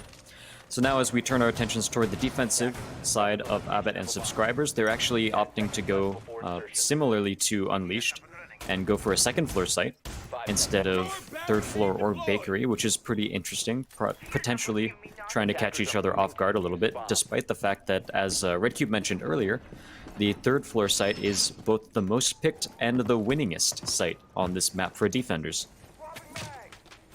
Yeah, so changing it up is going to be the side of the defense here, and maybe they're trying to change it up so the pattern changes as well. Maybe they're sick of this back and forth, and they're like, all right, if our playstyle is not changing it, maybe we just have to go against the statistics and do something completely different, and it could definitely work. Bumble Melts already finds himself on the kind of platform of the red stairs on this 2nd floor. And this is a really nice position if you don't get seen. If he can somehow make his way through that castle barricade and they don't know where he is, he's in a really nice spot to catch anybody trying to rotate through pillars or trying to drop down to retake site. So the attack finds themselves in a spot where they might not have a lot of map control, but they have a decent bit of control on the common rotates that defenders are most likely going to be taking. He has a claymore instead of breaching charges on his kit, so unfortunately not able to open up this castle barricade without taking a lot of time to melee it, or the wall next to it. But meanwhile, Z-Link gets the first kill onto Valaku. He is going to stay here on this third floor and just continue to rain death down from above onto the attackers. Until they flush him out here, there's really not much they can do to get as much map control as they want, especially since this is a reading room defense. So the room that Z-Link is currently in is directly above sight. So until he gets flushed out of there, the vertical game is pretty limited for the attackers. So they're just going to try to go horizontally. This castle barricade is going to go down pretty soon, and I do like the fact that Demira is already holding this angle, but Bollock takes out Maniac right off the start. As Demira jumps into sight, Z-Link takes out Riley as well. This is really bad for the side of Unleashed, as they're down to a 5v2. Bumblemouse finally takes one kill into their favor, and both of their teammates are grouped up together. Will it be enough, however? As Blamedom will peek around the corner, go for the shotgun kill. He gets one, turns around the corner, hip fires, does not get the second one, but Demira manages to take him out. Forced to pull out the pistol because he's out of ammo for his main weapon. Diffuser is still upstairs, and I believe that Abbott and Subs know it as well, as they are just playing safe. They're playing back, they're making sure that all the rotations are covered, all the staircases are covered as well. They know exactly where Demira is, and they know he can't get to the diffuser without passing through one of them. So at this point, we just need to see Demira rush for it. He's got 20 seconds. He needs to make a quick move. Going to go for a peek. But whichever defender was attacking him just plays it safe at this point, and that's exactly what they want to do. 10 seconds left. He's just given up at this point, and potentially using this time for his team to strategize rather than trying to go for a clutch play. It doesn't even matter. His Siege GG is going to be ruined as he gets blown up from below. As Miller, who's been... Actually, it's not even from below. Just a toss right onto his feet. As Miller, who's been an extremely good player for his team, continues it. And, well, last round of this match, no matter what, 7-7 for both of these teams. And someone has to move on, and someone has to go home here. There's a lot on the line. Obviously, there's a lot of money. There's a potential of being able to continue your kills, racking up your kills and things of that nature. So both of these teams want to win this matchup no matter what. And you can, if you hear it, my dog is also very excited for this overtime match point as he's whining in the background. But overall, this should be interesting. We have a 6 pick off of the Warden. I don't know if many people expected him to stay on that one, considering Warding in a pretty bad spot right now. There are a lot of potential problems with that operator. You know, the fact that he has to take a second to toggle his glasses before even using them already puts him at a little bit of a disadvantage. And even though he counters, say, Ying, for example, it still just doesn't feel good to play him because he just has so many limitations. His gun, he's got the MPX, and one thing I always like to see, or I always like to say about Warden, is that when you give a character an MPX, in order to make that character balanced, their gadget has to be about as good, maybe a little bit less good because Valkyrie's really good, but about as good as Valkyrie's, because that's the only other operator with an MPX that we can compare it to. So that's why we don't really see a lot of Warden. Gun, not very good. Utility, not good enough to make up for it, even though Ying is very strong in the current meta. So as we turn our attention toward the current attack, as Abbott and Subs will be on their overtime attack, of course, as Redcube mentioned, if the pattern continues and we go back and forth, Unleashed will win this round, but it's up to Abbott to basically break the cycle and make sure that they can take this victory. Unleashed, they are able to defend the third floor site here, which again is the highest win rate site for defenders here, so they're sitting in a pretty good spot right now. I don't think normal guns... Never mind. They just riddled it with as... Yeah, they just riddled it with as much firepower as possible, and it's going to break at some point, right? And just like that, they are able to open up the hatch over red, and they're going to be sending their drones down, gathering as much information as possible, and also gathering as much of their team and kind of their organization as possible in the process. Bomb located by The one thing you have to look at here is, well, Abed and Subs, they're on the attacking side of Cafe, which is technically not the most favorable, and, well, the defense is on statistically the best site on Cafe. And also, they have the pattern of back and forth in their favor, like Azaraki was saying. The push here from the attackers is stalling out just a little bit. Half of the round is gone. They don't have control of Piano. They have control of these window repels, but that's not going to do much when you want to try and make an execute into the site, because you're just going to repel and jump in to the lines of sight of all of the defenders. So if the side of Abet and Subs wants to win this matchup, they have to pick up the pace right about now, because there's only a minute to work with. Yeah, it's not a lot of time remaining, especially considering all 10 people are still left alive for both sides. Abed and Suds definitely need to speed something up, and that is a good start, as Miller Gunny is going to be able to take out Maniac Melts, and that is a C4 off the board, as he is playing mute, of course. Speaking of C4, Demira has one to say about that as he takes out Miller Gunny, avenging his C4 king friend, as Bollock takes out one himself, but unfortunately, the defenders are being squeezed out right here inside of storage. And oh, I've been lethal with a huge flick over onto the head of Bumblemelts, and this looks like Abed and Sons with a 2v1 situation. They might be able to do it. Going to try to go for the pickup. Riley Frags takes out one. I've been lethal down to literally 1 HP at this point. It's Riley Frags. He is playing an Ella, 3 speed with the shotgun, bursts through the wall, not quite able to find anyone. 11 seconds left, 10 seconds left, down to a 1v1. Riley Frags takes out Blame Dom. He needs to find Ben Lethal. Ben Lethal has 3 seconds to plant. Is he going to be able to find the kill? He will! Ben Lethal takes out Riley Frags, and that's going to be Abed and subscribers in a slugfest, a close match, a 7-6. Will take the victory and head to the finals. What a game. An absolute perfect representation. I've actually never seen this MVP animation. That's actually really cool. But that last round is a perfect representation of how this entire matchup went back and forth, and down to the wire.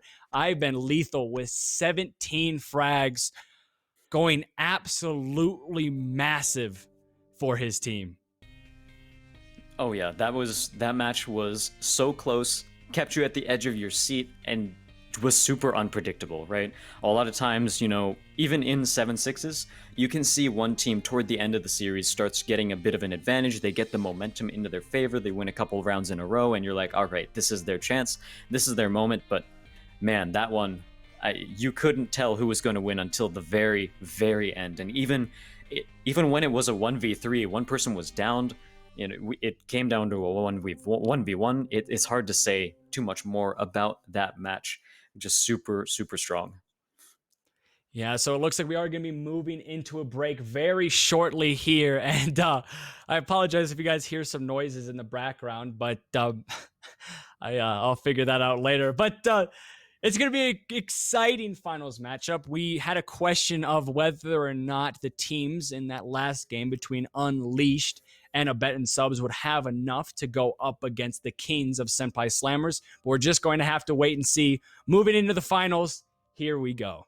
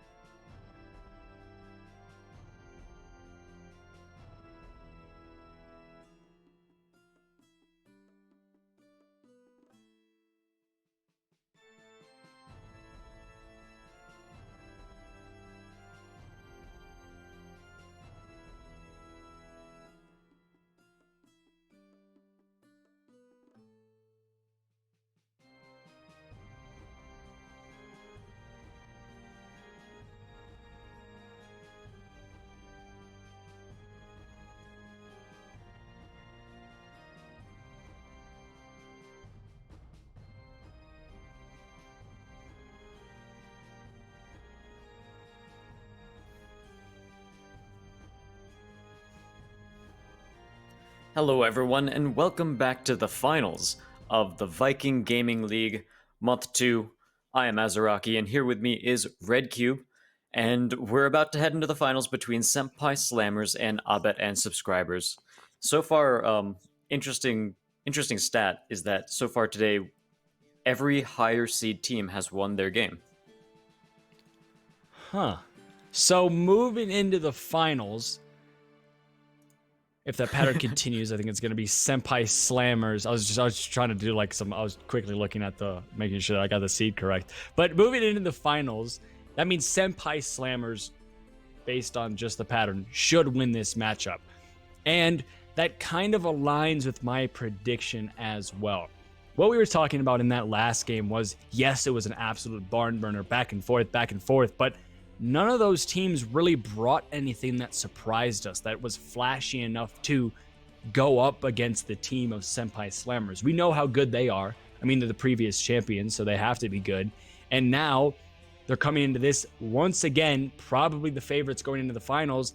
And I mean, the question I have for you, Azaraki, is does Abet subscribers really have what it takes to maybe force this to a map 3, win it in a map 2, or win it in general? Based on what you saw, does anything pop out at you and say they have a chance against Senpai?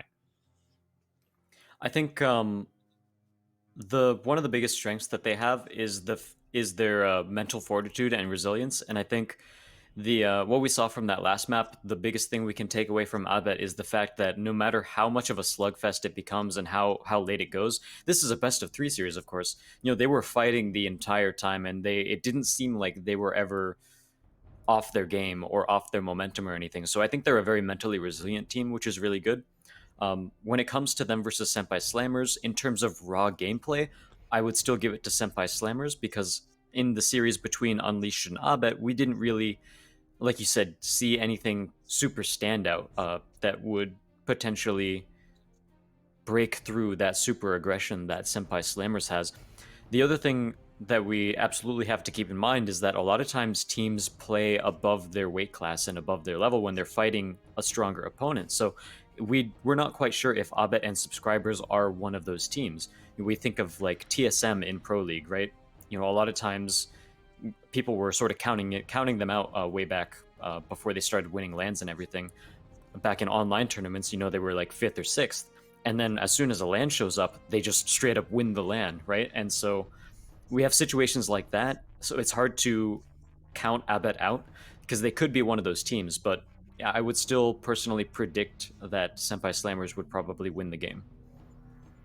Yeah, Senpai Slammers just bring something to the game of Siege that is, well, it's different from what we've seen from every other team in this tournament. They look aggressive, they look confident, they look like they know what they're doing in and out. They're never aimlessly running around the map. They always have an objective. And that can't be the same thing said to all the teams in this tournament. There's a lot of times where they look a little lost, they don't know what to do in a push, they don't know what to do in a hold, and when some little thing falls apart, the whole thing falls apart. We haven't seen that from Senpai Slammers yet, and that's a big reason why they won last time around and why they might win this time around. But like you said, going up against a very strong opponent, it might wake up this new beast that we haven't seen from Abet subscribers. And it also comes down to what maps they're going to be playing, because we've seen a lot of Cafe. That's basically our whole day has been dominated by Cafe. So if it decides to go to Cafe again, maybe Abet subscribers have the advantage there because they just popped off of that match. Maybe Senpai Slammers have the advantage there because they can see what Abet subscribers brought to Cafe. There's a lot of ifs, ands, and buts about it, and the only reason or way we're going to be able to figure this out is when we move into the matchup. But initial predictions based off the play we have seen so far, mine goes towards Senpai Slammers, but very narrowly. It's not a convincing win. It's not a 100% Senpai Slammers is going to win this because there's way too many unknowns to make that type of conclusion right now. That is certainly fair. And one thing I do want to mention is that we should definitely shout out our sponsor. You got it. We're gonna Give it a second. Shout out our sponsors.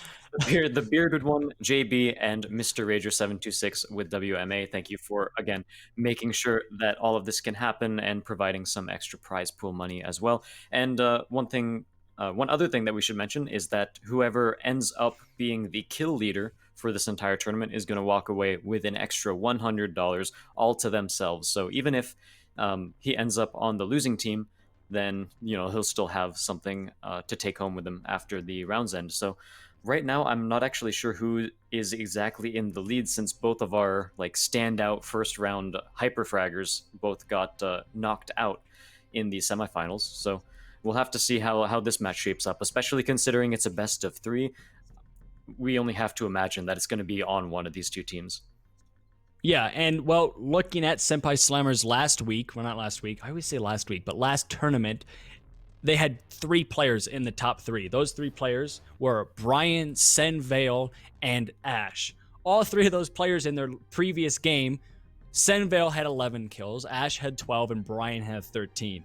So they're trying to make a run for that top 3 once again. And now, like you said, going into a best 3, this is a great opportunity to do that. There's more time to play. There's more games at hand. And there's also a better opportunity for you to just rack kills on top of kills. So again, if any of them want to go home with $100, it's entirely possible. And looking at the side of a bet subscribers, I can't really pinpoint one player that was incredible for them, that was racking up 18 kills like we saw from Psycho. But there is definitely someone on that team that could walk away here with those $100 if they decide to, wake up on this best of 3. And talking about a best of 3, we're going to have to decide what map they're actually maps.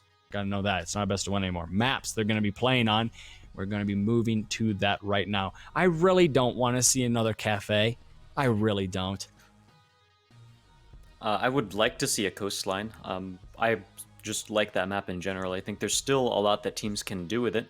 And so Clubhouse is banned out, so is Theme Park Consulate's going to be the first map, and that is picked by, it looks like, Senpai Slammers.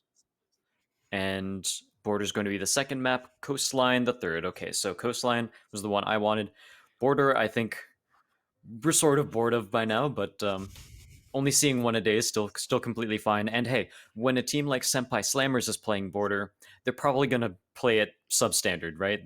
I don't even want to say substandard because that makes it sound like it's beneath standard, but they're going to play it in a different way, and it's going to be a very aggressive way. So perhaps they'll shake up that map a bit. Yeah, no, Consulate and Border both open up the doors for hyper-aggressive play, and that's something, Senpai Slammers is so good at. And then moving on to Coastline, that is the best decider map, in my opinion, in the game of Rainbow Six. It's the most 50-50 map. There's still a decent bit of areas where you can evolve some things and you can innovate certain strats, but it's consistent enough where everyone feels comfortable on it.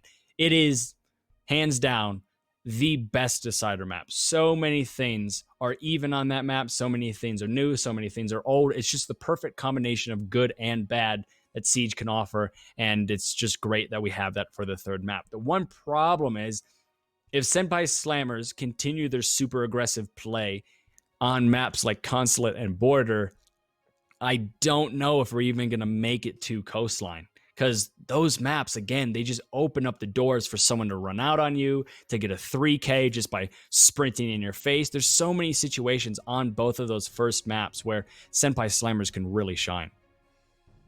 Yeah, and I'm even thinking back to last month and the first VGL tournament where Senpai Slammers, they were on Border, and we saw some crazy shenanigans of some of their players just basically sprinting out of Armory to challenge these crazy angles, and then getting into like 2v2 gunfights right outside of Armory, which you should think never happens, but with a team as aggressive as Senpai Slammers, they managed to do it. And yeah, so I'm definitely more excited to see this Border than I would be for most teams playing Border, for sure. And Consulate is a similar way, but I think Consulate is still, like, you have more options there than you do in Border, especially after they added the split site. Of course, that's usually not really played because teams obviously prefer the garage cafeteria and the console's office and meeting room sites. And unless a team wins both of those sites back to back, we're not going to see a third site. And even then, most teams prefer lobby. Yeah, lobby is definitely a little bit more popular than that split site. There are a couple teams that prefer that split site, TSM being one of them. Reciprocity also I like it loves to personally. rock that split. Yeah, Reciprocity likes to rock that split site as well because it's one of those sites where the attack probably doesn't know what to do either. The defense is a little bit confused, the attack is a little bit confused, and it comes down to, all right, who's less confused and who's going to be winning their gunfights, and sometimes that's just what you need to win out a round. So we could potentially see that here on our first map, but the highlight, I think, of this ban phase is going to be Border. We saw the way Senpai Slammers played Border last tournament, and it was just in your face, super fast paced, and there wasn't much you could find an answer for. And if that continues, it's going to be a really tough map for a bet and subscribers. But again, I don't want to count them out because most of the time when you're playing up against a higher skilled opponent, something in your body clicks and you just go straight for it and turn into a completely different beast. And who's to say that's not going to happen for a bet subscribers? Absolutely. And when we're talking about Consulate some more as well, one of so we were talking about that split site, and I think the biggest strength of that split site and why it works more than most of the other split sites we've seen, I think all of the other split sites we've seen in Siege, most of which, I think all of which are out of rotation at this point, but is the fact that the basement part of it in server, in archives, is there's only one direction that the attackers can come from, and that's toward the main hallway. There are 2 doorways into it and a couple of hatches. But overall, whoever's playing down on that site, as long as the rest of his team can hold the first floor pretty well, which isn't actually as hard as you think if you play the second floor really well. So if you have this, it definitely takes a lot of like setup and work and teamwork. But if you have this vertical play locked down, then you can actually make it really safe for whoever's playing down there to basically flush out any attackers, because they're forced to come from one direction. He doesn't really have to watch different angles, and so that's part of why that site is more viable than a lot of other sites than a lot of other split sites in the game. So Thermite ban is going to be your first ban on a map like Consulate. That's not the most outrageous ban. It's definitely not common, but it's definitely not kind of just super, super rare. So moving on from that, I'm probably going to expecting a Yin, actually, because Yin on Consulate is very strong, but with just the way these teams have been playing, what? Okay. That's new. That's really new. I don't think I've ever seen an Amaru ban before. Not even in like competitive. Not even in ranked. I don't think I've seen an Amaru. I've never seen an Amaru ban in a troll game. It's just, wow, okay. A little bit taken back by that ban. I don't exactly know why. An Ella ban as well is a little bit questionable. I don't know what the mindset is behind that ban, but they're going to be rocking with it nonetheless, and we're just going to have to deal with no Amaru. She has been picked once this entire tournament. What so a tragedy. Yeah, so it won't be too big of a hindrance, I'm guessing. But hey, it's something, I guess.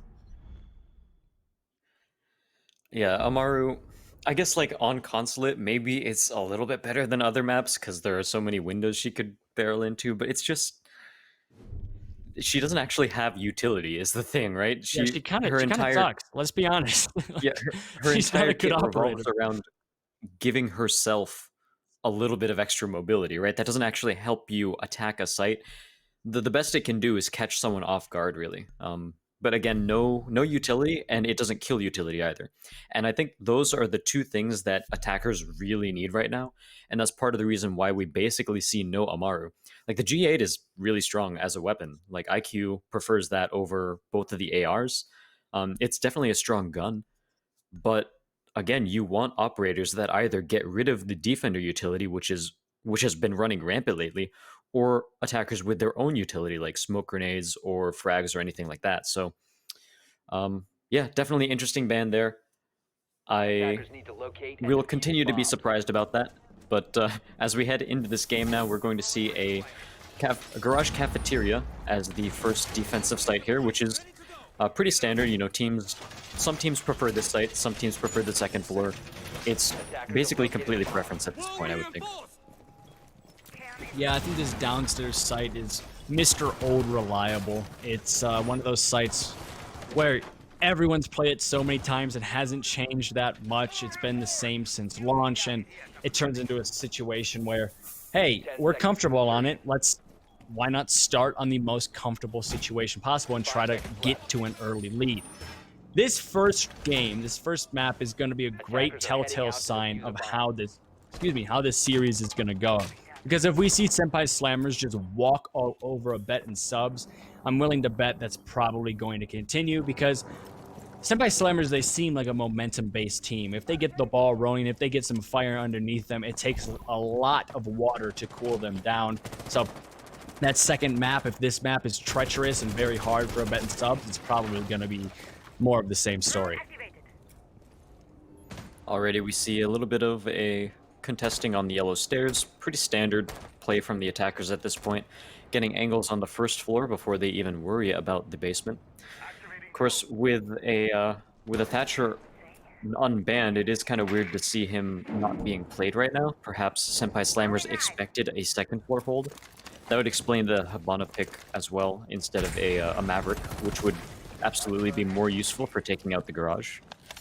Because you can do that Maverick trick where you take out the top row of like take out a line of a top row of a reinforced wall, take out the bottom line, and then turn it into a soft wall. So we're going to start seeing things basically be relegated to hatches mostly, and maybe a peephole in the garage door. But Stenvale actually gets the first kill onto Balak, and not exactly sure where that was, but Ben Lethal is actually immediately going to refrag it, so already a pretty high-level play from both teams. Refragging is super important for any team if you want to play at a high level, and it's a good start. Miller Gunny is going to get taken down by Brian QZ, and it doesn't look like there's any refrag ready for this one, as he's going to be able to rotate all the way back down to site.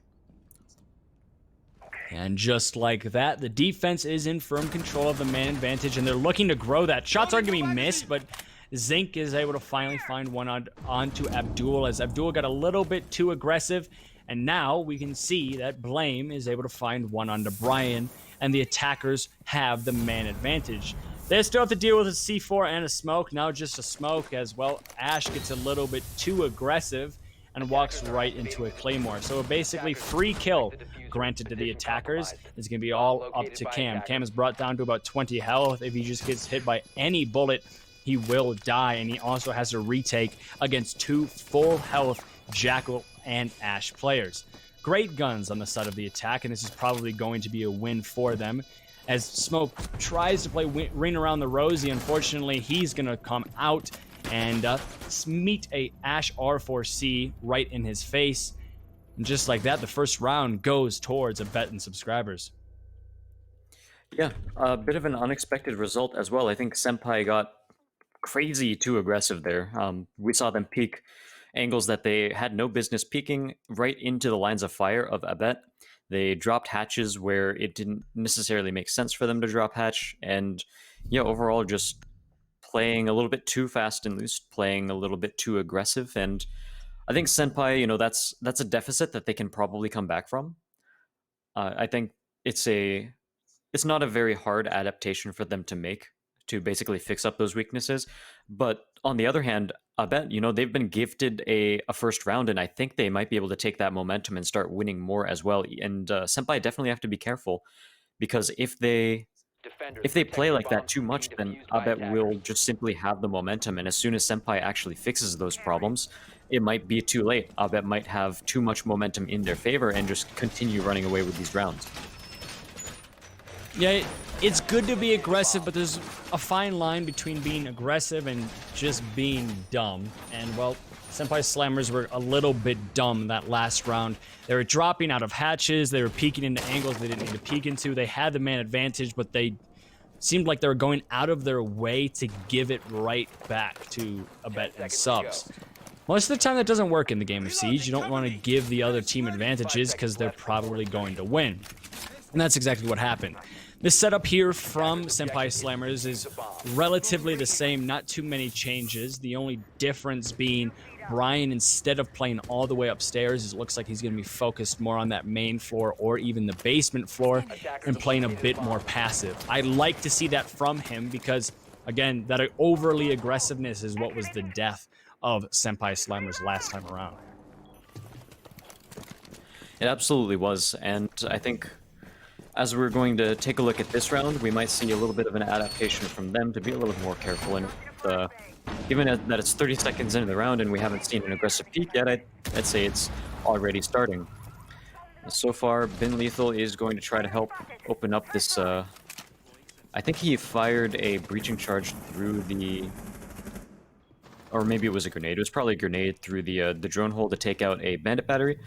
However, they do need control over Piano to completely prevent any tricks that are happening, especially when there's a Hibana, because it is much easier for the a bandit to trick a Hibana than it is a Thermite, because the gadget activates so much more slowly. And so that's why the attackers absolutely need control over Piano if they want to open up this garage wall. Like we're going to be stalling out for the time being, but just as I say that, Senvale is able to have an explosive start for this round, and that's the beauty of Pulse and the intel he can gather for his team. One player already down, that's the Jackal, and it's quickly followed up by the Ash. So the two players that were there to clutch up for a bet and subs are going to be the two players that die first time around round 2. So this is a nice start here for the defense, but it is quickly nullified as Miller is able to take down Brian, and that's going to be one of the roamers off the board, and it's going to make a bet and subs just a little bit more comfortable in terms of pushing on the site and not being scared of someone waddling up behind them on their flank. As the execute starts to come through, okay. Senvale actually rushes at him with a knife instead of his gun, but he does manage to finally take the kill out. As it was basically like a sledgehammer versus knife battle as they caught each other with completely the wrong weapon drawn. But yeah, very interesting as Senvale actually gets the better of that one. But it was a very strange situation in general. But that will allow the plant to go down. The attackers are on the right foot here, and I do like this play from Cam. He's just being safe, and wow, he actually didn't finish planting. That's huge. Miller Gunny needs to get the diffuser and plant it at the same time. You know, 1v3 situation. Gets the headshot onto one. That's Cam going down, but he does need to find more. With 8 seconds left, he's not going to be able to find the kill. He sees someone, but Ash will hit him in the back before any of that happens, and a lot of strange things happening during that round.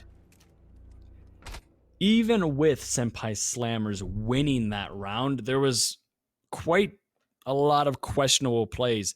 Senvale sprinting up the stairs with his knife out as Pulse is a little bit shocking. The utility usage and the ability to just spit intel to your team is very important, especially in the later half of that round. And if we saw Pulse just sitting on that kind of base of the yellow stairs and told someone, oh, hey, there's someone right here, there's someone right there with the Pulse scanner, it probably would have amounted to a much better result instead of Senvale sprinting up, finding one, and then immediately dying. I understand that he heard the barbed wire getting punched and the sledgehammer getting pulled out, but you have to be patient because patience probably would have paid off there and you would have easily found a 2K or maybe even a 3K in that situation.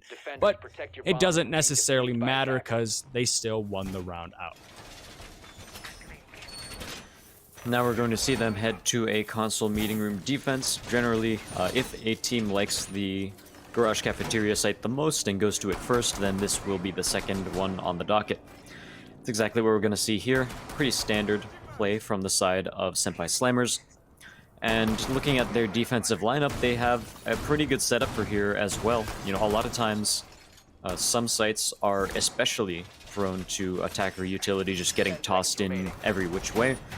This site is one of them. So having both a Wamai and a Jaeger is going to be very good, especially since there is a Capitao on the board as well. And of course, the magnet charges can... wow, he almost gets killed off of that cam going off right there. But yeah, the magnet charges... magnet charges can capture Capitao bolts. Is what I was trying to say as Abdul got attacked. Yeah, so there's a lot that Wamai can do, and some of which is a little bit better than Jaeger, some of which not so good, as we can see one of the stuns is going to get popped open. It's going to be eaten by some ADSs, eaten by some Wamais, and that's exactly why this utility meta is so important. Ashe had to use every bit of utility in her back pocket just to clear out one Wamai and half of an ADS, essentially. So if that continues to happen, the push on the site is going to take quite a long time, and then the time management of the side of a bet and subs is going to be their main issue or obstacle when trying to get on the site and win this round. One Nomad is going to go off. I don't exactly know where, but the enemy is detected outside. I still don't know where, but it doesn't matter anymore because they obviously have made it safely back inside and nobody is coming out scathed. Unless you're looking at a duel who lost a couple of health tick points at the very beginning. Senvale, though, is able to find the first kill. That's going to be on to Miller. And with Senvale playing aggressively in those yellow stairs, he needs to get cleared out very quickly, or he is going to be a thorn in the side of this push for the side of a bet and subs. On top of that, Senvale is the one playing yellow stairs, which is a very important location for the attackers to have control over.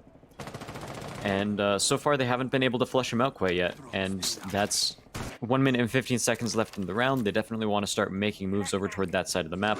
Blame Dom knows that there's someone here, but it's going to be captured by a Wamai drone. He's going to toss a second one immediately afterward.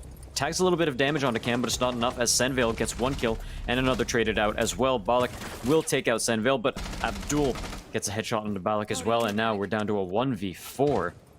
As Blame Dom with 0 grenades left, we saw him use both of those, will have to clutch it out. Most of Senpai Slammers are still pretty healthy as well. Abdul and Cam may be missing 1 bullet's worth of health as someone goes for a run out all the way from garage and manages to take out Blame Dom, who I think just couldn't get the proper angle on the upside down rappel. This is a very common run out. A couple of missed shots there from Brian, but he gets the kill in the end, and that's what matters. And I think that was the first time where we saw a convincing round from Senpai Slammers. They looked good throughout, and on the other side of things, if you look at a bet and subs, they looked lost throughout. They didn't get control of yellow. They didn't get control of admin. They didn't get control of anywhere below the site. Overall, it was just a lack of control, and everybody was just trying to rely on getting kills from the rappel angles or from the windows. That doesn't really work on Consulate. Yes, you can find a couple kills, but at the end of the day, you're going to need to somehow get in the site and get that plant down or establish yourself in a position where you can watch attackers rotate. And unfortunately, that's not at all what a bet and subs had on their agenda, and it punished them. Attackers need to locate and defuse bombs. And punished they are. We're going to head actually to the split site now. That's pretty interesting. Of course, the 2 main sites were both consecutively won by Senpai Slammers back-to-back, so that means they are going to have to go to one of these off sites, and they decide to pick the split site. So we'll see how they decide to hold this. Usually you see something like one person staying downstairs in case someone gets through. Maybe one roamer toward the garage side of the map, because that's a very popular place for the attackers to attack from on this site. And then the rest of them, basically maybe one of them playing on the first floor, but the rest of them upstairs.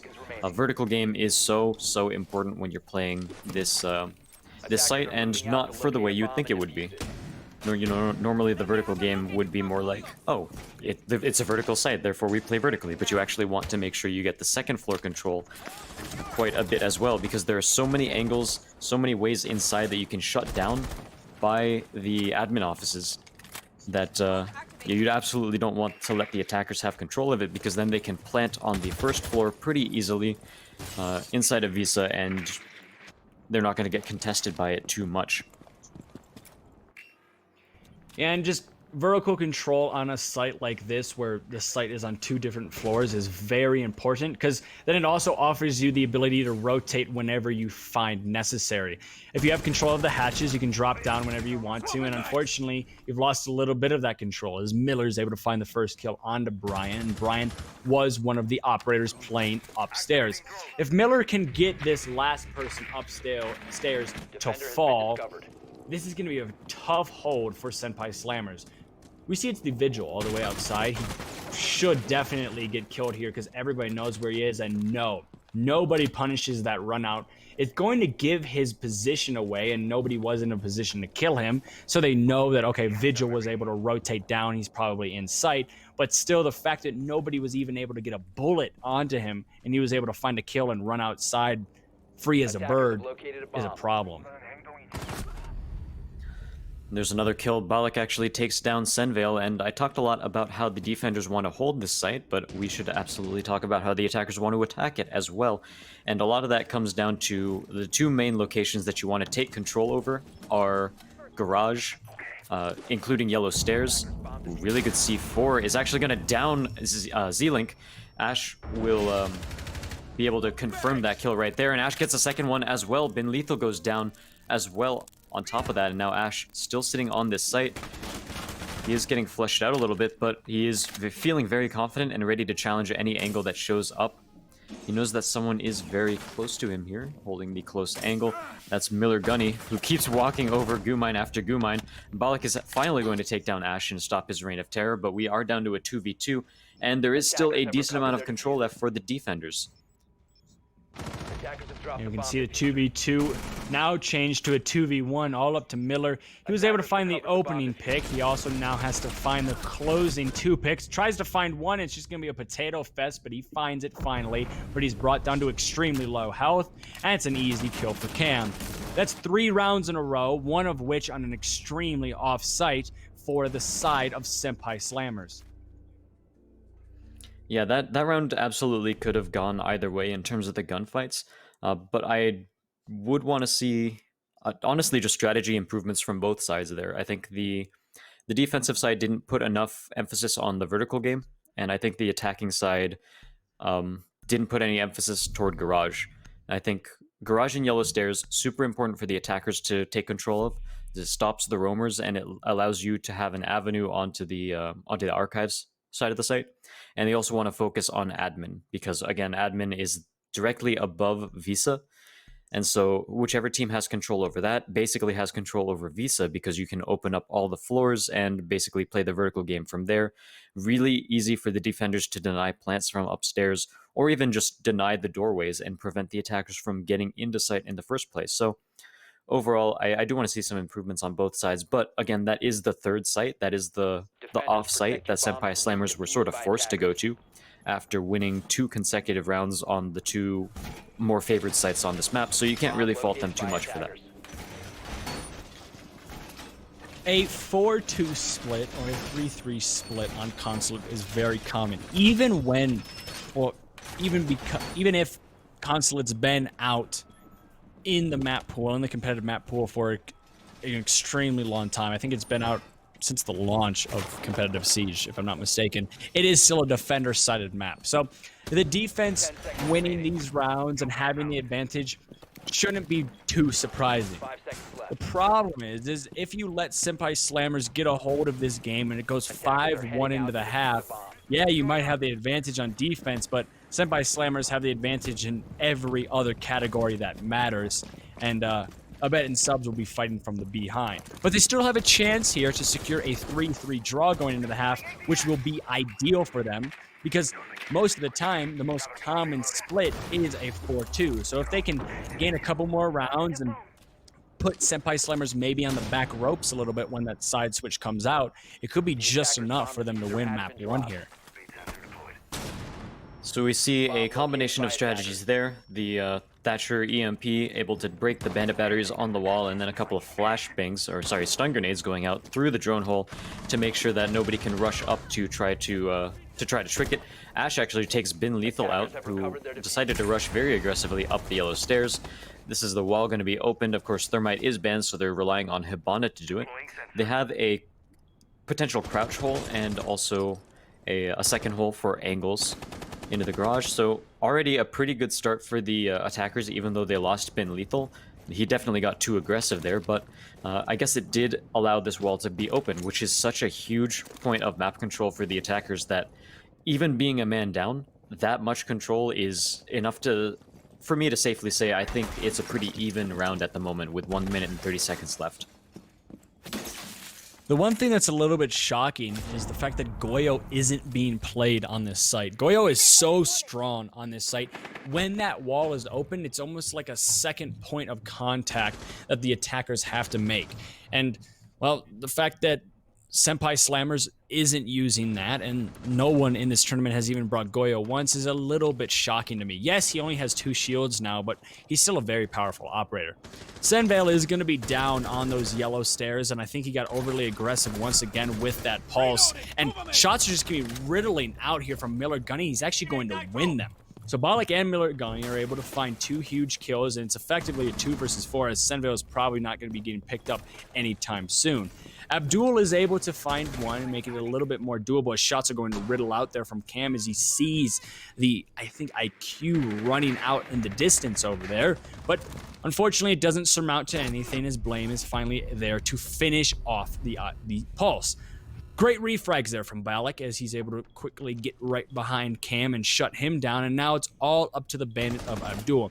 Abdul has been in this situation before, and he's won it out before, but sometimes lightning doesn't strike the same place twice, and this is a little bit more difficult. Yes, he has the pains, but he also has a crosshair riddled onto his head, and it results in his death. Senpai Slammers, after winning 3 rounds in a row, finally slow down, and it's going to be the side of Bet subscribers that are clawing their way back into this matchup. Yeah, I bet they do manage to take one in their favor, but Senpai Slammers, they have a second bomb site that they won on defense, so they are going to still be pretty comfortable right now, unless they lose this round, in which case they might be feeling a little bit of extra pressure. Of course, when it comes to Abbott and subscribers, we've seen that side selection doesn't necessarily matter quite as much to them, as they still had a slugfest on Cafe of all maps, which we know is very defender-sided. They won plenty of attacking rounds on it, so it's hard to make any judgments about which team is going to win at this point, especially with Abet able to fire back against Senpai Slammers a bit more than I thought they would be able to as well. And so we'll see what Senpai Slammers do during this round to sort of adapt and make sure that they can continue their reign of terror, one of which is going to be Brian Hughes on the Echo, which I'm actually pretty surprised he hasn't run yet, especially on those Garage Cafeteria sites that they played.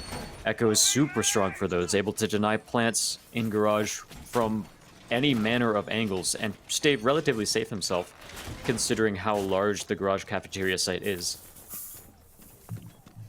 Last time on this site, Senpai Slammers had a very convincing round. It was so close to being flawless, and I think it was Miller Gunny, who was last alive, was just able to get 1 kill, and then he met his death.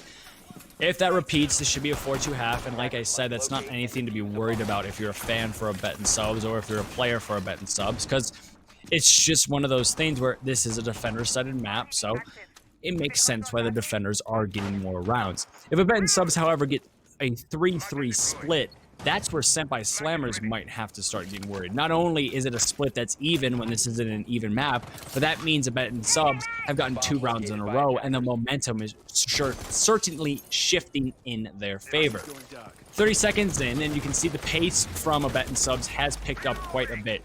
They're establishing themselves on this west side, and unfortunately a missed drone there from the Capitao is going to cost them a bit of time. But the problem I'm seeing, again from Abet and Subs is on this site is, yes, they're getting control of the windows, and they got control of the windows a lot faster, but they're not doing much with it. Just as I say that, though, not even from the windows, actually, but downstairs, Jackal is able to find the first kill onto the roaming and lurking Vigil below, and that's just the use of Jackal very, very well. Potentially going to see the strengths of Capitao here as he uses a couple of asphyxiating bolts to potentially cut off anyone who's trying to hide in that corner there, but unfortunately for them, I think it's Cam is on the desk with the shotgun. He's going to be able to get a couple shots down, take out Z-Link at the very start of that. Ben Lethal will take out Senvale as well, but that does leave us with a 4v2 now as Miller takes out Abdul as well.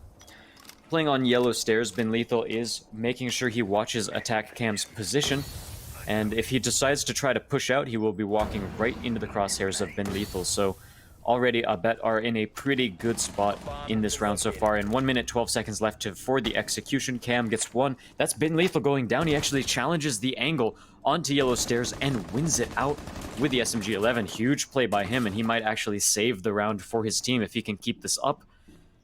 Peering into bathroom, doesn't seem like any action is going to happen there, and they finally flush. No, that's actually Cam once again. He takes out Balak as well. Nobody is able to kill this guy. His SMG-11 is just raining terror on them, and him and Brian QZ being the last two people left alive definitely is not a good sign for the attackers too, as Echo, we keep mentioning, one of the best operators in clutch situations. Same with Smoke. However, in this case, he doesn't have any toxic babes left. He does still have powerful weapons, however, and Cam will trade a couple shots back and forth, take Dom down a little bit lower, but finally lose his life, as well as Miller Gunny able to take a kill onto Brian Hughes, and that is Abet finishing up the half with a 3-3 even scoreline. Trying to clear out that smoke was quite difficult for Abet and subscribers, but they did it, and it might have taken a little bit longer than what they had planned, but it still resulted in the round win. 3-3 going into the half, and this is looking a lot like the match we just had. We had I keep blanking on that team's name. Unleashed.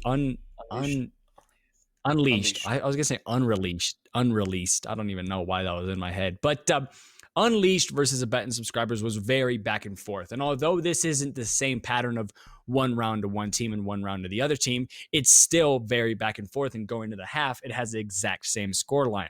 I didn't actually expect this from either of these teams. I was expecting Senpai Slammers to gain the lead early and then maintain that lead. But like we said, when a team faces another team that's extremely high level, sometimes something just ignites in your belly, and then you're an insane team and you play a lot better than the match previously. And I think that's kind of happening here for Abet and subs. They might not be as flashy as Senpai Slammers, but they're getting the job done, and that's all that matters in these types of situations.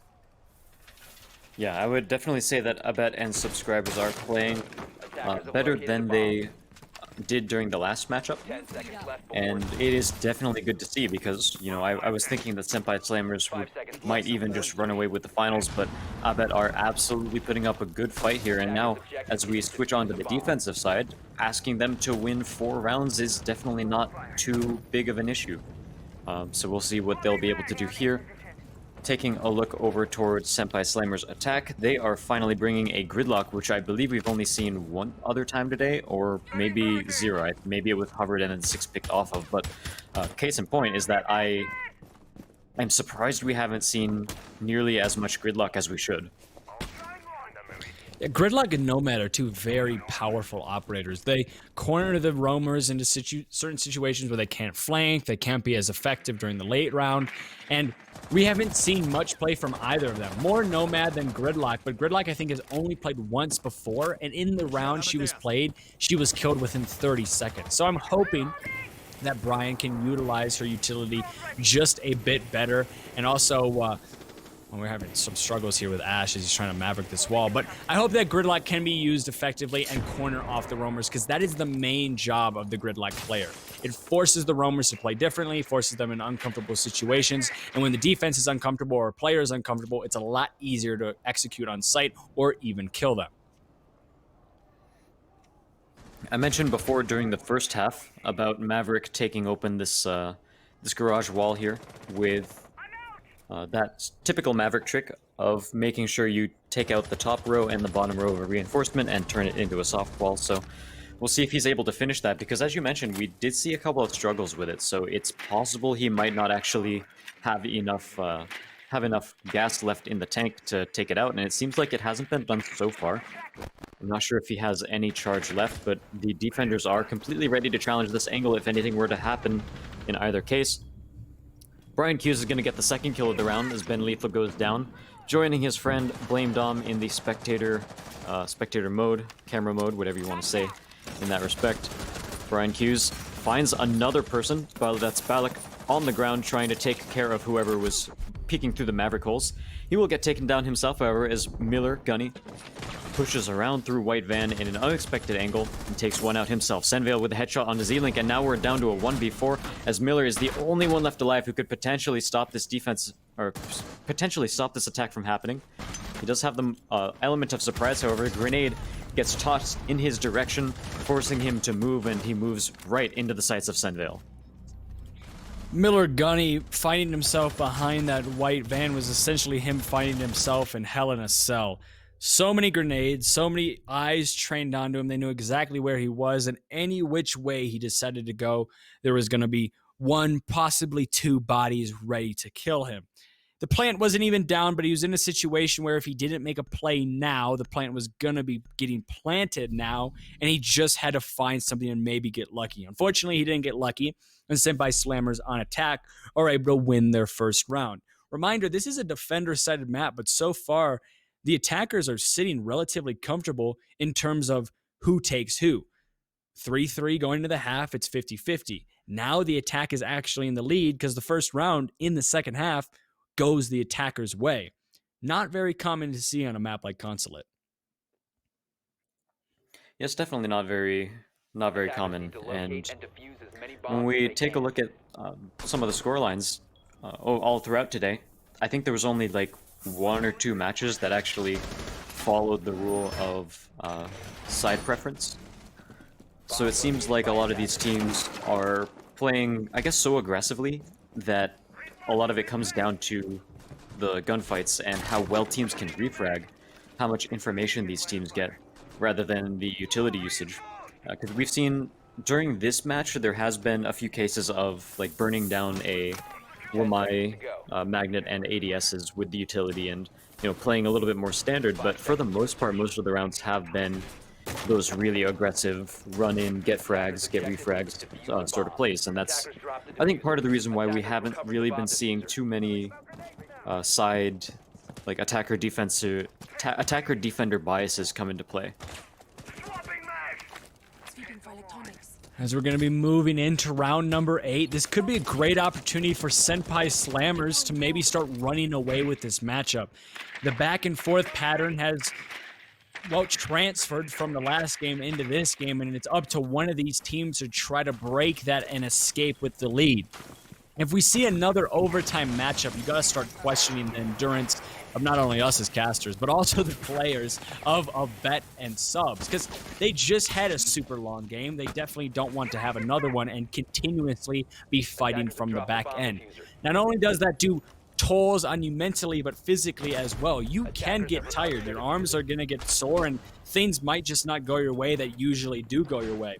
Something that does go their way, though, is Ben Leith was able to find a kill on the Cam. That's a huge pick because, yes, it's an Ash, and there might not be too much utility, but the fact that you just get a gun off the board that early on in this matchup, and it's also in a very good fragger, is huge for the side of a Bet and Subs.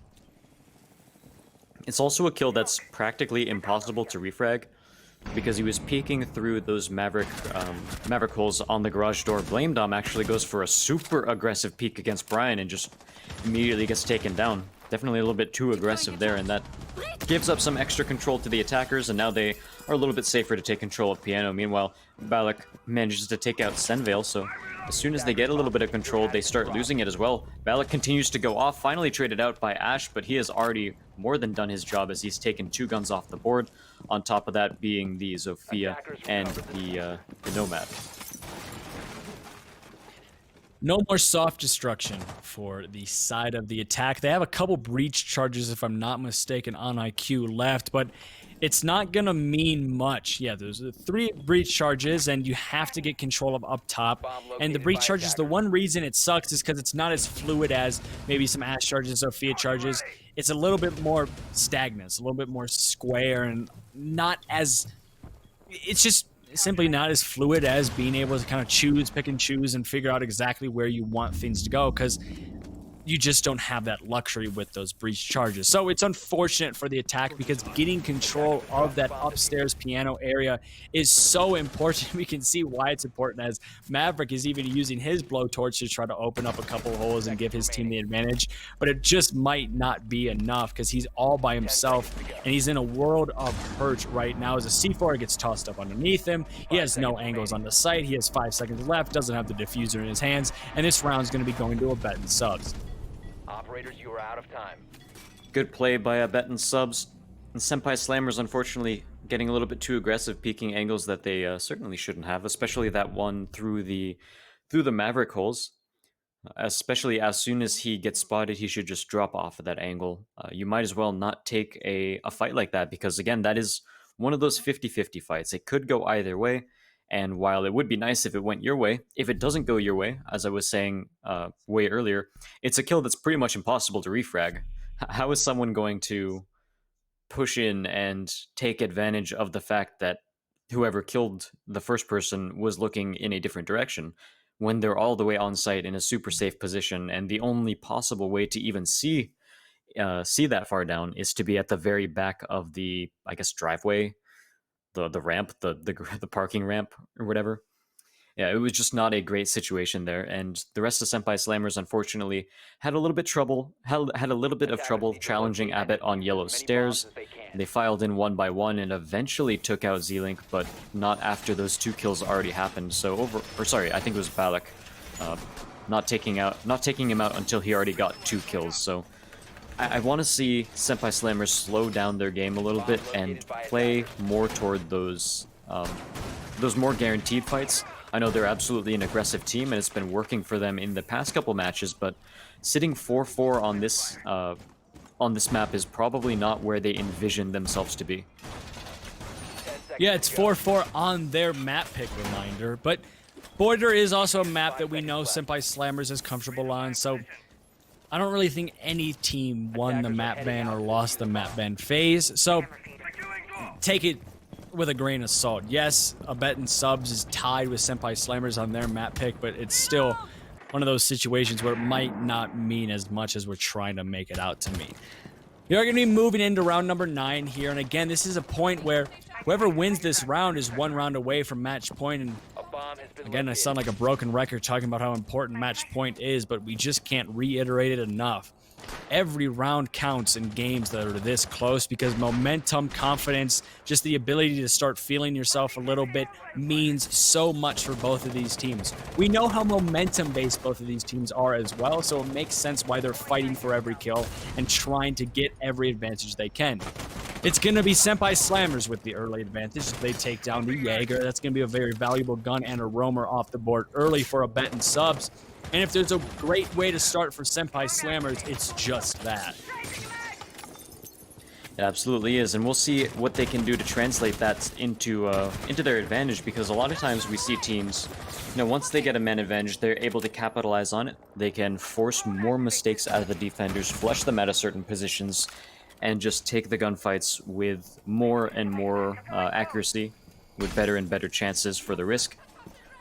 So far, Senpai Slammers haven't really been showing that this round, which is pretty unfortunate. They've been getting a little bit too aggressive and not using their man advantage to force better engagements, but still continuing to force those 50-50 engagements where, both players peek the corner and one of them gets a headshot. And it seems like they are slowing it down a little bit, making sure they get some more information. We'll see if they can flush out the player on yellow stairs. Is probably going to be the next big point of contention, because yellow stairs is, as you can see, a very strong position that can watch so many different angles, especially the ones onto the console office, but he can also peek long desk very easily as well. 50 seconds left, and Senpai Slammers, you have to pick up the pace. You have the man advantage, but you haven't done anything with it. There's people still in yellow stairs, there's someone still in bathroom. Very favorable positions for the defense to play, and the fact that they only have to play in those positions for 35 more seconds is going to be very difficult. That's exactly why you need to clear that person out bathroom, because just a flurry of kills are going to come out, and most of the time it's in favor of the defense. And now that man advantage is quickly turned into a disadvantage, and Abet and Subs win 2 rounds in a row. Senpai Slammers are stalling out on the attack, and Abet and Subs recognize it. They play patiently. They know time is on their side, and they play it perfectly. Yeah, Abet are starting to show how strong they are. And as you said, 5-4 now, threatening to force match point rather, as they've won their last couple defenses, and so they are forced down to a third site, and this time it's going to be lobby press room. And now, not only do they force match point if they win this, but they also win a round on one of the less favored bomb sites, which would be a very good boon to their defense and might further hurt the morale of Senpai Slammers, who are already trying to find it, or already finding it difficult to gain as much ground as they usually get against most teams. And that's part of why I want to see Senpai Slammers again focus more on utilizing their utility, utilizing their man advantage, and fighting fights that are more than 50-50s. Over toward Yellow Stairs, we saw a couple people jump in through the rappel and say, okay, maybe I kill this guy in bathroom and maybe I don't. And even though it's refragged, it's just a position that they're not really too favored in. And interestingly enough, both times we've seen Senpai Slammers attack the consul's office, we didn't, and honestly, even when the defensive side was on Senpai Slammers, we didn't really see either of these teams put a lot of emphasis on admin offices, which I think is a pretty big mistake because that is a huge amount of map control that you can get, and it also forces the defenders to look both ways. If you both have people on the rappel of console office and you have people in admin, then whoever's playing the anti-rappel might not be safe because they always have to check their back or force one of their teammates to check their back because someone might be pushing in through meeting office, getting extra angles, or even getting the plant down if they have control over admin. I feel like Senpai Slammers have a lot of doubt surrounding them. One way to remove doubt is with action, and well, there's not a lot of action from Senpai Slammers either. They seem a little bit timid, they seem a little bit not like themselves, and there's certain situations where, yeah, they're super aggressive and they're trying to get refrags and they're all up in the face of Abet and subs, but it's not working the way they expected this to work. Senpai Slammers probably coming into this matchup did not expect to be 5-4 down in round number 10 on their map pick, and it shows. Their mindset's a little bit flustered. They seem to have been surprised, and they did the worst thing you can do in Siege, and that's underestimating an opponent. It's turned them into a pretty much stagnant beast because, well, 1 minute has passed in this round, and they've done absolutely nothing with it. They've been able to drone out certain areas and figure out what they want to do, but in terms of organizing themselves to formulate a push, it seems like they're lacking in that category. And as soon as they do enter the building, which by the way happened, I think the first person was in the building at about 1 minute and 40 seconds, Balak takes him out. And speaking of, Balak gets a second kill as well. That's Abdul going down. Miller Gunny takes out Ash with a headshot as well. 5v4, and suddenly Senpai Slammers are looking like they are absolutely falling apart right here, especially on one of the offsites of this map. Now Cam is going to try to peek the angle against Blame Dom, and unfortunately, Blame Dom has already been healed up by Miller Gunny, so all of the damage he took up before, none of that matters at this point. Meanwhile, Cam, sitting at about 30 health, that's going to stay forever. There is no healing attacker. The closest we're going to get is Finka, but 2 kills go over onto the side of Senpai Slammers. They might be able to take this back if they continue to land headshots, but again, both of them are pretty low on health. Brian Hughes goes down. Cam is the only one left, and again, only on about 23 health. He's got a 1v3 to fight into. There's someone waiting on the other side of the spiral staircase, and that's been Lethal taking him out with the SMG-11 at close range. I think we have to talk about it. Ben Lethal has been, well, lethal. This entire game. This entire series, and through the last map we saw from him. He's an incredible player, and there's a lot of incredible players on not Senpai Slammers, but a lot of incredible players on Abet subs. And the fact that one of them stands out is very good. I mean, look at, he's not even their best player right now, but he's still making highlight plays. Everyone, and I mean everyone on the side of Abet subs is doing their job, and they're doing it with flying colors. I was so excited because we could have seen the very first Goyo play, but it's going to be quickly 6th picked off to the Kaid. And that's still pretty exciting because we haven't seen Kaid that much today. And we also could have seen a Glaz, but that was 6th picked off. So what could have been a super interesting round has quickly turned into what a pretty common round on Consulate would look like. And I don't know if common is going to work here if you're Senpai Slammers. You're on match point. It's time to take a risk. It's time to change something up because what you're doing right now, it's obviously not working. Could see a Ying. That's always on the board, and I don't think... Yeah, I don't recall it being banned today, and we haven't really seen a lot of it, so I think most of these teams have not practiced it, but even then, like you said, you got to do something to catch your opponents off guard at this point. You know, the side of Abbott, they're starting to feel their momentum, and it absolutely showed during the last round. There were only a very small few gunfights that Senpai Slammers won last round on and off site. So Abbott, they're really winning their gunfights now, and that's the kind of momentum that you need, something different than just, hey, let's go in, standard, get a frag, and play from there. You can't say that against a team that's really feeling their momentum here, so potentially they're going to change something up with their with their play style rather than their operators. It seems like Abdul is immediately going back to this wall, which, when you're Maverick, there's not really too much you want to change up about this situation, because this is your job as Maverick.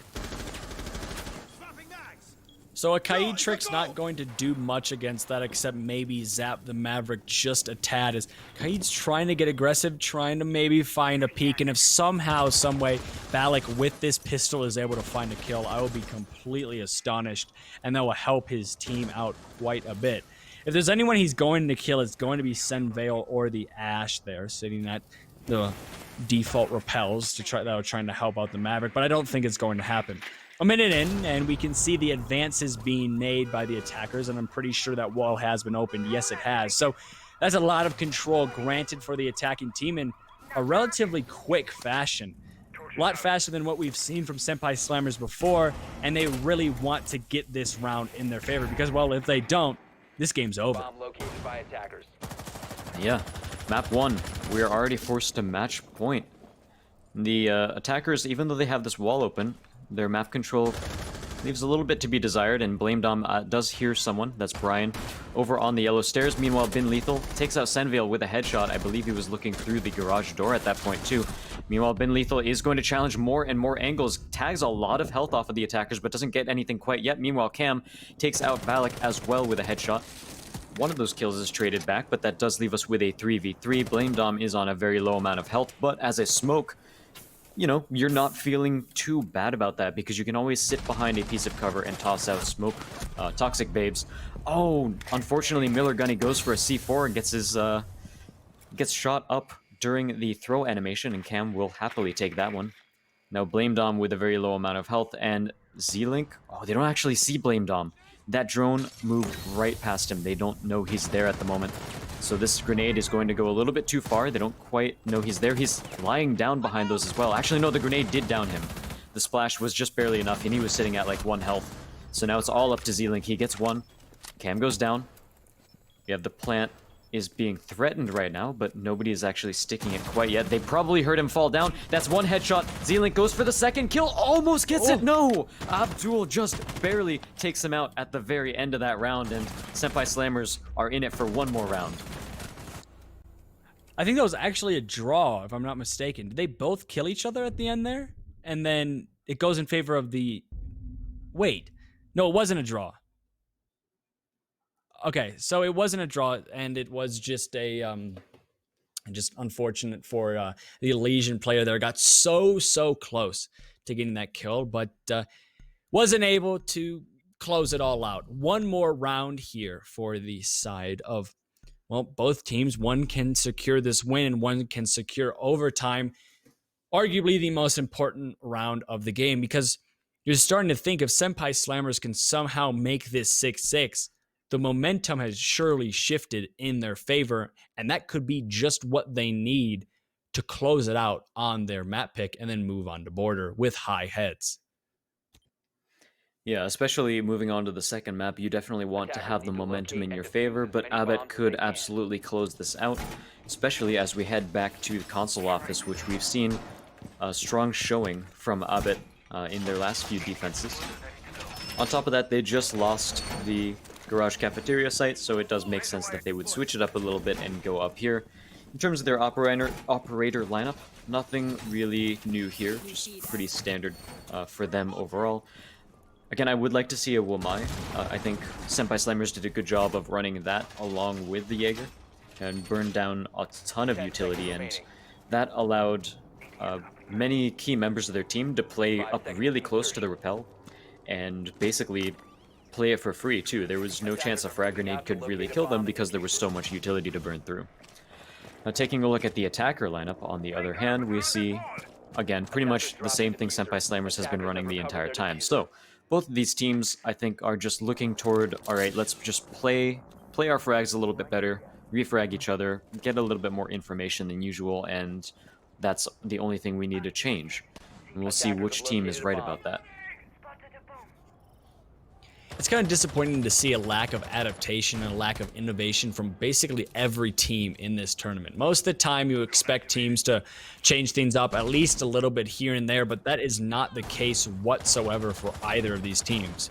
It's been same old, and I can't complain, I guess, because it's working for both of these teams as they are in the finals and it's a back and forth matchup. But sometimes you have to just take a little bit of a step back away from the meta or what you're comfortable with, because you never really know what your potential could be if you take a risk or do something differently. Unfortunately, I don't think either of these teams are going to figure out their potential today, because they're going to be probably sticking with this very basic playstyle they've been rocking with the entire time. Abdul is able to find one. It's going to be on the Bollock, and that's the bandit down very early. And if I'm not mistaken, he actually was rocking a C4. So C4 is off the board. But what a shot there from Blame Dom onto Abdul. An extremely long angle being held by the SMG-11. Not a gun you expect to win that gunfight out, but it does. Quickly refrag though by Senbale, and the damage is a little bit numbed even more as Brian is able to find one, and it's all falling apart here for a bet and slubs. No, Ben Lethal somehow is still alive, and this is looking a lot more doable as he's able to find two. It's now a 2v2, and Senpai Slammers have to push on the site, and talk about pushing on the site, they're actually going to be able to plant, so it's a retake situation. Shots are going to be riddling out here from the Legion, none of which are going to land. He's actually going to come out worse for wear in that situation. And just like that, a bet and subs combined have about 25 health, and this is not looking good whatsoever. We have overtime on the horizon. Ashe is able to take down Zlink, and now it's all up to the Jaeger sitting on the stairs, just trying to hope maybe someone walks in front of his crosshairs. He's able to find a free kill, but he needs to make a play, and he needs to make a play fast because time is running out on that diffuser, and he doesn't have much to do. And Senpai Slammers, with a great execute on the site and a great post plant, are able to force an overtime. Yep, you talked about momentum too, and Abet, unfortunately, after losing the last 2 rounds, might be cooling off here. Senpai Slammers, in the meantime, are starting to win more and more gun battles. The only thing I can definitely say is that I would still like to see more of this game come down to something other than the gun battles. So I want to see more changes in their strategies. I want to see more different pushes. Again, we saw basically nobody on either team really put any emphasis on admin, which when you look at sort of the PC scene play the map, we see a lot more emphasis on admin because it just opens up so many more options. You get those long angles all the way down long desk, and you also pressure meeting hall for being taken, and you pressure the plant going down on meeting hall. So unfortunately, we're not seeing any of that. Defenders protect And your bombs from being defused by attackers. as we go into overtime, the first team to defend will be Abet. And it doesn't seem like between these two teams there is much of a favored side here. Of course, we do like to talk about most of the maps in Siege being defender-sided. But yeah, most of the teams today haven't really cared. Yeah, they don't care about statistics. They don't care about aligning with the statistics or aligning with the meta because, well, if they're winning rounds, they don't care what side it's on. It's just, hey, we're winning rounds, and that's all that matters. And this game is a perfect example of that. The attacking team, they were able to, I think it was a bet and subs, were able to go into the half 3-3, and at that point I was thinking maybe, just maybe, that's enough for them to throw it all up on defense and only need 4 rounds and win this game out. That obviously wasn't the case because we're in overtime now, and it's 6-6, and basically everything you've known so far about this matchup is thrown out the window because overtime is a completely different beast.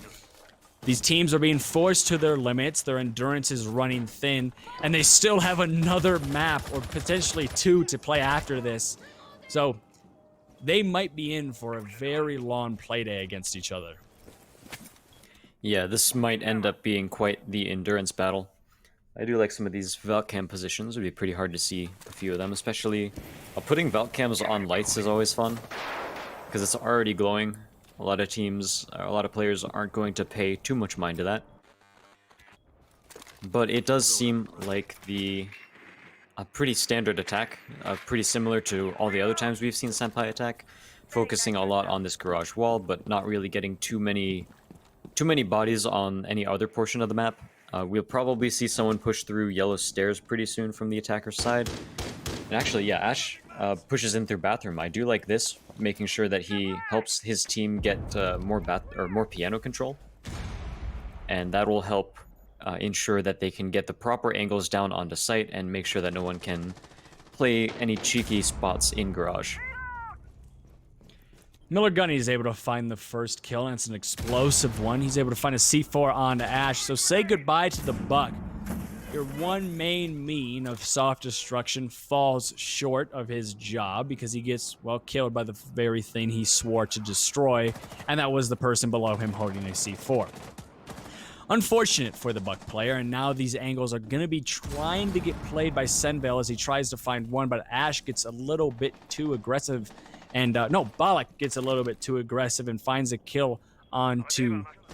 Wait a second. Balak gets a little bit too aggressive and dies to Ash from the grave, and just like that, it's going to be 4 versus 4. And the advantage not really in favor of anyone, but if you really had to get nitpicky with it, you could say it's in favor of the defense because they have that 6th man, and that 6th man is named Time, and you can never overlook him because, well, there's only 30 seconds left, and that execution needs to come out from the attacking team. Speaking of the execution, we're going to see it right here as Abdul pushes in very aggressively, takes one out, but Ben Lethal manages to refrag him.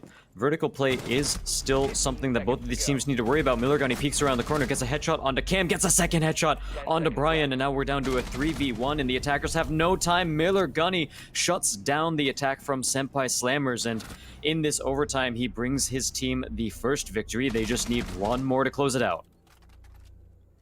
Miller Gunny going absolutely massive for his team there, and now they're put on to match point. There's only 2 rounds left in this map, no matter what, and potentially 1 round left if we see the side of...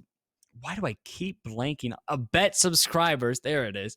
If we see this side of a Bet Subscribers win it out here, the game is over.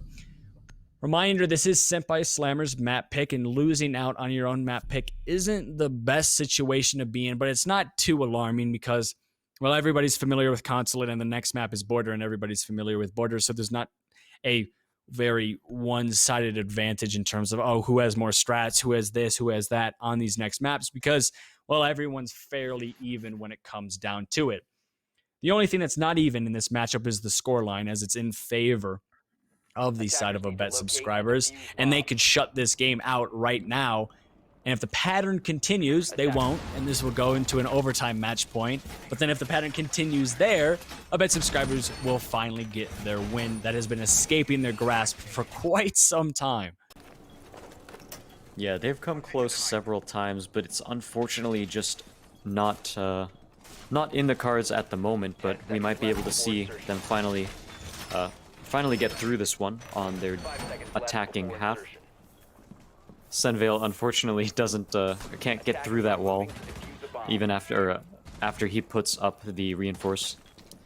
They'll probably still be able to vault it, but that'll just make any rotations a tiny bit slower. Shouldn't matter too much, but it'll be really interesting if they lose the round to that. Like, someone needs to rotate through there and just can't fast enough, and they're forced to vault, and then they get killed while vaulting or something. But we're definitely a long way off of that, and a very slim chance that that's going to happen. So just playing a little bit of a bonk there with the drone. I don't know what that was, but I interrupted you. What were you going to say? I was going to mention the drone as well. I don't think you can even throw a drone through those bars. I've never. It's got to be too wide, right? Yeah, well, yeah, I'm almost 100% positive you can't. So I don't know what the main objective there was with the drone, except just maybe kind of testing its durability and see if you have like an OtterBox case on it or something. I really don't know. But the Maverick is going to be doing his job, just business as usual right now. A little bit smaller than last time, and this might be just because, well, one of his friends earlier on in this matchup got caught out because that line was just a tad too high. The one problem with this Maverick play is It's kind of messy and a little bit all over the place. And I've been lethal. If he wants to open this all the way, he's going to have to risk his life just a tad. Bollock, though, is able to find the first kill. That's on a Senvale. So Maverick can sit a bit easier knowing that if he does die, it's just back to even pegging. Senville also being the pulse that really hurts his team, and Miller Gunny goes huge, and this is slowly looking like a bet and subs will win it out here on map 1 unless the last 2 players of Senpai Slammers have something to say about it. This execution is coming out fast. Brian's able to find one on Nabalik, and they're just trying to make things a tad bit easier for the defense, but now it's a 4v1. And on the map of Consulate, it looks like a bet and subs are going to be walking home with a victory. As there's so many things that Brian has to watch, and he can't watch them all at the same time. He doesn't have 4 guns, he only has 1, and well, that one didn't work properly, I guess, because he wasn't able to even find a single kill. And a bet and subs surprising both me and you, win it out on map 1. Yeah, can't hope that anyone forgot about my predictions, but I am definitely happily surprised that Abet are able to take it to Senpai Slammers, because this means we have quite a competitive series on our hands. And take a look at Miller Gunny with 19 kills on the board himself. Of course, that comes through more rounds than we saw from any of the other 2 players in the first couple matches, but that does probably, I imagine, put him very well in the running for the $100 MVP that is going to be awarded to the player with the most kills at the end of the tournament. So good job to him, but especially just good job to Abet all around for shoring up their play and really taking it to Senpai Slammers. Again, neither of us really expected they would be able to win that map, but they did pull it out. And at this point, you mentioned it before, that was Senpai Slammers' map pick. So potentially the momentum is going to shift even farther in their favor. Yeah, so they are going to be moving on to Border. We know how good Senpai Slammers is on Border, but because this is a Bet Subscribers map pick, we might be in for a pretty good treat or something surprising from them that could be just enough to put the side of Senpai Slammers into the dirt, and the reigning champions, unfortunately, won't have a repeat of what happened last month. But before we determine that, we're going to have to go to a break. And just like that, make sure you guys stay tuned, because the final matchup, or potentially the final matchup of the day, is coming right up.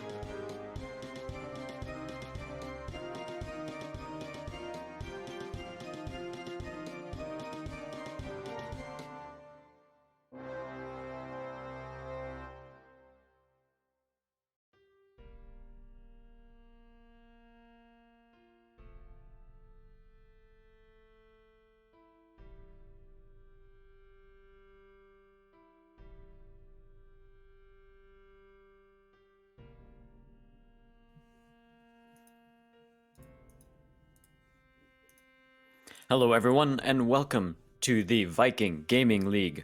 Month 2, I am Azaraki, and joining me is Red Cube once again, and we just saw a powerhouse of a game 1 between Abet and Senpai Slammers, with Abet just barely taking it in overtime. So, really excited to see what the next match has in store for us.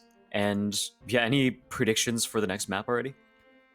I'm just going to ignore predictions for now because Yeah. it seems like every prediction I make in casting is always wrong, unless it's like operator bans. I'm really good at the operator bans, but other than that, it's just absolutely terrible. So I'm going to ignore that for now and just let the players do their thing. And going into the second map, I think the map, yes, it's going to be Border.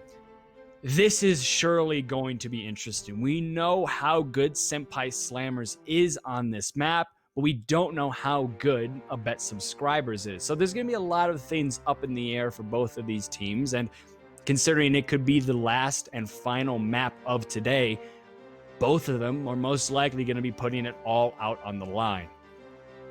Yeah, and let's hope they do, because this map has the potential to be very action-packed, considering it is a map that, we've said several times, it's a very played-out map. Every team really knows most of the common strats here. There's not too much that you can do to catch the enemy team off guard unless you play hyper-aggressive and just peek all of these weird random angles, and that is something that Senpai Slammers absolutely showed off the last time they got to this map, and we might be able to see them do something similar this time. In terms of ban predictions, I predict we're not going to see another Amaru ban. That didn't seem to work out last time. I hope not. That's just a weird ban, and it's not really something you need to ban out. The Nomad ban I like a lot. Most of the time when you see a Nomad ban, it speaks to the fact that the attacking team or the defending team is trying to flank and be aggressive, and it's a lot of times how you can beat a strategic team. The only thing is both of these teams don't seem too strategic, but rather they're very aggressive and they like to take their gunfights. So that Nomad ban suits both of these teams, in my opinion. So does that Capital ban, because he's just one of those operators you really don't want to deal with on a map like Border, where there's a lot of corners and there's a lot of areas where if you get flamed off or smoked off, you're basically writing a death sentence. So it makes sense. The Ella ban, we have seen it so much today, and I just don't know why. She's not a powerful operator right now. Yes, she's good, but she's not insane. And the fact that she continuously gets banned out is very, very odd. It's not as odd as the Amaru ban, but that means with this Maestro ban, Echo is still on the board. On a map like Border, we've seen many instances where he can just turn a game on its head. There is something to be said, I think, about the Ella on console. I think might actually make her stronger is the fact that when you get hit by one of the concussion mines, your sensitivity gets slower. And I think that's easier to compensate for on a mouse and keyboard than it is on a controller. Because, like, the controller has that max speed that caps out. Like, you hold right on the control stick, and whatever your max sensitivity is set to is the max amount of, or the max speed that you can spin at. Whereas on a mouse and keyboard, if you really need to, you can just like send your arm over to the other state, right? Yeah. And Yeah. and that'll sort of compensate for it. So I think that might be part of why we might be seeing more of an Ella ban on console than we do on PC. Attackers need to locate and defuse as many It makes bombs as they sense. can. There's also a lot of reasons why I think we don't see Kaid as much, because that TCSG recoil control on the shotgun is very hard to control on Xbox, whereas even on PC it's still a very hard gun to handle. It's a little bit more easy and a little bit more manageable, so it makes sense why we see those types of meta changes. The only thing that confuses me is the meta changes such as, why aren't we running more Mutant Mozzie Vigil combinations? Why aren't we running Goyo a lot, especially on Border? Goyo with my Jaeger combo is very, very strong, and you have an Echo in play. That could be absolutely insane to handle if you're the attacking team. So it's just odd that we're not seeing that type of meta in play, and it could be just down to the fact nobody wants to play Goyo anymore because he has that TCSG. But again, he has that Vector as well. So a lot of questions. Yeah, Vectors. When I use Goyo and sometimes I take the Vector, it does feel better than when Mirror's using it because he has a 2-speed.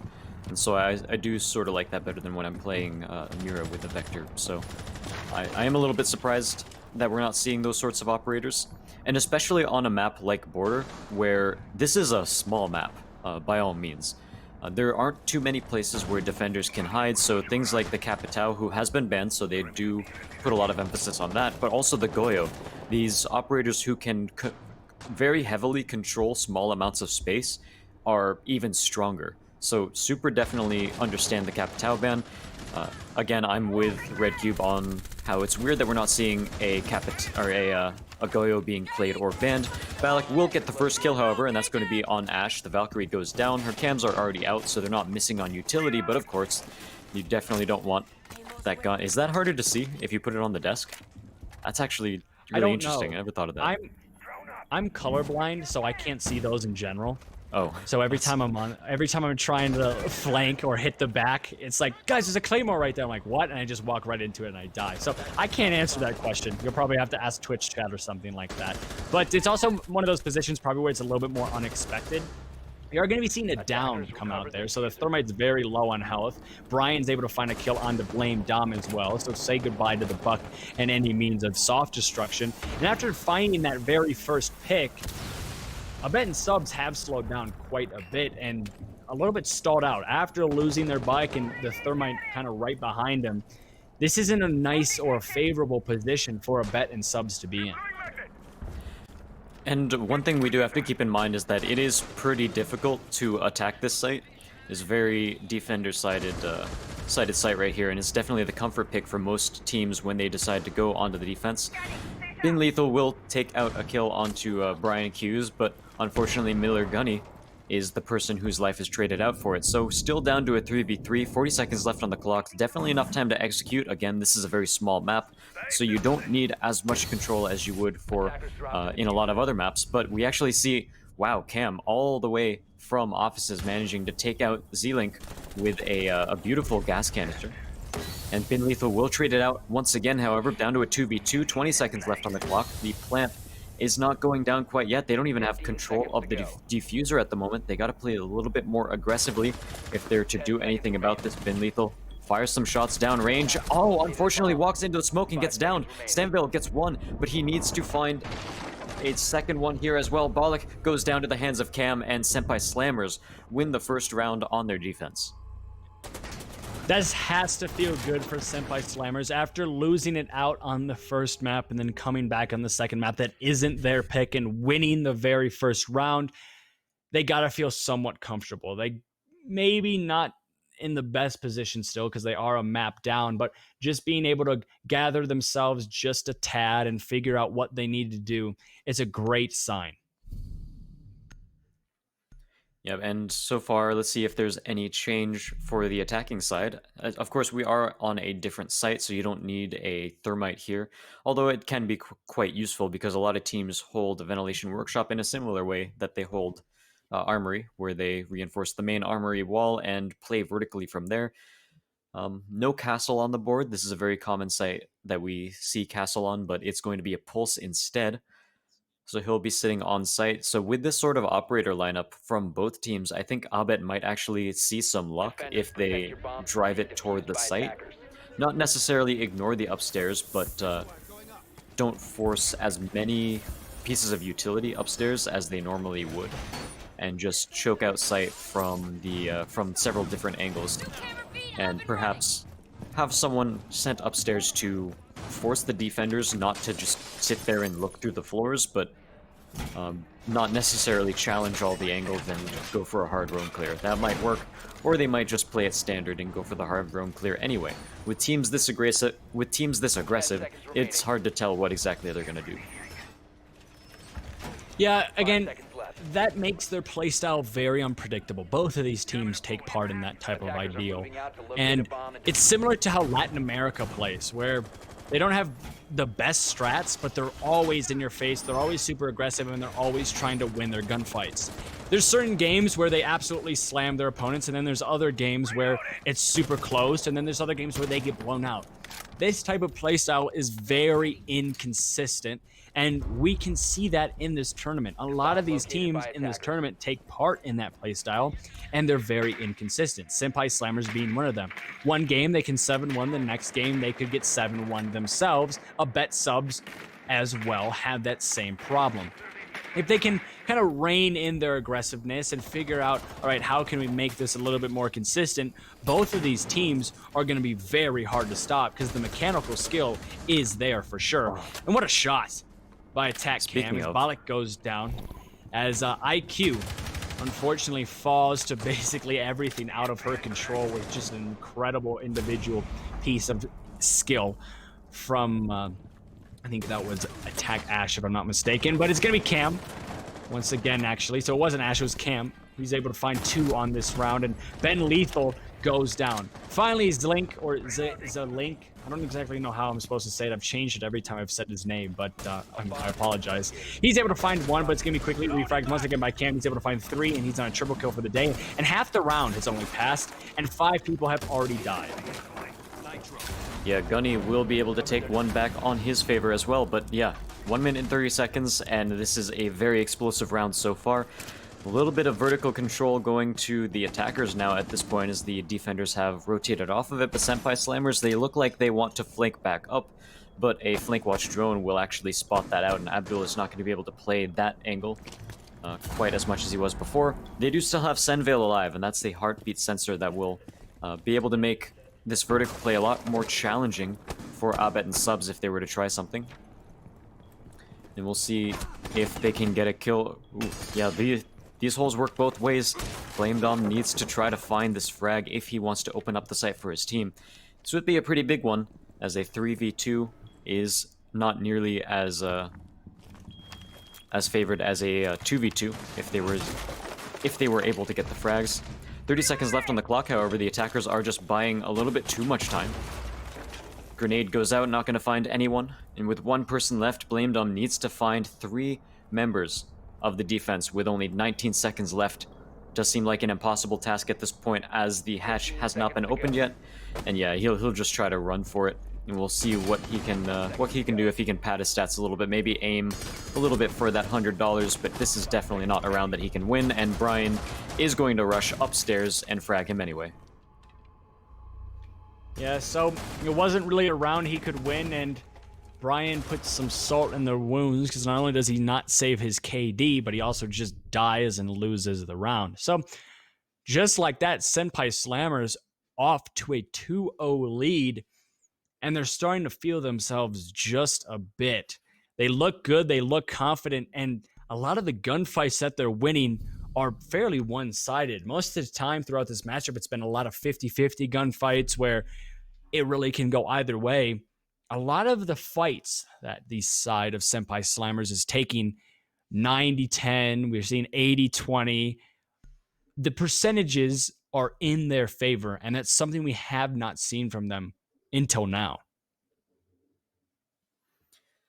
We'll see what they decide to do for this next defense. Senpai Slammers are starting this this map off to a very good start. And so far we're seeing a mute played. We haven't seen that too much quite yet. Shotgun's very good. Just going to customs. You know, the third site on this map can really go either way. Some teams prefer custom, some teams prefer bathroom tellers. There's actually a small period of time where bathroom tellers was a super popular site.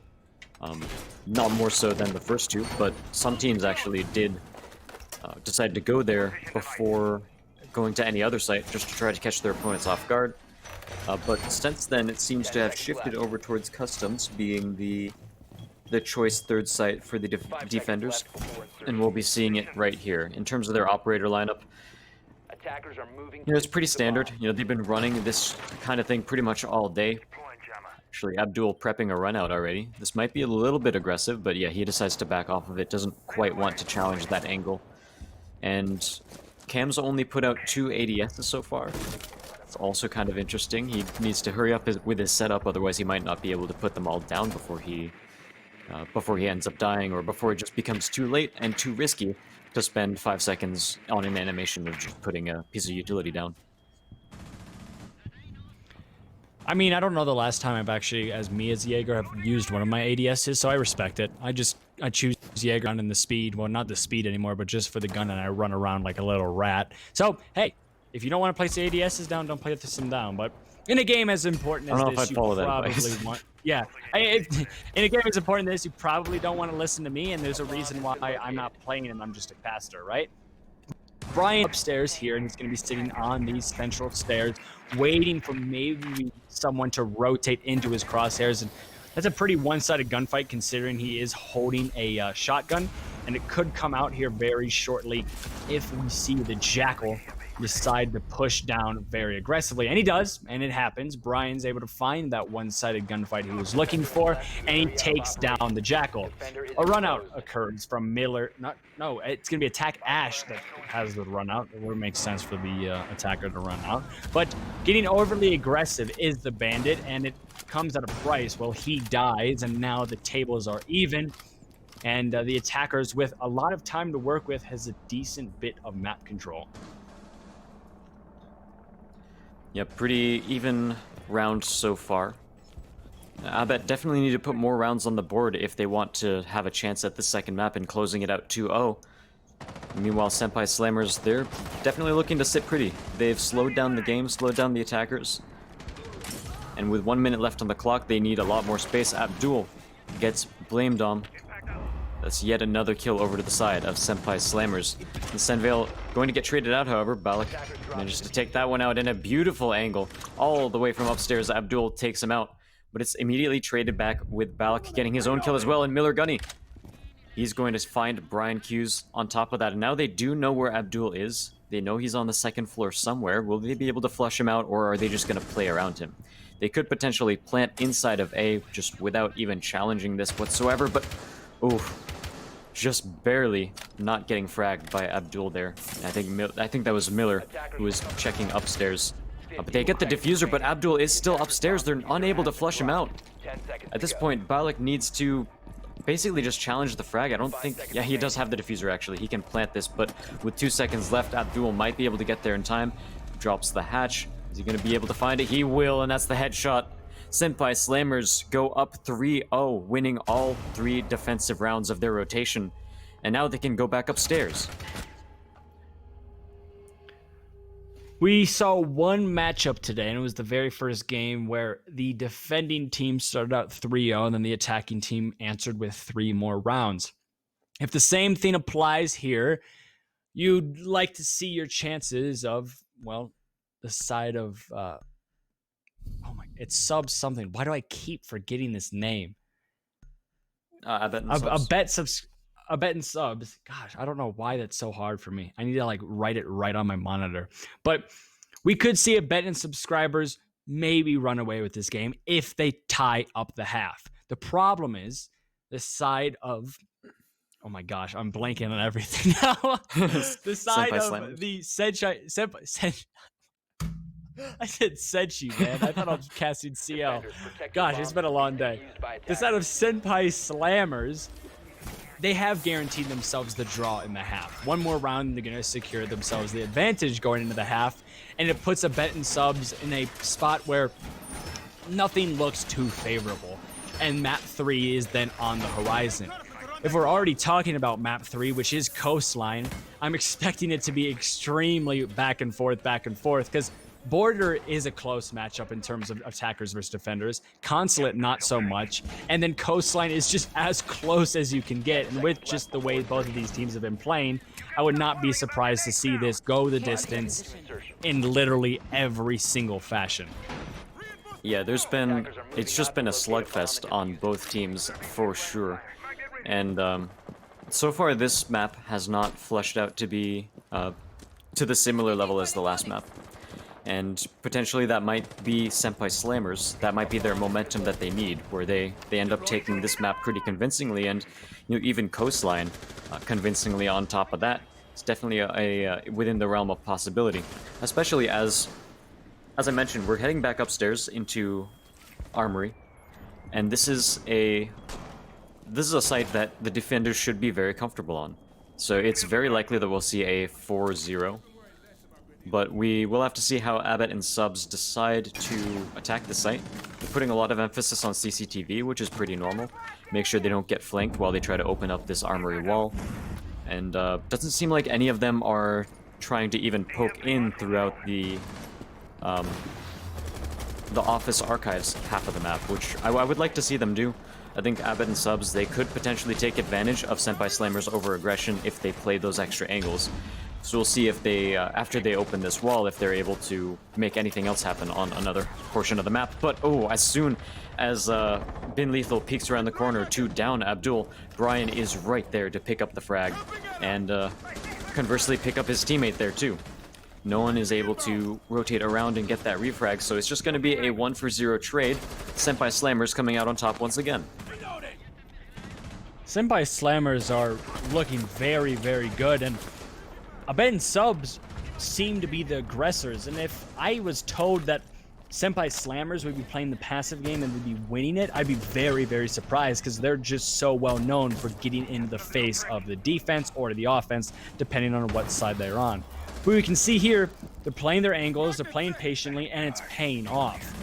Which is not at all how I expected this game to go, and I don't think that's how Abbott and Subs expected this game to go either, and that's why they find themselves on the losing end of this matchup.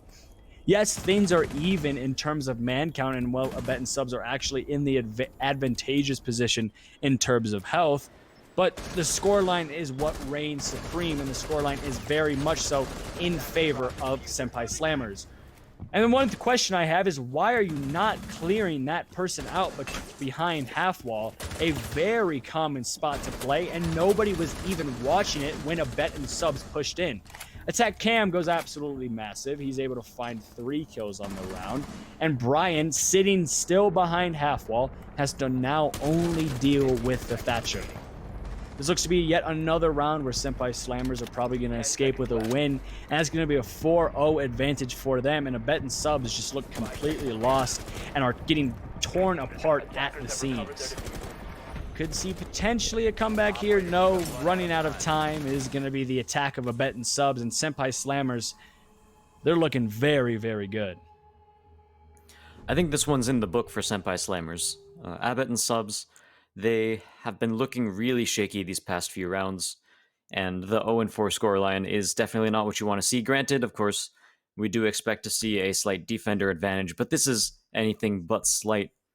In order to make it a 4-2 half, Abbott and Subs would have to win these next 2 rounds of the half, and with the way the momentum's been swinging, I don't really see that happening. So I think I'm ready to say this one's probably a lock for Senpai Slammers. I don't think it's going to be a 7-0, but I think it's going to be a... I don't really see a comeback potential unless Abbott and Subs really buckle down, get a huge round in their advantage, and something that can fully reset the momentum. Need to locate and defuse as many bombs as they can. Yeah, they need a hard reset, and they need it now, and that's very hard to ask for when you're down 4-0. Trying to come back in a game like this is not only difficult, but just trying to rally the troops if you're the IGL or, I guess, the team leader in this situation. Abbott and Subs feel like they've already counted themselves out just a tad. So, we are going to be moving on to round 5, and if Senpai Slammers somehow escape this half with a 5-1, 6-0 advantage, that's kind of all she wrote, and you could put this one in the books, and we're going to be going to Coastline.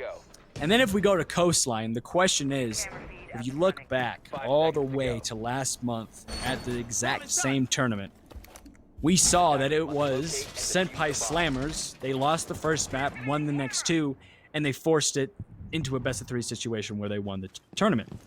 That could happen again, and based off of their momentum and the way they're playing, it looks like that could easily happen. Was it on Coastline last time too? I remember seeing Coastline. I don't remember if it was... I think Coastline was the second map, if I'm not mistaken. Yeah, I think it was the second map, and the decider was... I'm blanking on the decider. I think the decider was... no, the decider was Border. Yeah. So it's just flipped. Okay, that makes sense. And so, as we turn our attentions toward this round, Senpai Slammers, with yet another defense, they're going Vent Workshop. Very, very standard in terms of defensive rotation. And we'll see if there's any sort of adaptation that Abbott and Sons could potentially pull. So far, their operator lineup is pretty similar. Abdul is going to get one. Blame Dom is going to take one for himself as well. They're just trading kills back and forth. And so far, Z-Link, the fact that they lost their hard breach is sort of significant, but on this site, it's not quite as important as it could be on, say, Armory. There's still enough options for the attackers, especially when there's a sledge still on the board. You have a lot of hard breach, and wow, that was really aggressive by Cam as he just jumps right down into the face of Blame Dumb, who gets an easy headshot. I like the aggressive play, Senpai Slammers, but you're also been doing very well when you kind of tone it down a bit. And attack Cam, there's just questionable play all around. And another aggressive play here. It doesn't look like it's going to amount to anything. No, it doesn't. It actually amounts to the death of a lot of people on Senpai Slammers. Somehow results in a 2v1. Lots of blue and orange in the top right there. And it's going to be impossible to call exactly what happened in that situation. But it's all up to Vigil now. He's upstairs. He's in a pretty nice position in a situation like this. He has to deal with two operators, one being the Gridlock who is planting, the other being the Thatcher who is watching his back. Unfortunately, the Thatcher's looking the wrong way, and now it's a 1v1, and that plant has just popped down. The Thatcher is down, so you are probably going to see Abdul try to play this fairly aggressively, considering that the diffuser is down. He does play it aggressively, but to no prevail, as I've been lethal, finding the very first round for the side of Bet subscribers. Yep, and they do manage to take a round into their favor, so they might actually end this half with a 4-2 scoreline, which wouldn't be the worst on attack, especially when you're moving into the defense, the favor side of the map. And you know, I counted them out, but they might end up proving me wrong here, as Abed have done in the past. You know, we said that it would probably be Senpai Slammers taking the series, but Abed fought back very well in Game 1, and they might be able to bring this comeback in Game 2. We'll just have to see once the sides switch, but in the meantime, we'll be seeing another Ventilation Workshop defense over on the side of Senpai Slammers. They are not going to try to trick the attackers by going to one of the more off sites. They're just playing more standard once again. They feel like, you know, a couple of those gunfights could have gone either way. And yeah, it seems they're running a pretty similar operator lineup as well. So overall, nothing too out of the ordinary. I don't necessarily know if I agree with this decision made by Senpai Slammers to go to this site again, because yes, it was brought down to a 1v1, but that was essentially a 2v1. There was a 2v1 situation, and that's not a situation where the odds are in your favor, so why would you try to replicate that? Yes, there might be some little mistakes that you want to fix, and you don't want to go to a secondary bomb site, but there comes a point where you have to open up the game just a little bit and kind of go somewhere new, unless you want to give a Bet and Subs an advantage that was essentially handed to them because you keep going to the same site just because you got stubborn. I hope that a Bet and Sub, no, I hope that Senpai Slammers can prove me wrong and they just absolutely slam on this site, but it's going to be hard to do considering that we've seen a Bet and Subs attack this site before and it worked out very well, but we've also seen them attack this site before and it didn't work out very well, so I guess you give and you take. Yeah, and part of that give and take might be the momentum where a Bet and Subs, you know, the first time they attacked the site, it didn't work out very well, but the second time it did, and the second time was the round right before this, so maybe they're starting to feel their gunfights a little bit more and potentially betting on winning more gunfights using the same strategy against a team that just got a little bit more momentum in their favor. Might not be the best decision for Senpai Slammers, but we will see how things work out. As Ash actually is the first death for his team, as Blame Dumb actually, oh wow! Senvale caught with his heartbeat sensor out. No calls from the rest of his team that there was someone pushing right into sight. Brian finally takes him out, Bin Lethal goes down, and Z-Link will follow directly afterwards. Cam takes him out, leaving us down to a 3v3 in what started out as a pretty horrible round for Senpai Slammers. Goes back into the favor of them, and then immediately thrown toward Abet and Subs once again as we're in a 1v3, and Attack Cam is on so low health. He is pinged out. They know exactly where he is. He manages to get the first kill. That's Blame Dumb going down. Manages to shoot the drone that was spotting him out, but it is still a 1v2 situation, and he has zero control over site at the moment. Balak is going to be able to get the plant down, Metal detectors go off, giving away his position, so he figures he might as well pre-fire every angle because he's already lost the element of surprise. No one over toward bathroom. I believe there's one person upstairs as well. Yes, there is, so this is a very hard situation for Attack Cam to win, and it looks like he won't be able to do it as Balak takes him out, and that's actually Abet and Subs bringing this back in their favor. You know, I doubted them. I said that they probably weren't going to be able to take this back, but finishing the half 4-2, they might be able to do it. I'm not going to hold my breath because I've apparently been wrong pretty much every time I say something. So, yeah, we'll just see what happens. That's just the caster's curse. We never get predictions right. That's just how it goes. Even it could be somehow the game could be over and we could say, well, look, they just won it and there was like a giant technical error and like the other team wins. That's just how the casters in Rainbow Six goes. And now we're at 4-2 in the half. This is a very, well, not a very, but a fairly decent spot to be in if you are a bet and subs. Border is defender sided by a very slight amount. I think the exact statistics goes as such. I think the attackers win 47.68% of the time, and the defenders win 52.32% of the time. So it's defended sided very slightly, but because it is that defender sided very slightly, a 4-2 split in the half isn't anything to be worried about. It's nothing to be proud about either, but Senpai Slammers, they can't let their foot off the gas because a bet and subs, they are in this game. And one more round in a row, they're really close to taking this game right out of the hands of Senpai Slammers. Yeah, Senpai Slammers definitely need to be careful, and they can't get overconfident in themselves, otherwise we might see another repeat of a comeback on the side of Abbott and subs. So they're going to be setting up this defense. They're bringing a Capkin as well, and I think that's actually a pretty good idea, honestly. Because Senpai Slammers, we've talked about several times, being a very aggressive team.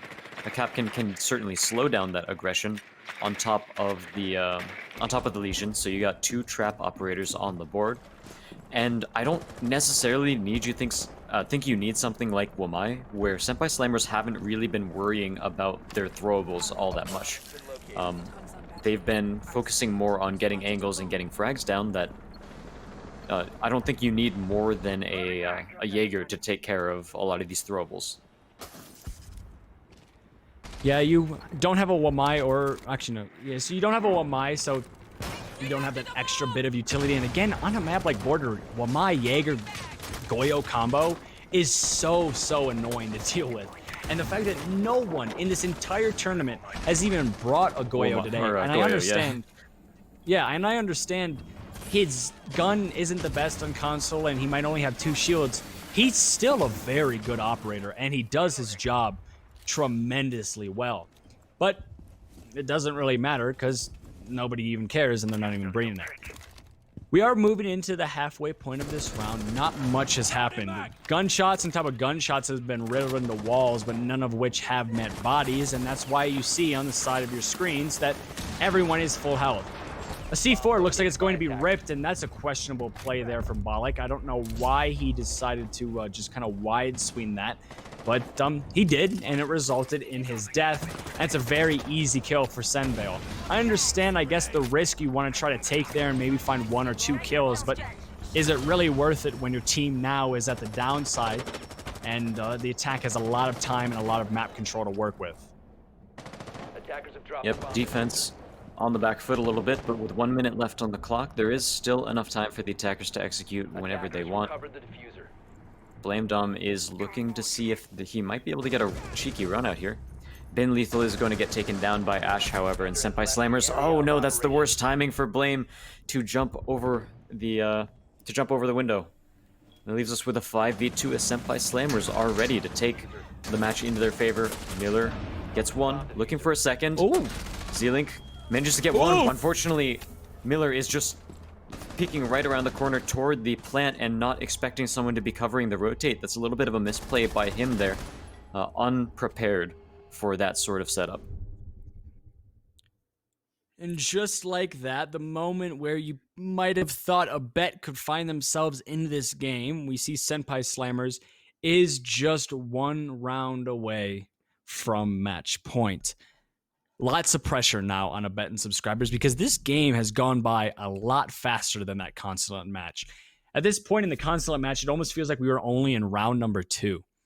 It was so back and forth, and it always came down to the last second that it was an extremely tedious game. Whereas this is not so much. It's very fast rounds. Maybe there's a couple times where it's down to the last 20 seconds, but overall, it's been Attackers very need to quick in locate and favor defuse of the bombs. side of Senshai. I keep wanting to say Senshi, but Senpai Slammers. Man, it has been a long day, and I'm trucking, but we got it. We got it. We certainly got it.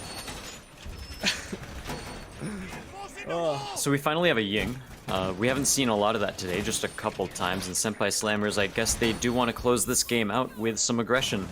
It's exactly what the Ying can be used for. Meanwhile, Abet and Subs move up to the same site, and this site, I think, might be one of those cases where it's so comfortable and such a site that defenders usually win that I'm not really too broken up about them going back to this site. Must locate and I defuse think the bomb.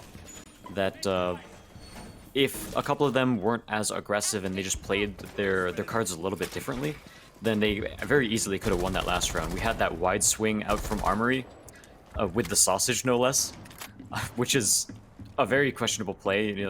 You would have to have someone standing right in front of the hole in the wall in order for that play to work. And then you have in the late portions of the round, while the plant was going down, someone looking straight toward the plant instead of expecting there to be someone who's watching the angle. So overall, I think Abet and Subs, they could clean up a few aspects of their game and win this site. I don't think it was a strategic fault of theirs that they lost it. As you can see, a couple Vault cams are sitting outside. Side of Senpai Slammers, they have an IQ on the board, so those Vault cams might not survive very long, but the fact that none of the push is coming from the north side, and well, those Vault cams are basically just looking at a wall, probably won't mean much. Reminder of Bet and Subs, if they want to stay in this game, they really don't want to give this round up. Match point is on the horizon, and Senpai Slammers are looking to pounce on it and give this game to them and force a mat 3 onto Coastline. There's a lot of siege to be played, however, so you can't count a Bet and Subs out, and you also don't want to gift the win to Senpai Slammers because anything can happen. We've seen bigger comebacks, and while actually it was the side of Serpentine Gaming today that had this exact scoreline, and they still came back from it. So if you're counting your chickens a little bit too early, or what is it? You're counting your chickens before they hatch. You don't want to do that in a situation like this. Blame is able to find one in Abdul. He's also able to smoke off and potentially result in his escape from this very tough position behind half wall. But overall, he's done his job fairly well so far. He needs to stay alive if he wants to do it even better, because those smoke grenades are going to help in the late round.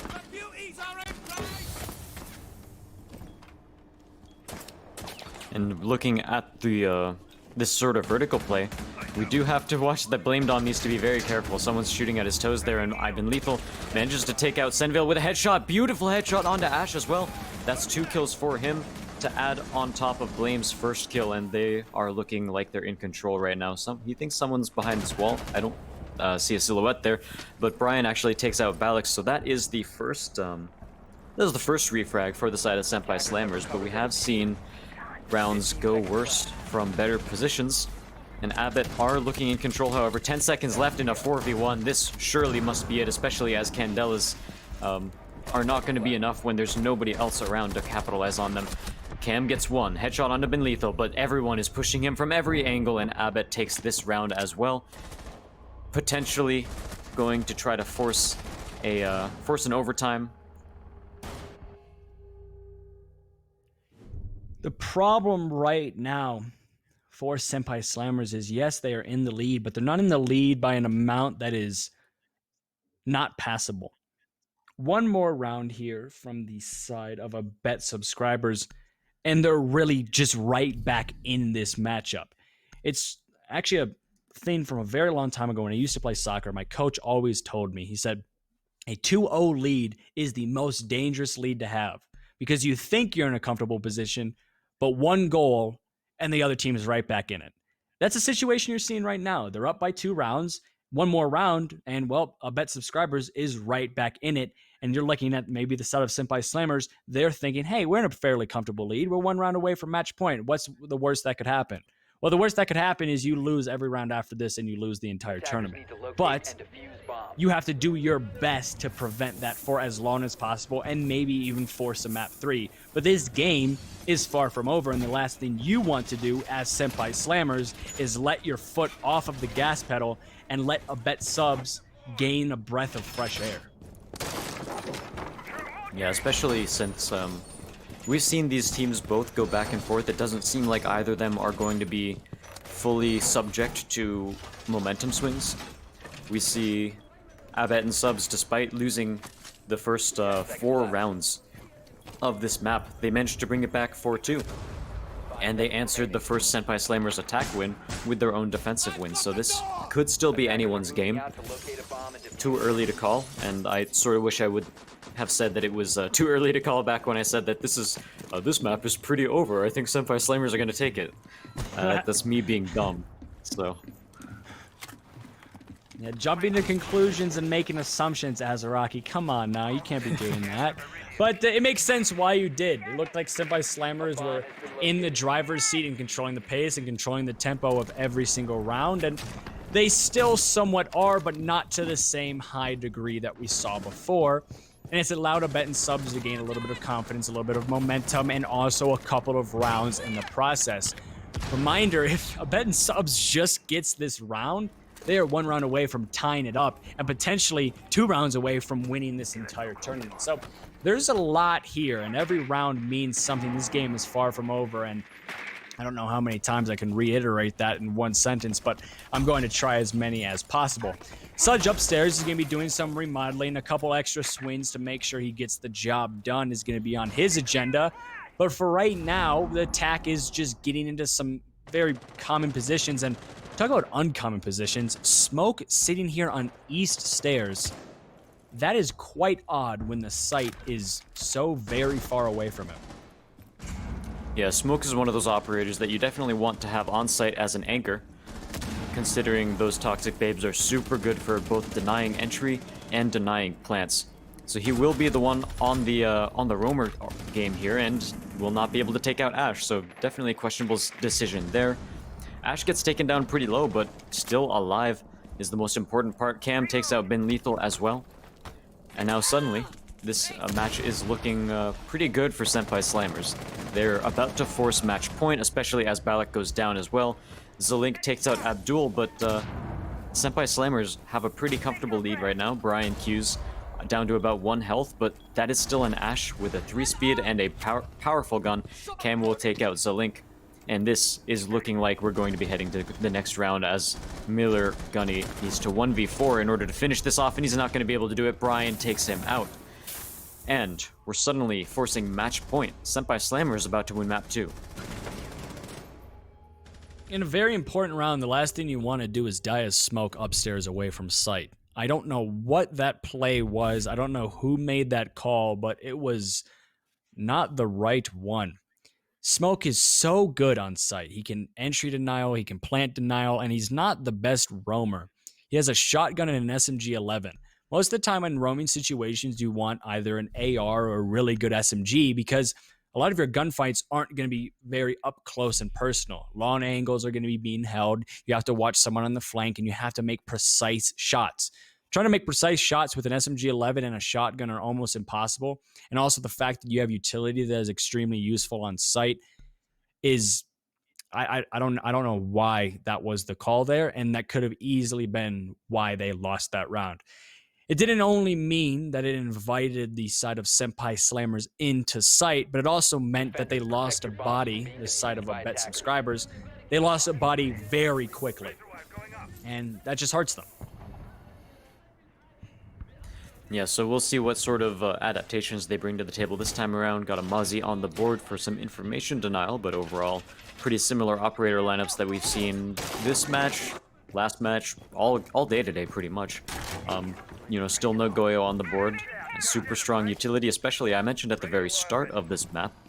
It is a very small map. There aren't a lot of places for the defenders to hide. There's not a lot of places for the attackers to plant or the attackers to hold angles from, and the Goyo can shut down a lot of that with a single Vulcan shield. So super, definitely still weird that that we haven't seen a single Goyo yet.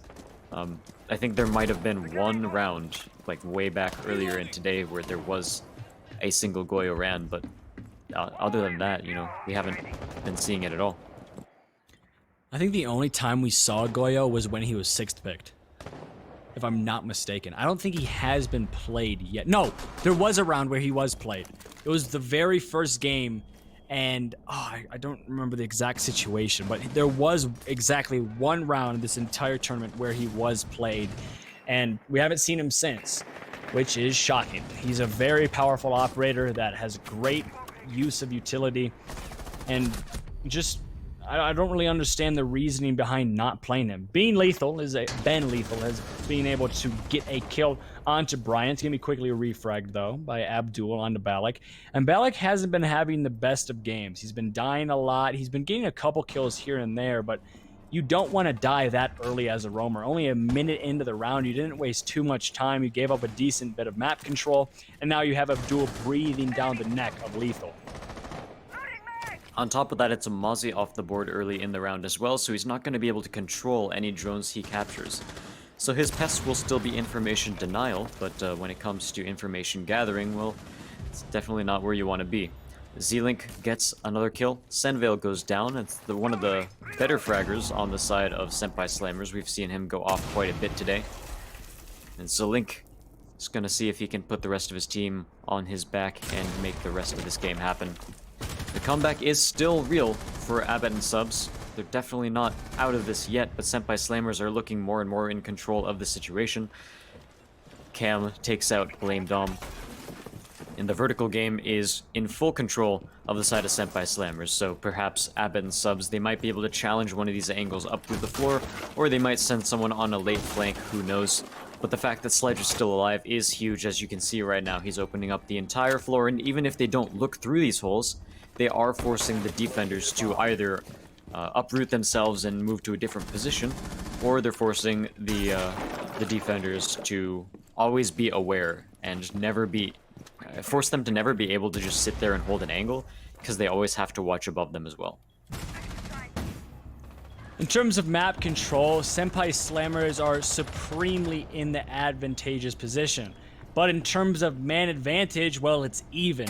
Ash is able to get a huge trade, and they're running out of time, so they have to make an execute onto the site fast. And it's Senpai Slammers who need to make a move right now. Miller Gunny is probably able to find one, could potentially find two. That's probably going to be enough, though, because it's all up to Ash. Only 3 seconds left. Ash goes for the plant, and just going to get met with a bunch of bullets in the head. Trying to stay alive for as long as possible is the team of Bet subscribers. Is it going to be enough, though? We really have no idea. We'll definitely have to see. As we are still on match point, Senpai Slammers could seal the deal right now, or Abbott could continue their potential defensive run. We might... Okay. I was about to say we might be seeing a Goyo, but even before the 6-pick phase comes out, he switches it over to Bandit. Unfortunate situation there, but another gridlock on the board for the attackers, and overall pretty similar operator lineups. You know, I do sort of want to see more changes in general, even if it's not a Goyo. I want to see teams take each other off guard a little bit more. Even like a castle's actually very popular on border, but we haven't seen a lot of that either. Yeah, there hasn't been too much innovation or even adaptation from any team in this tournament. That's a really major thing you need to have in Siege. The ability to show different looks to other teams, to show a different lineup, to show a different straddle, hold, push, whatever it may be. The big thing is that it's different. The problem today is we haven't seen much of anything that's different. Very consistent defensive lineups, very consistent attacker lineups. We've been seeing a lot of IQ, Ash, Thermite, Thatcher, Gridlock is the only one that is not so common. Then on defense, this exact lineup that we're seeing is almost identical to probably the lineup we've seen all day. The only maybe you could change out the Valkyrie for a Rook or something like a Doc, but it's been very, very general operators. No operators have been brought that do specific roles or are made for specific pushes, and that just might mean these teams don't have those types of pushes, those types of ideas, and their map pool could be very small as well. There's a lot of problems with sticking with default lineups like this, and I think it's starting to show because it's been a very repetitive day so far. And if this happens, if these same teams decide to play in the next tournament, anyone who watches these VODs and they decide to do the same thing going into the next tournament is going to have a crazy advantage because there's nothing that they're changing. They could just watch one VOD and be like, all right, I know exactly how these teams play every single map. Attackers have located a bomb. Yeah, we are heading back up to Armory Archives since it's been a couple rounds since they won this defense. So maybe they'll be able to win it again because it was a pretty strong hold for them last time. Senpai Slammers starting their attack, 2 minutes left on the clock. Not a lot of map control overall, but on border, that's not really too strange a situation. Generally, at this point, you want to have control over CCTV, and that's exactly what's happening. Because again, this is a pretty small map. There's not a lot of map control that you need to get. So you might as well spend the extra time to take the extra care and make sure that what you have is solid and you can't be easily flanked out and shot as by just some stray roamer. You can see Abdul downstairs trying to pressure the defense from below. Nothing has happened as of yet. Just silence before the storm because this execute, it's going to have to get bloody, and it's going to have to get bloody fast because there's only a minute left on the board and no one has made any type of advances into the site. The holes the attackers need are open in order to get in the site. The lines of sight the attackers need in order to get kills on the defenders in sight are open. So everything is looking good for the side of Senpai Slammers, and it looks a lot better considering that both Jaeger and Smoke are very low on health, one of which is down. Attack Ash is able to find a kill onto Miller Gunny, and this could easily be considered a 5 versus 2 with how low that the Smoke is and the fact that the Jaeger is down on the floor. 30 seconds left. The execute's going to have to come out now, and it's very, very fast. Valak is able to find one kill. Blame is right there to follow up, and it's going to be a 4v3 in favor of the defense. In a round where it was completely in control of Senpai Slammers has quickly fallen out of their hands, and it looks like Abet and Sub somehow, someway are finding themselves in this game because, well, it's a 3v1, and they're trying to make this a 6-5 deficit, and they probably will. There's only 9 seconds left. Senville doesn't have control of the diffuser. He also doesn't have control of his life as he is now put down by Ben Lethal. And just like that, Abet subscribers are 1 round away from making this game a draw. Yeah, this I believe we would go into overtime because it's the best of 3 series. But yeah, match point. We're about to be 6-6. If Abet, it's all right. We're all tired here. It's been quite a long day so far, but we're gonna keep going. 5-6, potentially 6-6 if Abet win just one more round. Speaking of the castle, I was talking about it last round. I was very popular on this map because you can sort of section off this map more easily than other maps. The fact that it is as small as it is means that a lot of rotations only have 1 or 2 potential ways back to them. One of the most common places we see a castle barricade is right beneath the camera in between the hallway leading to the waiting room and the workshop. That's a very common place we see a castle barricade because it's super easy for the attackers to get control of waiting room. Much harder for them to push in through a castle barricade to get the rest of the map control and push that advantage closer to site. So I imagine we'll probably see one there. Whether or not they play the... I'm also interested to see how much they play the vertical game too. It seems like Balak is probably going to be up there. And I imagine we're going to see one more person up there with him, maybe Ben Lethal, or maybe it's going to be Zolink who goes up there as well. But yeah, anything that denies CCTV is going to be super strong for these teams. 5 seconds remaining. Yeah, And you can see they're doing that exact castle you were talking about. Yep. So the ability to section off the site and give the defenders a bit more control maybe is what the side of a bet and subs need. They're one round away from tying this up, and you wouldn't be too crazy to think that if they tie this up, they could go on to win this game, because, again, Senpai Slammers, they've struggled in the past with closing out certain situations. Not to this extent, however, but if they get into a spot where it's tied up and they've lost the advantage of match point, and then they're facing elimination from the tournament as a whole, will their mental capabilities, will their mental strength stand up? Will it stay standing, or will it all just fall apart? We really don't know, and the only way we will start to figure that out is by waiting and being patient. We can see Smoke all the way upstairs, once again separated from the site. I really don't like this play. He is going to be rotating downstairs, still separated from the site because of those rotate holes. It's just not a smart spot for a Smoke to play, but they're still going to be sticking with it. We've seen that issue before with the way the Smoke plays on a bet and subs. They obviously haven't changed anything, but something they do get is the fact that Miller Gunny is able to find the first frag, and that's onto the Thatcher. A huge kill in this utility-based meta, but it's going to be quickly refragged. Sen Vale watching the rotate from Miller Gunny. I don't know how that actually wasn't refragged right back, because Sen Vale got fairly aggressively in that kind of sectioned off area in the site. It did get refragged. It was a little bit late, but it was a refrag nonetheless, and now the defense is still in the advantageous position when talking about man count. Oh, man, Senvale unfortunately not able to win that gunfight. Zalink taking his head off, and Abbott and Subs are starting to feel themselves now too. They are winning gunfight after gunfight, holding really strong angles as well. And it seems like O'Brien almost finds someone's head, but Z-Link actually manages to take out Abdul, and it's just down to a 1v4, and now they know where he is. He gets one kill for it, but that kill is traded off for such a huge amount of information, and of course, Abbott and Subs know exactly where the defuser is. So, Brian, with one grenade left in his... What? Yeah, I'm confused too. All right. Okay. He makes it down the hatch. Brian Hughes needs to... Okay, there's the kill. He's probably shook by that glitch, as we were, but yeah, even if that glitch hadn't happened, it was still a situation where it's a 1v3. He didn't have control of the diffuser, and the defenders knew exactly where it was. So, we do see an overtime forced from Abbott. And despite me calling it at 4-0, we are now sitting at 6-6, so it just goes to show that anything can happen.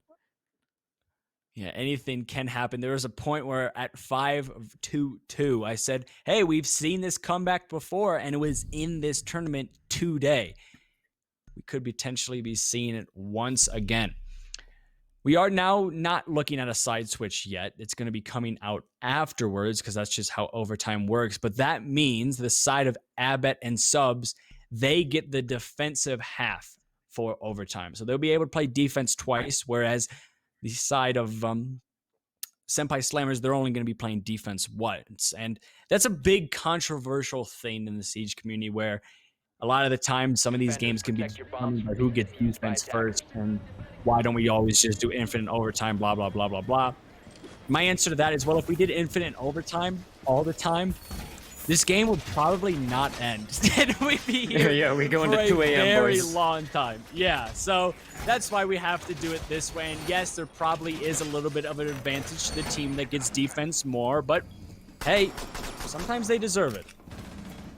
Yeah, I think there was, in CCS, we had infinite overtime at one point, and Flynn, one of the casters there, Yeah. we always bring it up around him, but he casted like a 15-16 game.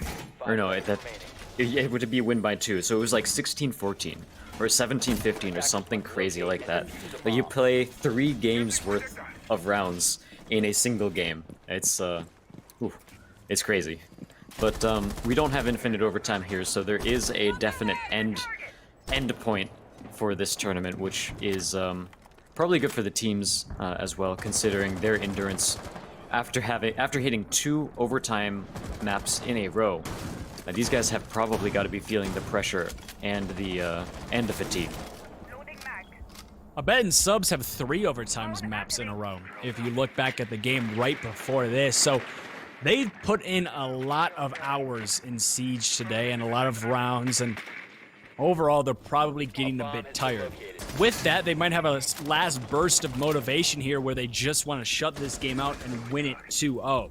Senpai Slammers, though, they're probably going to try to find an answer and bring this game in their hands, but because it's 6-6 overtime, it can go literally any way. Nobody has an advantage as of yet. You could maybe say that because that wall got open, now the attackers have the advantage, but there's still a smoke on the board. Everybody's on the board for the defense. There's a lot of utility that the attack has to go through. So it's anyone's game, and it will probably stay that way for quite some time. And speaking of momentum, it's probably got to wear on Senpai Slammers too. You know, they were up 4-0, they were up 5-2. And now we're at a situation where it's 6-6. They're probably feeling a lot more pressure than Abbott is, especially considering Abbott is already one game up. So Senpai Slammers, if they don't win this, it is their reigning championship over. Senvale does get the first pick on Dabalik. 1 minute and 14 seconds left on the clock. Plenty of time to execute on an armory attack. A couple of free fires going out. Senvale not quite getting another kill yet. He does see a head in the corner. Going prone. I'm not sure exactly who that is, but there are 2 sights trained on him, so the moment he pops up, he's going to end up dying, but he is playing it pretty safe. We do hear a C4 get ripped, and that will immediately prompt everyone from the attack to start getting back. Zilink takes out Brian. Now we're down to a 4v4, 44 seconds left on the clock, and it's as even as it could get.